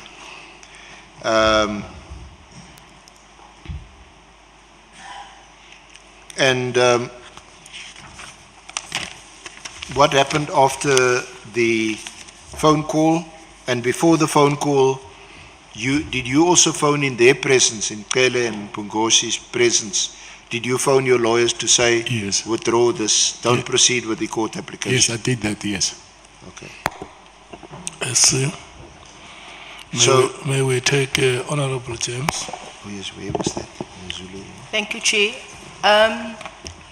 Just clarity, you said that you met with former Minister Becky because you received a phone call that he could assist with your problems, right? Yes, that's correct. Which spoke to the harassment charges against the police. Mr. Becky testified before this committee saying that the reason for your meeting was because you had information for him about the current minister, Minister Nkunu. So I'm just confused, what was the main purpose of that meeting? If you can just give us clarity. Thanks. The purpose of my meeting was for me to ask him to stop the police from harassing me.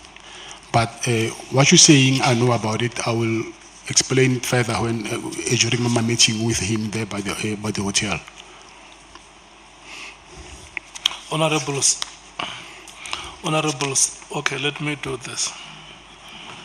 There are two members who want to make follow-ups. Is Honorable Sangoni and Honorable Ntuli, the Chief Whip. Can I check if we have more members so that I note all of you? Honorable Malema will be number 3.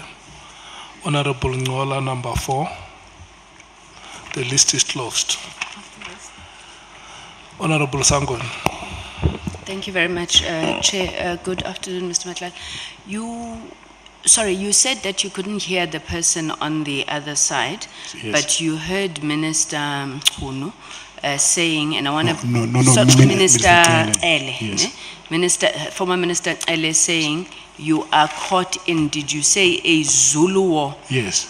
And then when he then said that, I know that you can't hear the person on the other end, but did you get a sense that he was then explaining this Zulu war, or it just sounded like the person on the other side knows what a Zulu war is? That I cannot explain, but that's what I heard him saying, that I'm caught up between the Zulu war. What it meant even today, I don't know what that means. Chief Whip. No, thanks, Chair. The first question I wanted clarity has been asked about the Zulu war, and let's leave it where you answered it. The second one, Mr. Matlala, is that if I heard you correctly, and you obviously indicate if I did not get you properly, there is a person who called you from KZN and advised you to interact with Mabonga. Or is it Mabonga who called you to prepare for a meeting with former Minister Cel? Yes, it's Mabonga who called me. Okay. No, thanks. Honorable Malim. Mr. Matlala, you said the people who rated you, amongst them was a person called Kumalo. And then you go to a meeting, you tell Kele your problems. Then Kele says, withdraw the case. You withdraw the case. On the phone, you call your lawyers, withdraw the case. Kele calls a person called Kumalo. He says, no, this guy is caught in a battle or a fight, a Zulu war.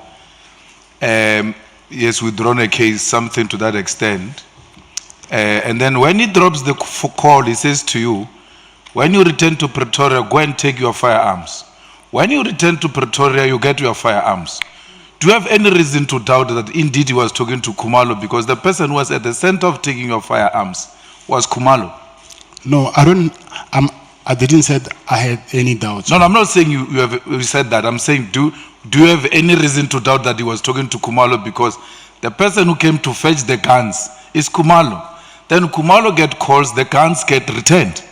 Yeah, I mean, the guns, you go and collect the guns. So when Kele says, I spoke to Kumalo and you get the guns, you have no reason to doubt that Kele was talking to Kumalo? No, I didn't have any reason to doubt at all. Thanks. SC, let's proceed. You forgot? Oh, yeah. I forgot you, Honorable Ngola. And I see that there are members who are triggered by... Sorry, Chair. I think I need to clarify something to Mr. Malema here. Because the person who came to my house, it was Colonel Kumalo, not Lieutenant General Kumalo. However, Lieutenant General Kumalo, I just learned now that he is the operations manager of this PKTT unit. He's the head of this unit. I just learned now through the affidavits. Let's do like this. Before you speak, who else wants to speak? Honorable Mwango wants to speak. Well, there are two things. Thank you, Honorable we are starting with Ngola, and then you come after him. Honorable Ngola. Thanks, Chair. I want to check quickly. Was the meeting between you and the former minister on the 23rd of December or on the 18th of March? 23rd. 23rd December. Yes. Oh, okay. What mode of transport did you use to go to Durban? I drove. You drove? Yes. Okay, thank you. Thanks, sir. Bangazita. Thank you, Honorable Chairperson. My first question has to do with the Kumalo. That the former minister was talking to. Could it be the Colonel Kumalo who actually was leading the operation that actually took your property?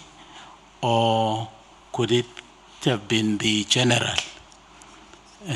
Because there are two Kumalos that are involved that you have already mentioned. And the my second question has to do with Mpungose. Whether you have known Mpungose before the call that actually he made to advise you to actually meet with the former minister to discuss your predicament. Okay. The first question, actually there's three Kumalos. There's the colonel, and there's a major general who is the head of detectives in Gauteng, and there's a lieutenant general who is the head of who is the operations head of this PKTT unit. So the person that I'm referring to is Lieutenant Dumisani Kumalo, who's the head of the operations manager. I don't know what to call him, of this PKTT unit. And the other question you're saying it was Mpongosi, right? You said I knew him before. Do you know him before? Yes. Before the. Yes, that's correct. Yes. Well, no, I will come back at some other time. Okay. Okay. I'm looking at you one by one, honorable members, that we proceed. Let's see, let's proceed. Thank you. So, Mr. Matlala, you quite nicely explained the differences between the three Kumalos. Yes. Is that something you learned later? You seem to be pretty well informed. Yes. It's because while I was complaining to Minister Kele, I just learned after, even myself, because when I applied for that High Court application, remember they give you the right to reply. So the person who replied, it was General Kumalo. You know, the respondent must reply. So the person who replied, it was General Kumalo. And while I was, but we'll get to that later, but when I was with Mr. Kele this year now, when he used to come visit me, to visit my penthouse here in Pretoria, he told me, that I was under the impression that Lieutenant General Kumalo, Dumisani Kumalo, he was the one who replied to my High Court application. Then he explained to me that no, actually it is General Mbuso Kumalo, who is the head of detectives in Gauteng, because the unit that is operating here, I think it's a joint venture or something with a PKTT thing. So he explained that thing to me. Then that's when I understood that, okay, there's also Major General Kumalo, who is the head of detectives, and then Lieutenant General Kumalo, he was the overall head of this PKTT unit. So that thing, I also got it from Mr. Kele. Thank you. So it sounds to me the same sort of combination of PKTT and the Gauteng.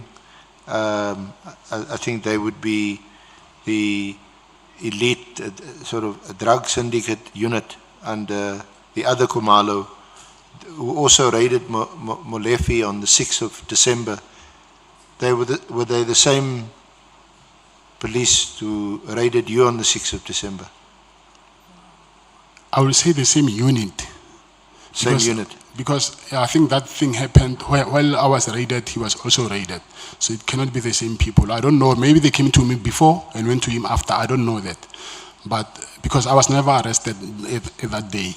So maybe they came to me first and then they went to him after. I don't know that. Yeah, I don't. But what I know is they are dealing in political killings. Hence they call it the political killings tax team. Mm. So I thought that they were dealing with political killings. Okay. So it certainly then appeared to you that former Minister Kele was someone who could assist you and did assist you. He did assist me. Your Yes. firearms were all returned. Yes. Do you know whether those firearms, the seizure of your firearms, was it ever registered? Did you see anything in the firearm register? Were you asked to sign for the release of your firearms? You mean registered when they booked them in? Yeah, in the police station. I don't know whether they were registered or not, but when I went to fetch them, I found them where they put I think it's evidence or something. So I went there inside there and then they gave back my firearms. So I don't know whether they were registered or not. That I can't tell, I don't know. But did you go to the police station to fetch your firearms? Yes, at Brooklyn Police Station. Brooklyn? Yes. Okay. So, I'm going to deal with your interaction with Mogotsi and those WhatsApps in a bit more detail later. But let me just complete the narrative in relation to your relationship or your interaction with former Minister Cele. Yes. So when you, we deal with it at from paragraph 74 onwards in your statement.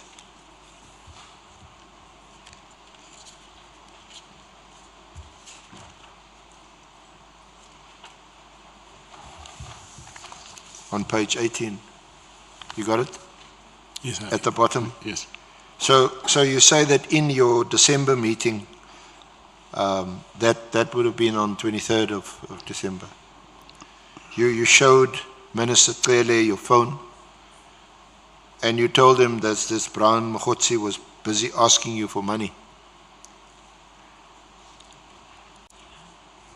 And then you say you told Minister Cele that you were going to block Mokgotsi since Cele was able to assist you. But former Minister Cele then tells you not to block Mokgotsi because Mokgotsi will lead you to Minister Mkhunu. And his advice to you was that you must keep on entertaining Brown Mokgotsi. You confirm that? Yes, I confirm that. So just maybe elaborate and expand a bit on that statement. Yeah. For me to elaborate that, I think I need to go back to the second raid from my house. Yeah. Because when they came for the second, not the raid actually, when they came to arrest me for the spare key of my safe. So when they left, I actually called Brown, and then I told him that, listen, these people that are harassing me are here. And he said to me, you know what, I need to bring specialized investigators to come here and then see actually who are these people and then who are they, who did they report to. And then he said to me, but these people are not from Pretoria, so you need to, you'll see on the proof of purchase from my bank statements that I paid him. He said to me, you need to book them accommodation, so send me money so I can book for them accommodation. I said, but you said to me that you're working from the office of the minister, so why must I pay the police to do investigation? So I said to him, okay, can you arrange that I see the minister? Then I tell him that why must I pay for police investigation? And he said, no, the minister now is not available. Do you really need help or not? And then I actually gave him the money. I sent him that money. And then, but there were no people came to the house to do any investigation. And then, I think after 2 or 3 days, he said to me that is almost this January 8th thing that they celebrate every year, and then he needs help that I must. So just just before you go, how much money did you give him? And I don't remember, but like I'm saying, if you can check the name, I gave you, I think, the name of his business account that I paid to, and then it's in my bank statement. So at that time, I think it was 10 or 20,000, but I can't remember. I can't remember. Okay. So sorry, I interrupted you. Please. Yeah, and then yes, I was saying, when I met, can you go back to Beverly so that you can follow up? Can I go back to my interaction with Minister Cele? Yeah. When I was with Minister Cele, I explained to him actually that this guy, he's saying he was, while after he sorted out my problem, now we started talking, and he asked me, what did I do about this? And I told him about this Brown Mokgotsi situation.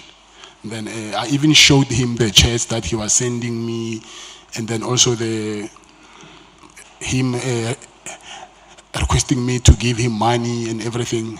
But I said to him, it's okay, since you helped me, I'm going to block this guy.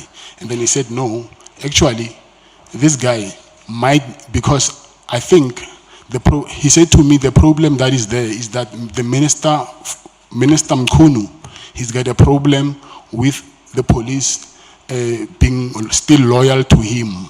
And then Minister Mkhudi wanted to remove General Khumalo, Dumisani Khumalo, as the head of intelligence and put his own people. So that's why they are fighting. So now, this guy, since he's saying that he's close to the minister, he works in his office, don't block him. I think through him, he will lead us to the minister, because he's saying that the minister gave him the directive to do the investigations and everything. He said, I must keep on entertaining him. So, and then I told him that, but listen, this guy, he's asking a lot of money now. He wants me to pay him for this January 8th thing, whatever. And he said to me, please just do it for us, but don't give him more than 200,000. And then if he asks more than that, then you can stop giving him money. But he said, I must continue, keep on entertaining him, tell him what he wants to hear. And he also told me that he will come, because this guy, Bongani, he was also present. So this guy Bongani was also present there. So Bongani told him that, oh, actually, Ndosi, this guy in Pretoria there, he's got a nice penthouse. Because you like to visit Pretoria a lot, when you're that side, he can offer you accommodation. And I said, it's fine, I don't have a problem. When you're at this side, I can offer you accommodation. And then... Sorry, Chair. Chair. The point on January 8th, don't give him more than 200,000. If he asks for more than 200,000, don't pay. Did you ever pay for that January 8th? Yes, I did. How much? I'll say between 150 and 200. I'm not quite sure about it. Did you pay the money to the account given by Mkhotsi? Yes, there's also proof of payment for that. Okay. Ngoni. Is there anybody who wants to speak to this matter? Okay. Honorable Nomvalo, Honorable Skosana, Honorable Sangoni, Honorable Nwango. Yeah, so when you paid this 150,000, was it upon request from Mr. Brown Mkhotsi, I mean? Yeah. So he requested? Yes, but I didn't pay 150 once. It was accommodation, flights. So did he specify why he wanted the money, what he wanted the money for? Did he say that, can you give us this assistance for this activity? Yes, he said that. He said for January 8th? Yes. Did he mention who was also to benefit from that amount? Yes, he said the minister. So he was asking the money on behalf of the minister. That is how he requested for it. According to him, yes. According to him. Yes. Him and the minister, or the minister only? Say that again. Him and the minister, according to his request, was it for him and the minister or for the minister only? No, it was, from what I understand, the minister sent him to go and ask for donations there and there. Okay. And then I was one of them. Okay. And then he asked me that money so I can donate for them for this January 8th thing of theirs. So I don't know who was going to benefit there. So you just send the money, you don't know how it was spent and on what? You don't know. You just sent it. The flights, I paid them directly. I knew this is what the flights, because he sent me the ID numbers. Okay. So I have them on my WhatsApp chats. So which ID numbers did he send? For who? For different people. For different people. I think maybe 10 or I don't remember how many people. The ID number also has, I assume, when you book for a person, you use an ID number and full names. He sent me copies of IDs. Okay. So was an ID of the minister part of those copies? No. It wasn't? No. Okay, thank you, Chair.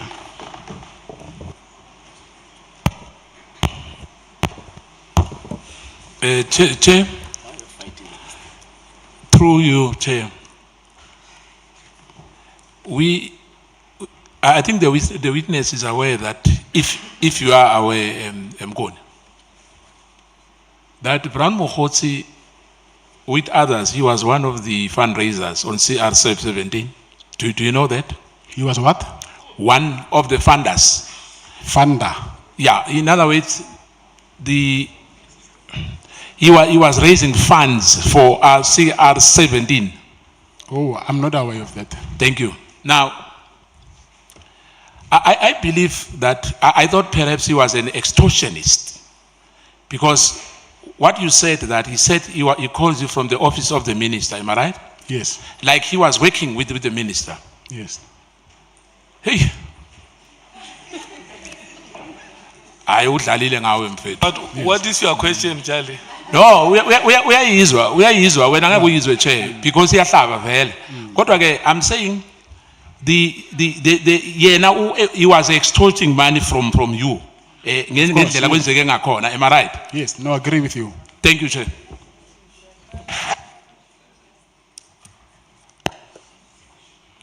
Honorable Sangod. Thank you very much, Chair. Mr. Matlala, you said that former Minister Ele says that just keep this guy going, Yes. so that he can lead us to Yes. Minister Mchunu. Yes. What did you understand by lead us to Minister Mchunu? What was your sense that Minister Ele was asking you to do? It was not what I was thinking. It was what he told me actually, that he wanted. He said him and his team, meaning General Kumalo and his team, they wanted to arrest Minister Mchunu. So they wanted to find something that they can use against him through me when I'm busy entertaining Mokhotsi, by even end up risking my money just to make him to be comfortable with me. Honorable Breitenbach. Mazel tov. Thank you. Mr. Matlala, what is January the 8th? I don't know. I know January the 8th is the celebration of the ANC. I think when they, but I have never been there before. I don't know what is happening there. But I know that they celebrate maybe their celebration for how many years the ANC has been in existence or something. And that's what your money was used for? Say that again? And that's what your money was used for? I don't know whether it was used for that or not, but that's what he said, that he wanted to use it for the January 8th thing. Thank you. Bangazita, will come to you, Mkhalaka. Well, thank you. I just wanted to make sure that I understand. Because when the former minister was here before us, he said that the meeting was for the purpose, was actually initiated by you through Umpungos. Yes, I saw it. Because you wanted Minister Cele to actually advise you what to do about what actually had happened. That's one. Two, whilst we were discussing that, there was an issue which you raised with Minister Cele, that you had been approached by a certain person, whom I believe is Mokhotsi, who had asked you if you could actually fund the campaign of a particular leader of a particular party. Is that an accurate? I said that, you're saying I said so? Are you saying that I said that I must fund a particular? Was that actually said to you? Because that's what the Honorable Minister said to us. Okay. He said you told him that you had been approached by a certain person whom I believe is Mokhotsi, yes, to actually fund the campaign activities of a particular leader of a political party. And in this instance, Honorable Minister Tselef thought that it was the Minister Mkhunu. Now, you say you actually made a donation, and some of the witnesses that had appeared before us had actually said that the donation was meant to finance the cost of Mr. Mkhunu's associates who actually were attending the January 8 statement in Cape Town. Yes. That money was used for transport, accommodation, even for was it a gala dinner? And apparently Mkhosi did not pay for that, and General Sbiya ended up paying because he was present. Okay. First of all, it's good because we have the ID numbers of the people who went there, because they are in my phone. He sent me the list of the people who were supposed to go there, because I booked flights for them through my office. So those people, I think at later we can confirm whether they are Mr. Mkhunu's associates or not. That I don't know. I just booked flights. I did not know, is this person close to Mr. Mkhunu or not. And then anyway, Mr. Mokgotsi, he never said that the money is for funding the presidential campaign of Mr. Mkhunu. That's what Mr. Kele told me, that this one wants to be a president. He thinks he can be president of the country. And then because they assumed that Minister Mkhunu, but by then he was not even a minister. Because Mr. Kele asked me that, how did you get this contract? By then, it was him who was the minister, not Minister Mkhunu. And then he assumed that between him and General Sbiya, because of the saying, I'm close to Sbiya also, they might have participated for me to get this healthcare contract. So they assumed that the money from the healthcare contract was supposed to fund his presidential campaign. Oh, okay. Honorable Malim.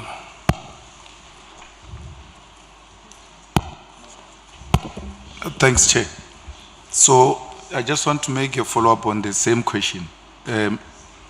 General Kele said you called him, you met him, told him Mokgotsi told you that Mkhunu wants to be a president, and therefore they need you to finance the campaign of Mkhunu. And they told you not to work with Kele and make sure you close Kele out and Zuma out. Don't tell them these issues. And from there, you need to keep on giving him information, because when we asked him, why do you keep Matlala close to you? He said, no, I kept him close because he was bringing information from Mkhunu to my side. So I can't let him go because he's giving me information. He said that under oath.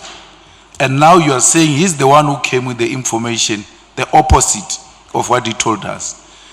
So effectively, I'm asking you, Mr. Matlala, did former Minister Kele lie under oath about those issues in relation to your name? Yes, he lied under oath. Thank you. If he was asking, he was seeking information, why would he even ask me to ask my protectors to take him and his wife to a wedding somewhere in Lanseria? So that there was no way from me sending my protectors to drive him to a wedding. There was no way he will get information from those guys. He don't know them. If he wanted information, he was supposed to all the time make sure that I'm with him so that he can suck information from me. But it was for his own benefit. I even gave him even money. If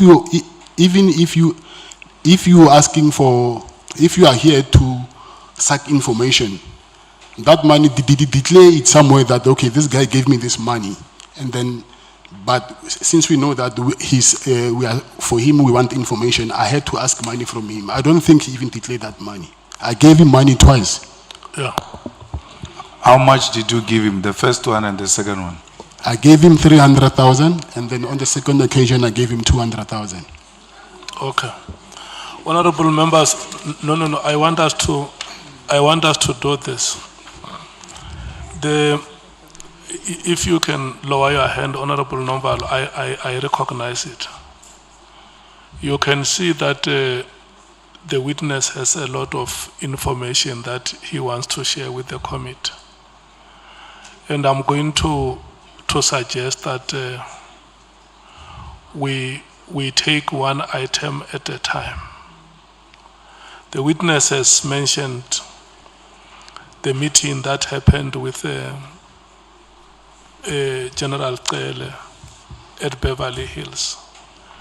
The witness has mentioned the matter of Mr. Brown Mkhots, and the witness has also mentioned the statement that General Khumalo was about to be removed. Yes.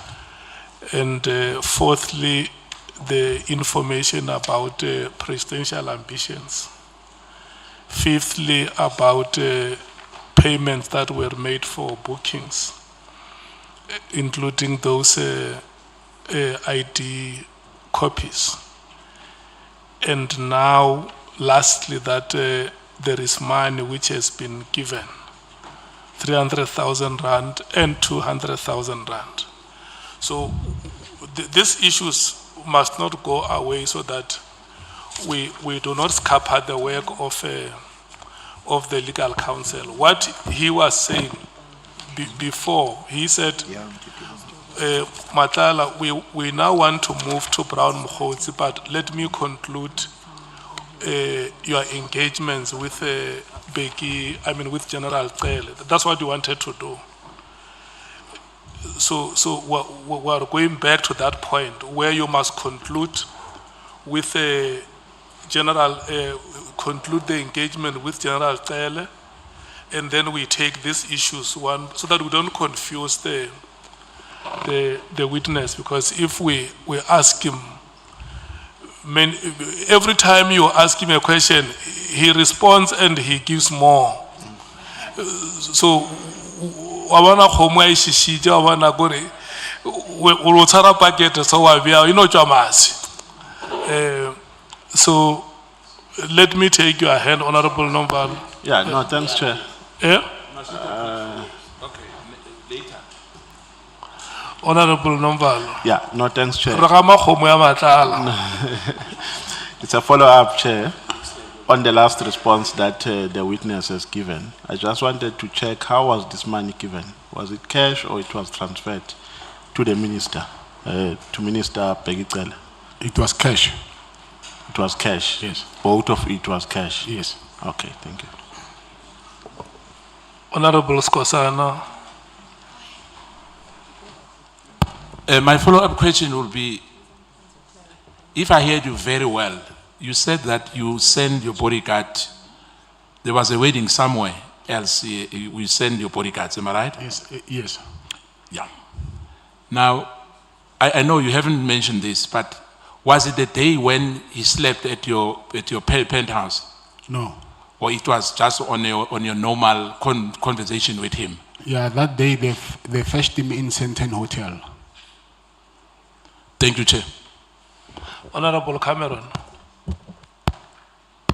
Thank you, Chair. Just a question for clarity. Was there anyone else present when you paid the money to Becky Cele? Okay, yeah. The first time it was when Bongani was present, but he's no longer alive. Yes, and the second one, I was with my protectors, but I don't know whether, because I wouldn't tell them what I'm doing.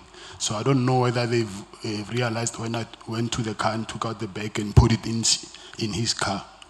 And then just one last one. Was there any other time that your protectors transported former Minister Cele and or his wife?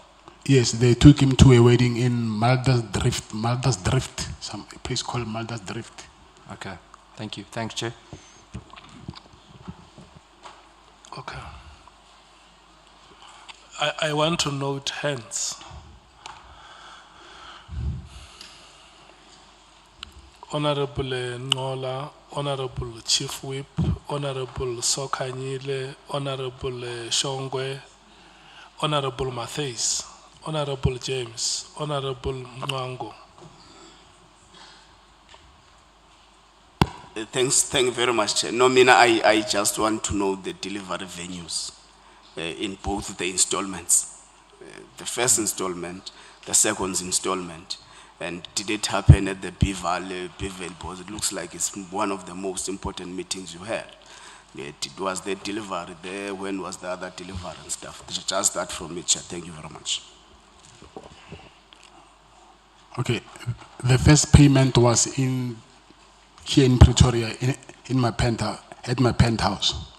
And the second payment was at Beverly Hills, but not on that day when I first met him. It was this year. I think I met him a couple of times after the first meeting.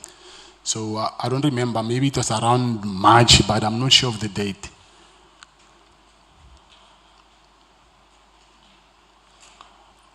Chief Whip? No, Chair, I'm covered up because I thought I wanted clarity if the Beverly Hills first meeting is the one where you brought money to pay. Because I wanted to know why would you bring money for the first meeting? Nobody has asked for it. But he has helped us to say it was on a different occasion. But maybe what was the money for on both occasions? Was it specified? Why is this money required? Okay, when he came here in Pretoria, then he called me. He got first to my apartment, and then I found him there. And when I got there, he said, okay, I'm here at your apartment, and last year, remember, I helped you, but even now, you're not doing anything for me to show your appreciation. And then that's when I made the first payment. So I think I made the payment the following day. I had to order money from the bank, and then because you cannot withdraw more than 50,000 from the bank, you have to order it first. And then that's when I gave him the first 300,000. So even the second payment, it was because of the same reason. But when going on, I'll explain further because of actually there was more. But as I go with the SC, then I will explain further that he actually wanted more.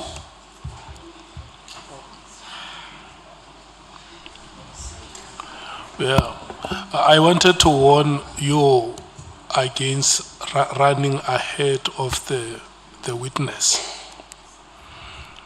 But if you insist on asking questions, I can't stop you. Yeah.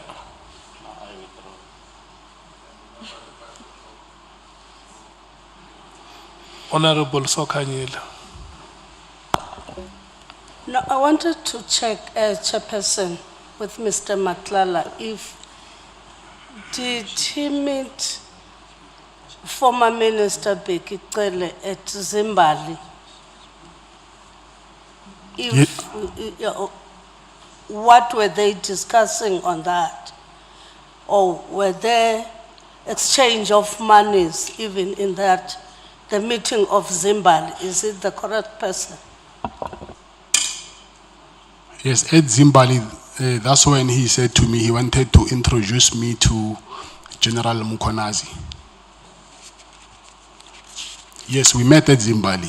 And then the reason for that, that's when he wanted to introduce me. He actually called him to come there as well, but that day he said he was going to meet the king, so he couldn't come, the Zulu king.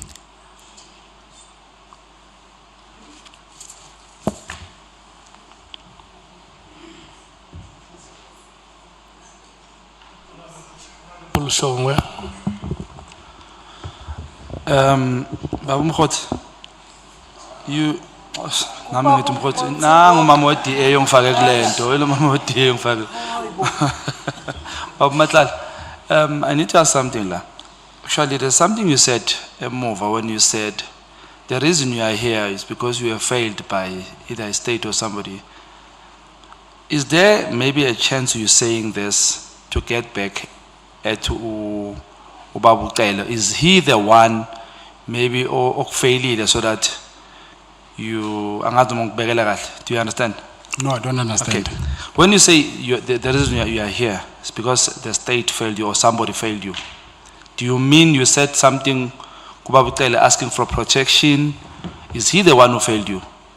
And my second question would be, how many times have you met Ubabutele? And in those many times you've met him, kaile something Okchawa, or it was only these 2 times? Okay, for me to answer that question, it means that now I have to go further, and then, but we'll need to go back again because of I will leave other things behind. But let me just answer this for you. For me to say that I've been he failed me, because the last time when I stopped calling his calls, taking his calls, I remember it was the day when there was a big soccer match between Sundown Pirates and Kaizer Chiefs in KZN. He called me, said I must come there. His wife and his car, he's got problems with his wife's car and his car, so he really needed money. And I drove to Durban. And when I got there to Durban, I just decided that this thing will never stop of this guy always asking me money. And then something said to me, hey, let me just stop taking these guys' calls. If you can check on that day, I received more than 20 missed calls from him. I just decided stop taking his calls. It was on Friday. And then the next week, Wednesday, that's when I got arrested. So, but I think you'll understand more when we go back again to what led me to that arrest. Okay, so you've met him more than 2 times, that's what you are saying? Yes.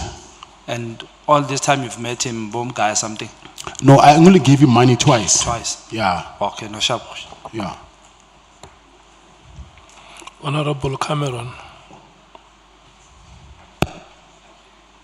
Thank you, Chair. Just in terms of when you gave the money to Bekele, in the same time period, were there any other senior officials or senior police members that you also gave money? No, it was only him. Only him. And then the last one, was there anything else that you covered for Bekele? Anything regarding travel or covered date for him? Any other gifts for the family? Anything else that you gave him apart from the money and the penthouse? No, I just gave him money. What I remember, but that never happened. I just saw on social media that it was actually his birthday. And then I wanted to buy him a suit, but I couldn't get it on time. So, but that thing, I never did. But it was only a suit that I was supposed to buy for him, but I didn't. But that was supposed to be a gift. He didn't ask for it. Thank you, Chair. Honorable James. Thank you, Chair. Mr. Matlala, please explain to us how these acquaintances that you've just met recently knew that you had all of this money. Knew that I had money? Yes. Who? Mr. Becky, Brown, because everyone seems to be getting money out of you. How did they know you have all this money? It's the contract. That was public knowledge. Oh, okay. Thank you.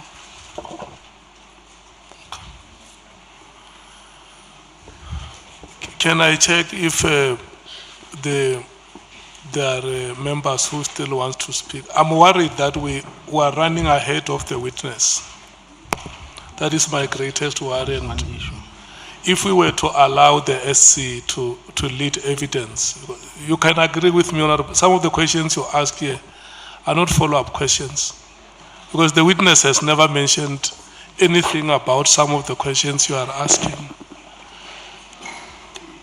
Honorable Matthews. Mine's definitely follow-up, Chair. Do you have or have you submitted receipts? Because you said you withdrew money from the bank for the 2 payments that you had to give to Becky Cele. Because we're going to end up coming down to, I didn't get the money, you gave him the money. So we need to have some type of proof. So would your bank receipts or with your withdrawals sort of align with that, and is that available for the committee that will speak to the dates?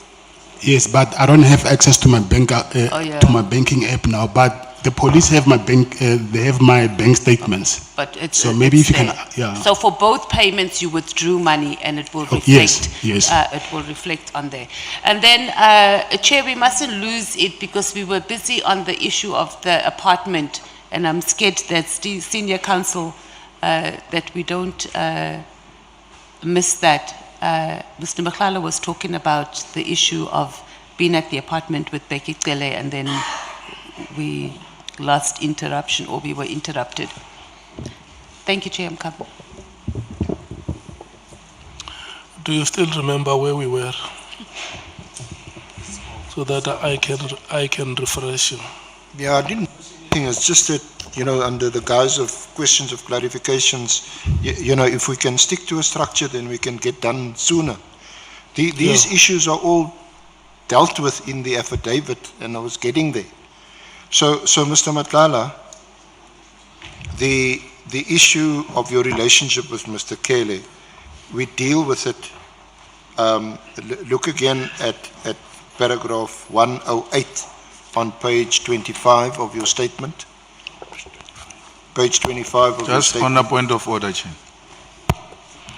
Honorable Malema. The senior counsel must be reminded that this is our committee.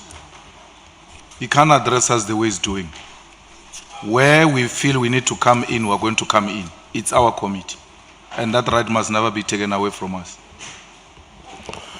No, that right will not be taken away from yourselves, honorable members. What we are saying is that let's allow the witness to lead evidence, especially that he himself has said it here, that in the process of deposing his oral evidence, there may be some corrections that will be made to the statement that has already been sent out to members. And I think that will benefit members if we deal with it that way. Agreed?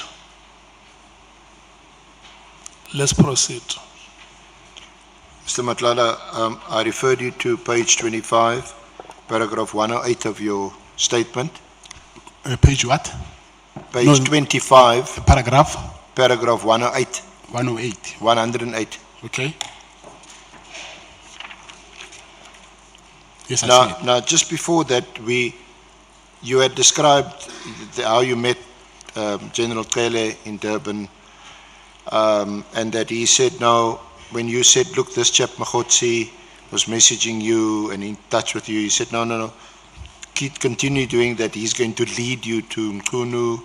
And then he also mentioned that you are being caught up in what he described as Zulu wars, and I'm trying to summarize what you told us, that he definitely seemed to help because there was a phone call which you claim was to General Kumalo, and your firearms were returned. You went to the police station to collect them. Then subsequent to that, at paragraph 108, you said that Minister Kele requested accommodation in Pretoria. I offered my apartment to Minister Kele for use when he was in Pretoria.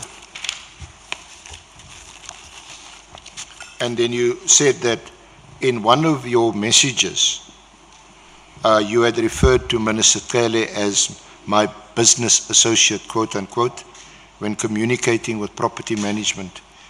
I only said that to give some basis for the nature of the relationship, but Minister Kele was not actually my business associate. He stayed at my apartment 3 or 4 times. Yes, that's true. You confirm that? Yes. And then you dealt with the cash payments, which you've now disclosed. You said, I made an initial payment of 300,000 in cash to former Minister Kele at my residence in Pretoria around January. Is that January 2025? Yes. I handed over the money while he was inside my apartment. This was after he told me they needed gratification, which he called a quote-unquote facilitation fee, related to his role in returning my firearms and stopping the harassment. He also implied that he was not acting alone, which explained why a large sum of money was required. Yes. So that's the first payment. Yes, that's correct. And that was in your apartment here in Pretoria. Yes, that's correct. Then you say you made a second cash payment around about March 2025 at the Beverly Hills Hotel. Yes. The purpose of the payments, from your perspective, you say, was to acknowledge my belief that Minister Cele had, quote-unquote, control over the police and had effectively stopped the harassment.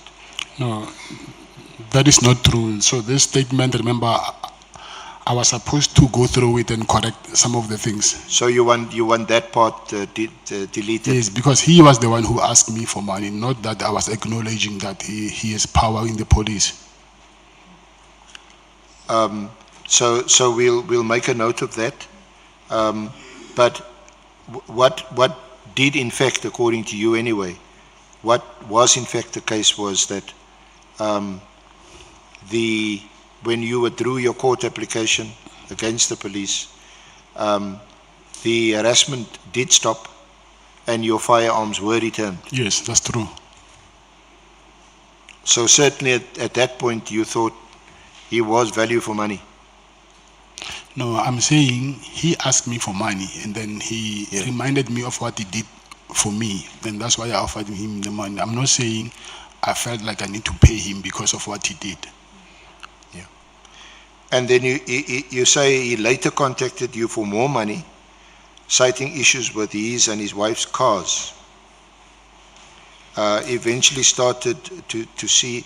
So I think in answer to one of the honourable member's questions, you spoke about these cars, and it was at a big game at Moses Mabhida. Is it the Chiefs Pirates game?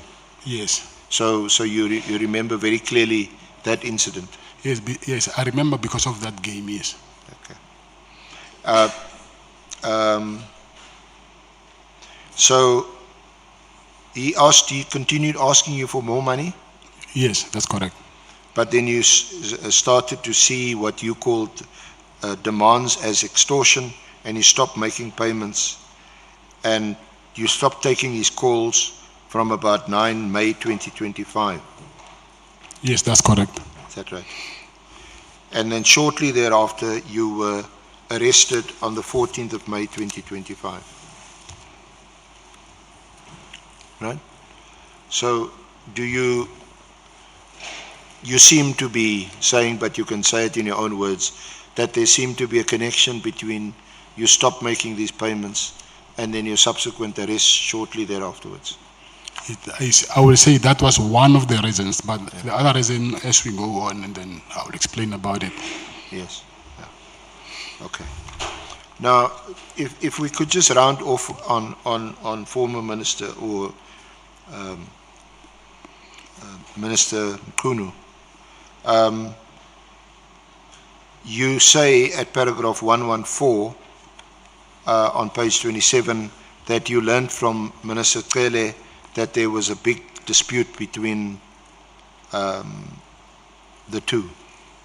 Yes, that's what he told me. And that was according to General Cele? Yes. Okay. And that's why he encouraged you to maintain your communication with Mokgotsi? Yes. But you had never, had you met Minister Mkhunu at all? I've never met him. And you don't know him at all? No, I don't know him. So you confirm, just so that we can get this out of the way, that you provided an affidavit, and you see that on page 29, paragraph 124 of your statement, paragraph 124. Yes, I see it. I confirm that I provided an affidavit stating I have never met Minister Mkhunu. This affidavit was prepared after Mkhunu's lawyers contacted my lawyer to ask whether I knew the minister. I stated I did not know Minister Mkhunu. They asked whether I was willing to depose to an affidavit to that effect. I said I was. This is how I came to depose to the affidavit that was provided to the minister. And you attached the affidavit at VM5. Yes, and that appears to be the same affidavit that the minister had presented to this committee when he gave evidence. So you confirm that? Yes, I confirm that. Okay. Okay. All right. So if I could just, so let me just summarize quickly. You had this big contract that you were awarded of 350 million. You started experiencing problems, and then there were these raids on your house and then on your office. And following these raids, you get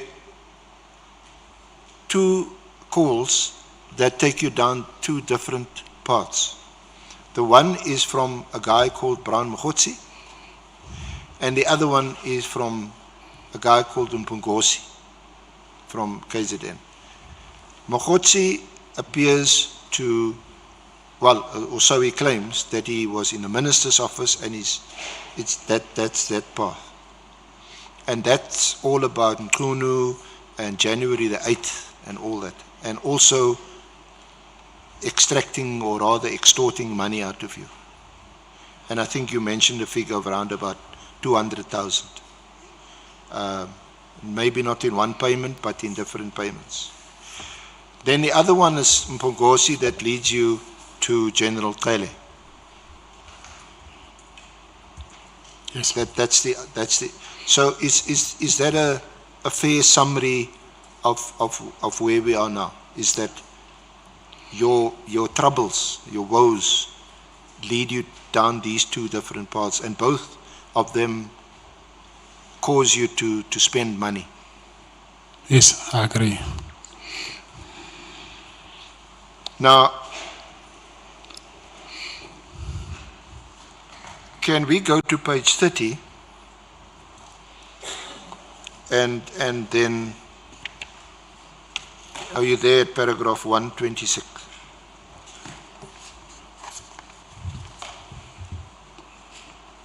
Paragraph?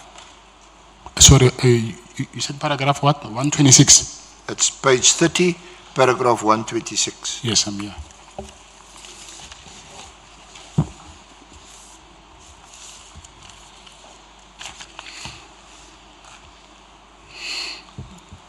Now,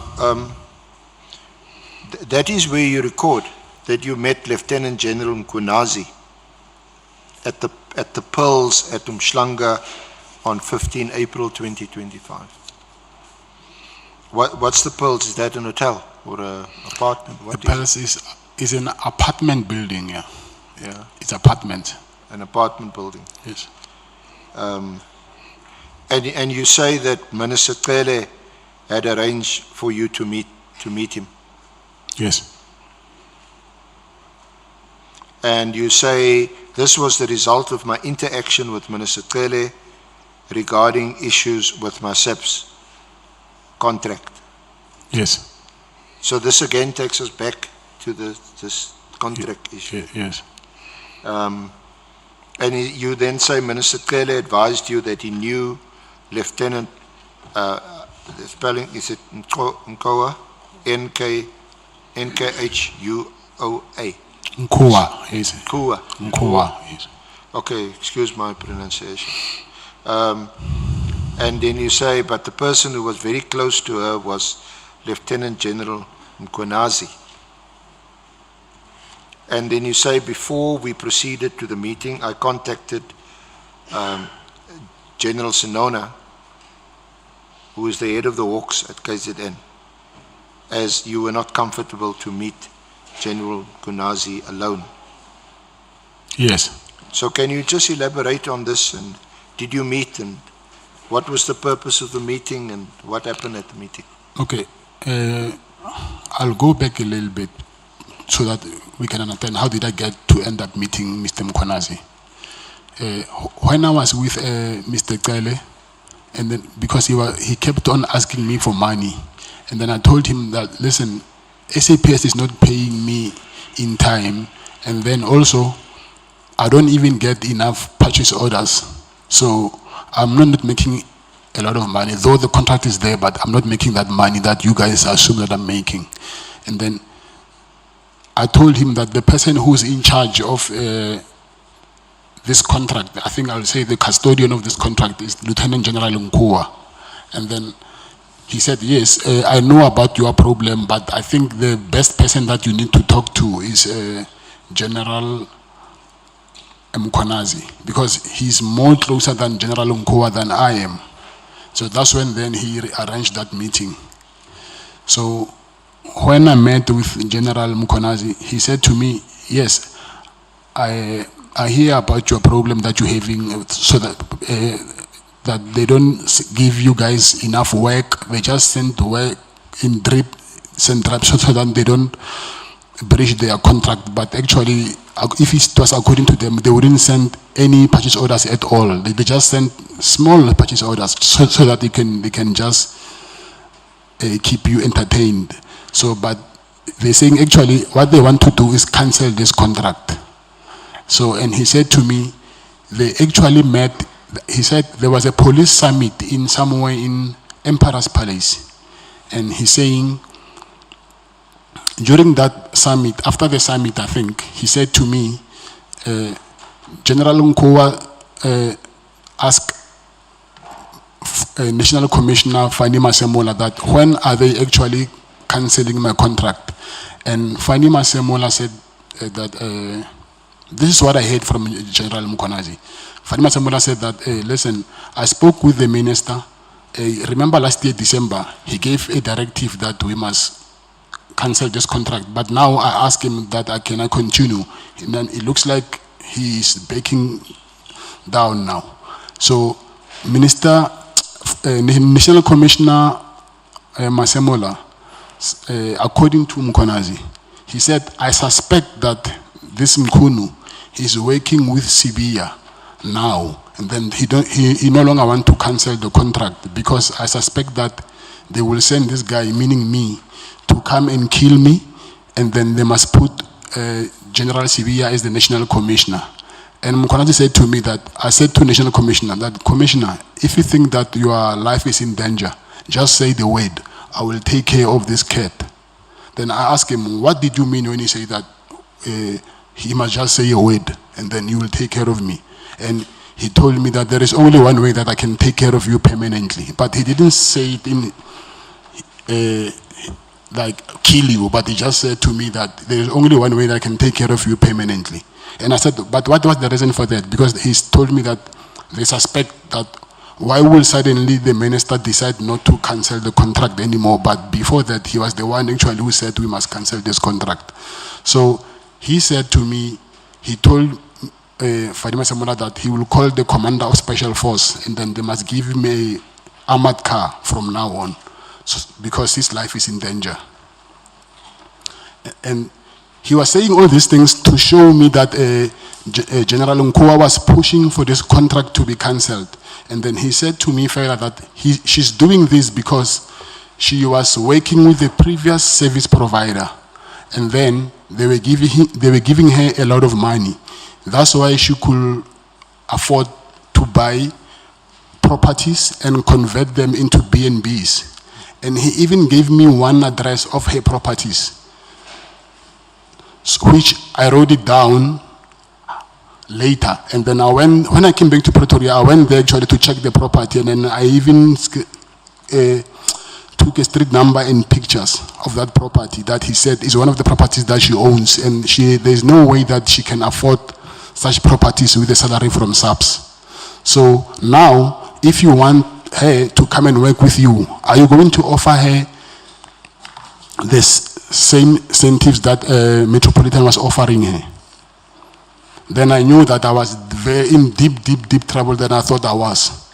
Because of now, he was saying, there is no way a woman like a general like her that she will just dump people who were offering so much money and come work with you. It's either when I tell her that she must come work with you, then you will continue doing what these people they were doing to her. And then, but he said, there's conditions though. I also want you to do something for me. And I asked him, what is it? He said, there is a case opened against him from IPID, in IPID. So he said there's a guy that they tortured, and the guy that they tortured opened a case against them, and then I must convince, because the guy stays, I also have a house in Midstream. So he said, because you stay in Midstream, I'll tell you the name of the guy and check if you know the guy. And I said, tell me, and then Midstream is not that big. Maybe I might know the guy. And he told me the name of the guy, and I told him, actually, this guy, his son goes to the same school as my son. So, but what I will do is, I will ask my wife to ask his wife if he can facilitate a meeting for me to meet the guy so that I can convince him. And he said, I must tell the guy that, listen, he must drop the charges against him, and also he must add that the people who actually compelled him to lay charges against him is Minister Mkunu and General Sibia. However, I couldn't get the guy and convince him to do what he wanted to do. And I thought maybe that was one of the reasons also that maybe I got arrested, because I didn't deliver what I promised him. So that was the purpose of my meeting with him there in the Pels.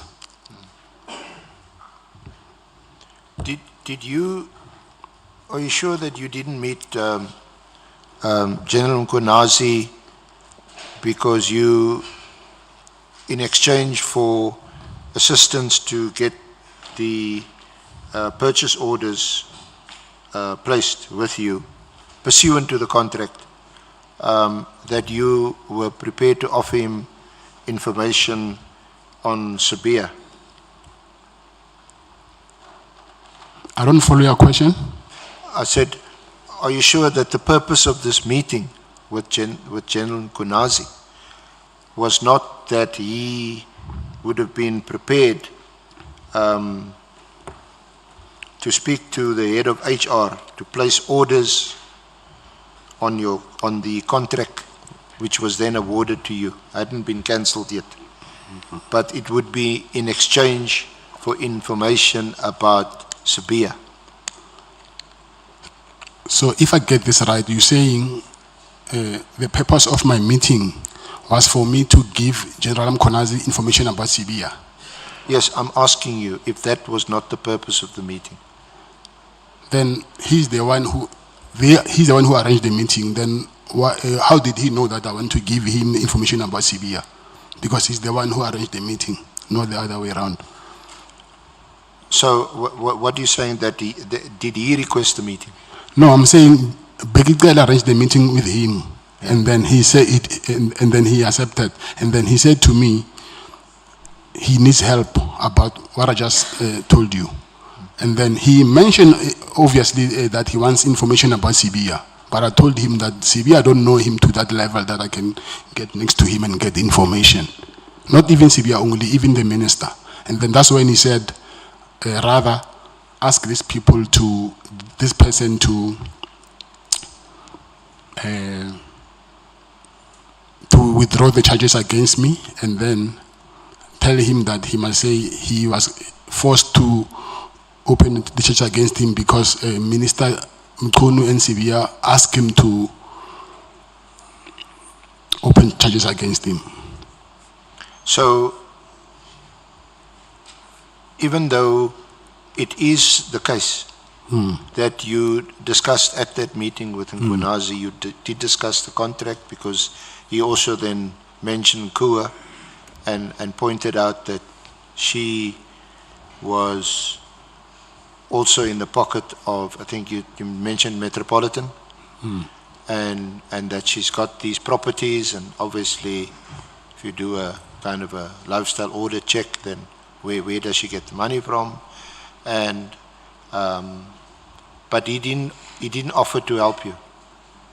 You say that he said she was the quote unquote stumbling block for your contract. So did that also in fact happen at the meeting? Yes. But you say that, and according to your statement that the true reason was actually in relation to this chap, Nangi,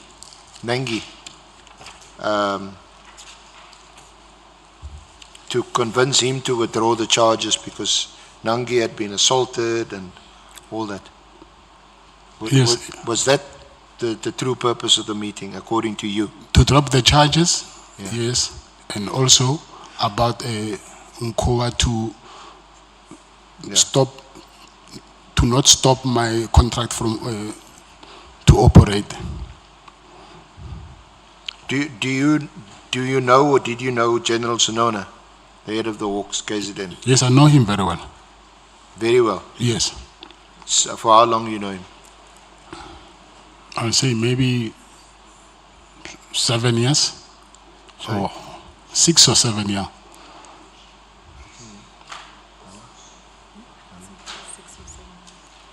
Oh, 6 or 7 years. I'm not sure. Yeah, I'm just I'm taking a wild guess. And what have you got some kind of a relationship that you know him for 6, 7 years? A relationship? Yeah. Yes, I do have a relationship with him. What's the nature of that relationship? He's like a big brother to me. And he actually married his last wife now that he married. She's my cousin, no, not a cousin, but we share the same surname. So I'm not related to her, but You're going to end up saying I'm your cousin. yeah, but you are.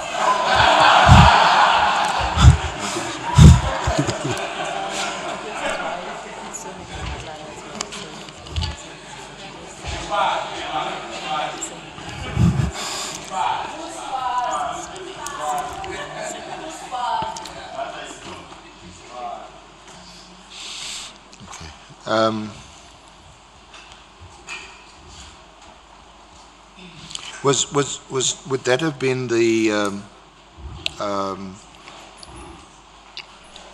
and you say that did you offer to speak to Nangi because your kids are at the same school? Yes, I did. And what was the outcome of that discussion? He told me that it was not only him alone who were tortured. It was him and his brother-in-law and some other guy. I don't know the name. And he said, as a result, his brother couldn't speak anymore. He lost his voice. So he don't think that these people will ever agree to drop charges against General Mkhwanazi. Yeah, you mentioned at paragraph 134, 133 on page 32, where you say, I met up with Mr. Nangi as instructed by Lieutenant General Mkhwanazi, and he tried to convince him, and you tried to convince him to withdraw the charges. Nangi advised that he was not alone in the matter, and that his brother-in-law can't even speak as a result of the torture. Yes, that's true. He advised that he was not willing to withdraw the matter, and I believe he has even sued Lieutenant General Mkhwanazi for 10 million rand. Yes, that's true. Is that just what you heard? You didn't see What? any papers, any summons? I checked after he said that it is. I think if you can check on Google also, you can see it. But I just saw it after when he told me. And then you say you did communicate Nangi's reluctance to Lieutenant General Mkhwanazi via General Sonona. Can you repeat that, please? You say in the draft statement, I communicated Nangi's reluctance to Lieutenant General Mkhwanazi via yes. General Sonona. Yes, yes. How did you do that? I called him. You called Sonona? Yes. To tell Yes, Mkhwanazi yes. that you've spoken to Nangi? Yes. And he's not prepared to withdraw? Yes. Okay. And again, as a result of that, you say you suspect that this was one of the reasons why you were later arrested and charged. Yes. Then you go on to say that I was already under immense pressure from my contract issues and police harassment. I did start giving Brown Mogotsi money because Minister Cele advised me to keep on entertaining him. And this also added to my financial strain. However, you reached a point where you just decided, no, this thing will end anyway. I couldn't keep giving these people money. Then you say you eventually stopped taking calls and giving money to Minister Cele and others involved. This decision came on a Friday. The very next week, on a Wednesday, you were arrested and charged with the attempted murder of your ex-girlfriend. I believe my arrest was a direct consequence of my decision to stop cooperating with their demands for money and my refusal to continue what I saw as their extortionate schemes. Yes, I agree. Do you want to add anything to that? What page are you on? Sorry? What page are you on now? That was on page 32, and I was reading you from paragraph 135, 136. Okay, it's fine. Do you want to, do you confirm that, or do you want to add anything further? Yes, I'll confirm, but I'll add later when I'm with my legal team. I'll confirm what is here, but I'm saying when I'm with them, and then we'll see what to add. Because some of the things, they just pop up when I start speaking about them.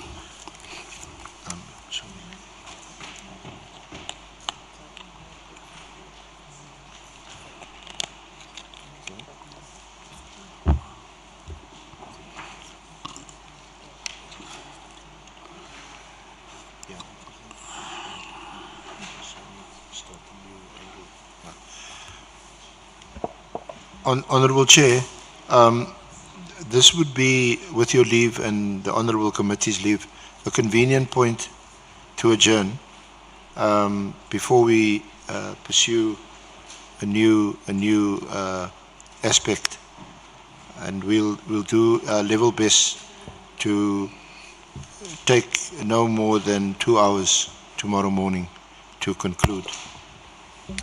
You want to adjourn now? Sorry, Chair. You want to adjourn now? To adjourn now, yes. Ora Matlala usashishija. You still want to give more? No. I don't know. What time is it? It's quarter to 5. Okay. Yeah, I think we can adjourn. And then tomorrow we start at 10. At 10, I don't know, I'll discuss, I don't know what time they'll be here. I need to talk to them first. I need to talk to my legal team first and ask what time will they be here tomorrow. Because Yeah. I would love that before we start them, at least I can get a brief from them. And Yeah, they requested 10 o'clock to us. to start at 10, okay, then it's okay. Meaning they'll be here much earlier, I assume. Yeah, Oh. yeah. Yeah, can I check, we are going to adjourn. Are the members who may want to ask anything, but we must do all this before 5. Honorable Nomvalo and Honorable Skwasana. Yeah, thank you very much, Chair. No, Chair, I just want to check with the SC advocate, Arenze, if he has arranged with the lawyers of the witness in relation to the statement, the correct statement, because the witness before us has been making an indication that there are some errors that he needs to correct in the statement. 2, like we said earlier, we're not comfortable with cross-questioning a witness. Cross-questioning a witness based on a statement which he says has errors, because we turned away Kabinde here because he considered to the fact that the statement he had errors was dumbsacked. So we want to get confirmation so that, Chair, and want to persuade attorneys of the witness to quickly finish and send the statement at least tonight, so that when we prepare relying on a correct statement, not on this statement. So I don't know if he has made that arrangement, the senior counsel. If he has not, then we persuade him to do so. Yeah.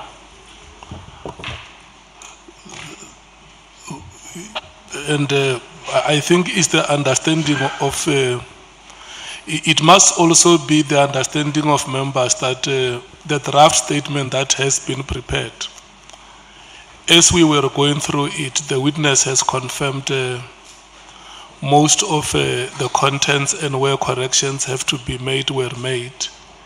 So now we are left with about less than 10 pages of the statement.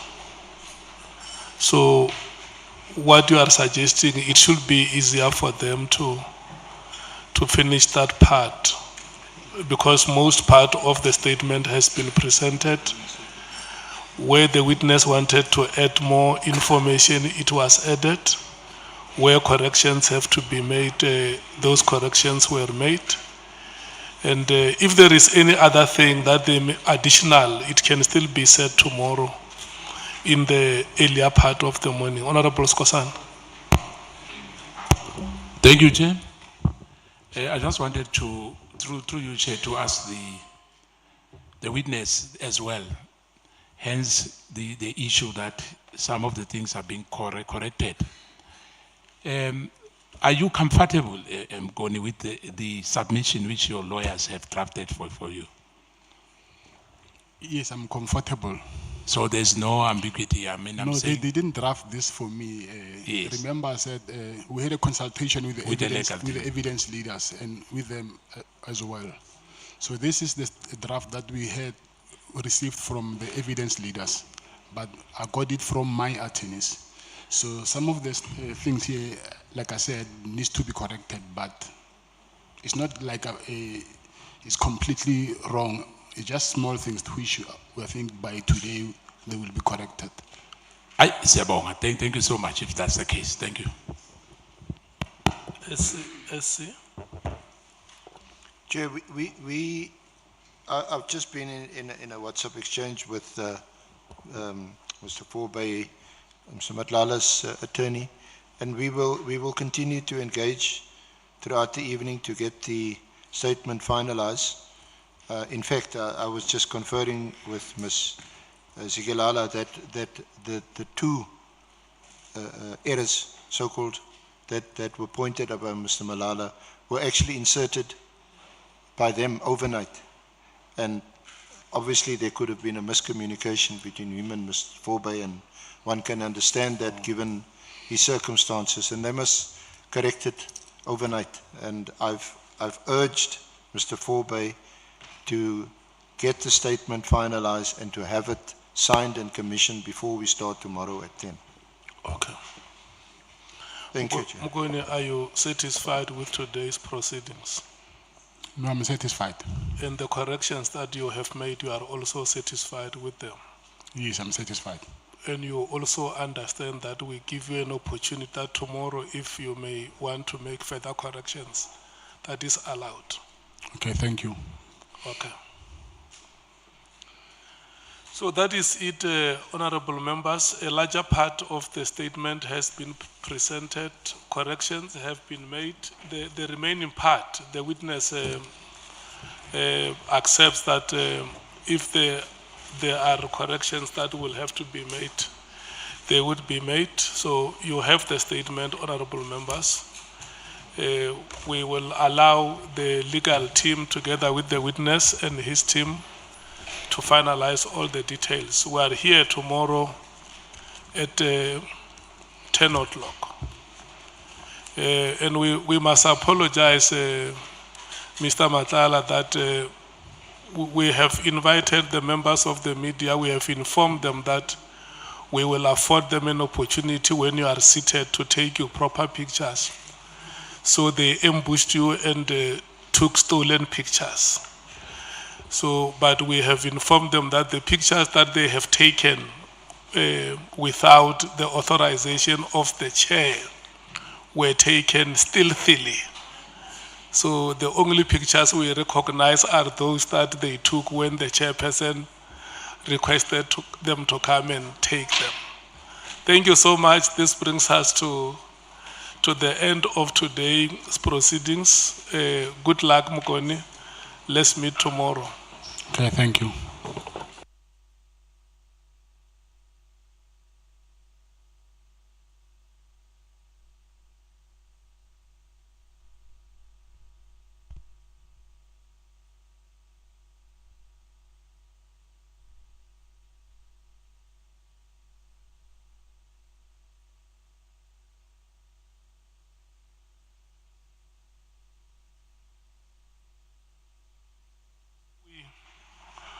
We officially open the proceedings.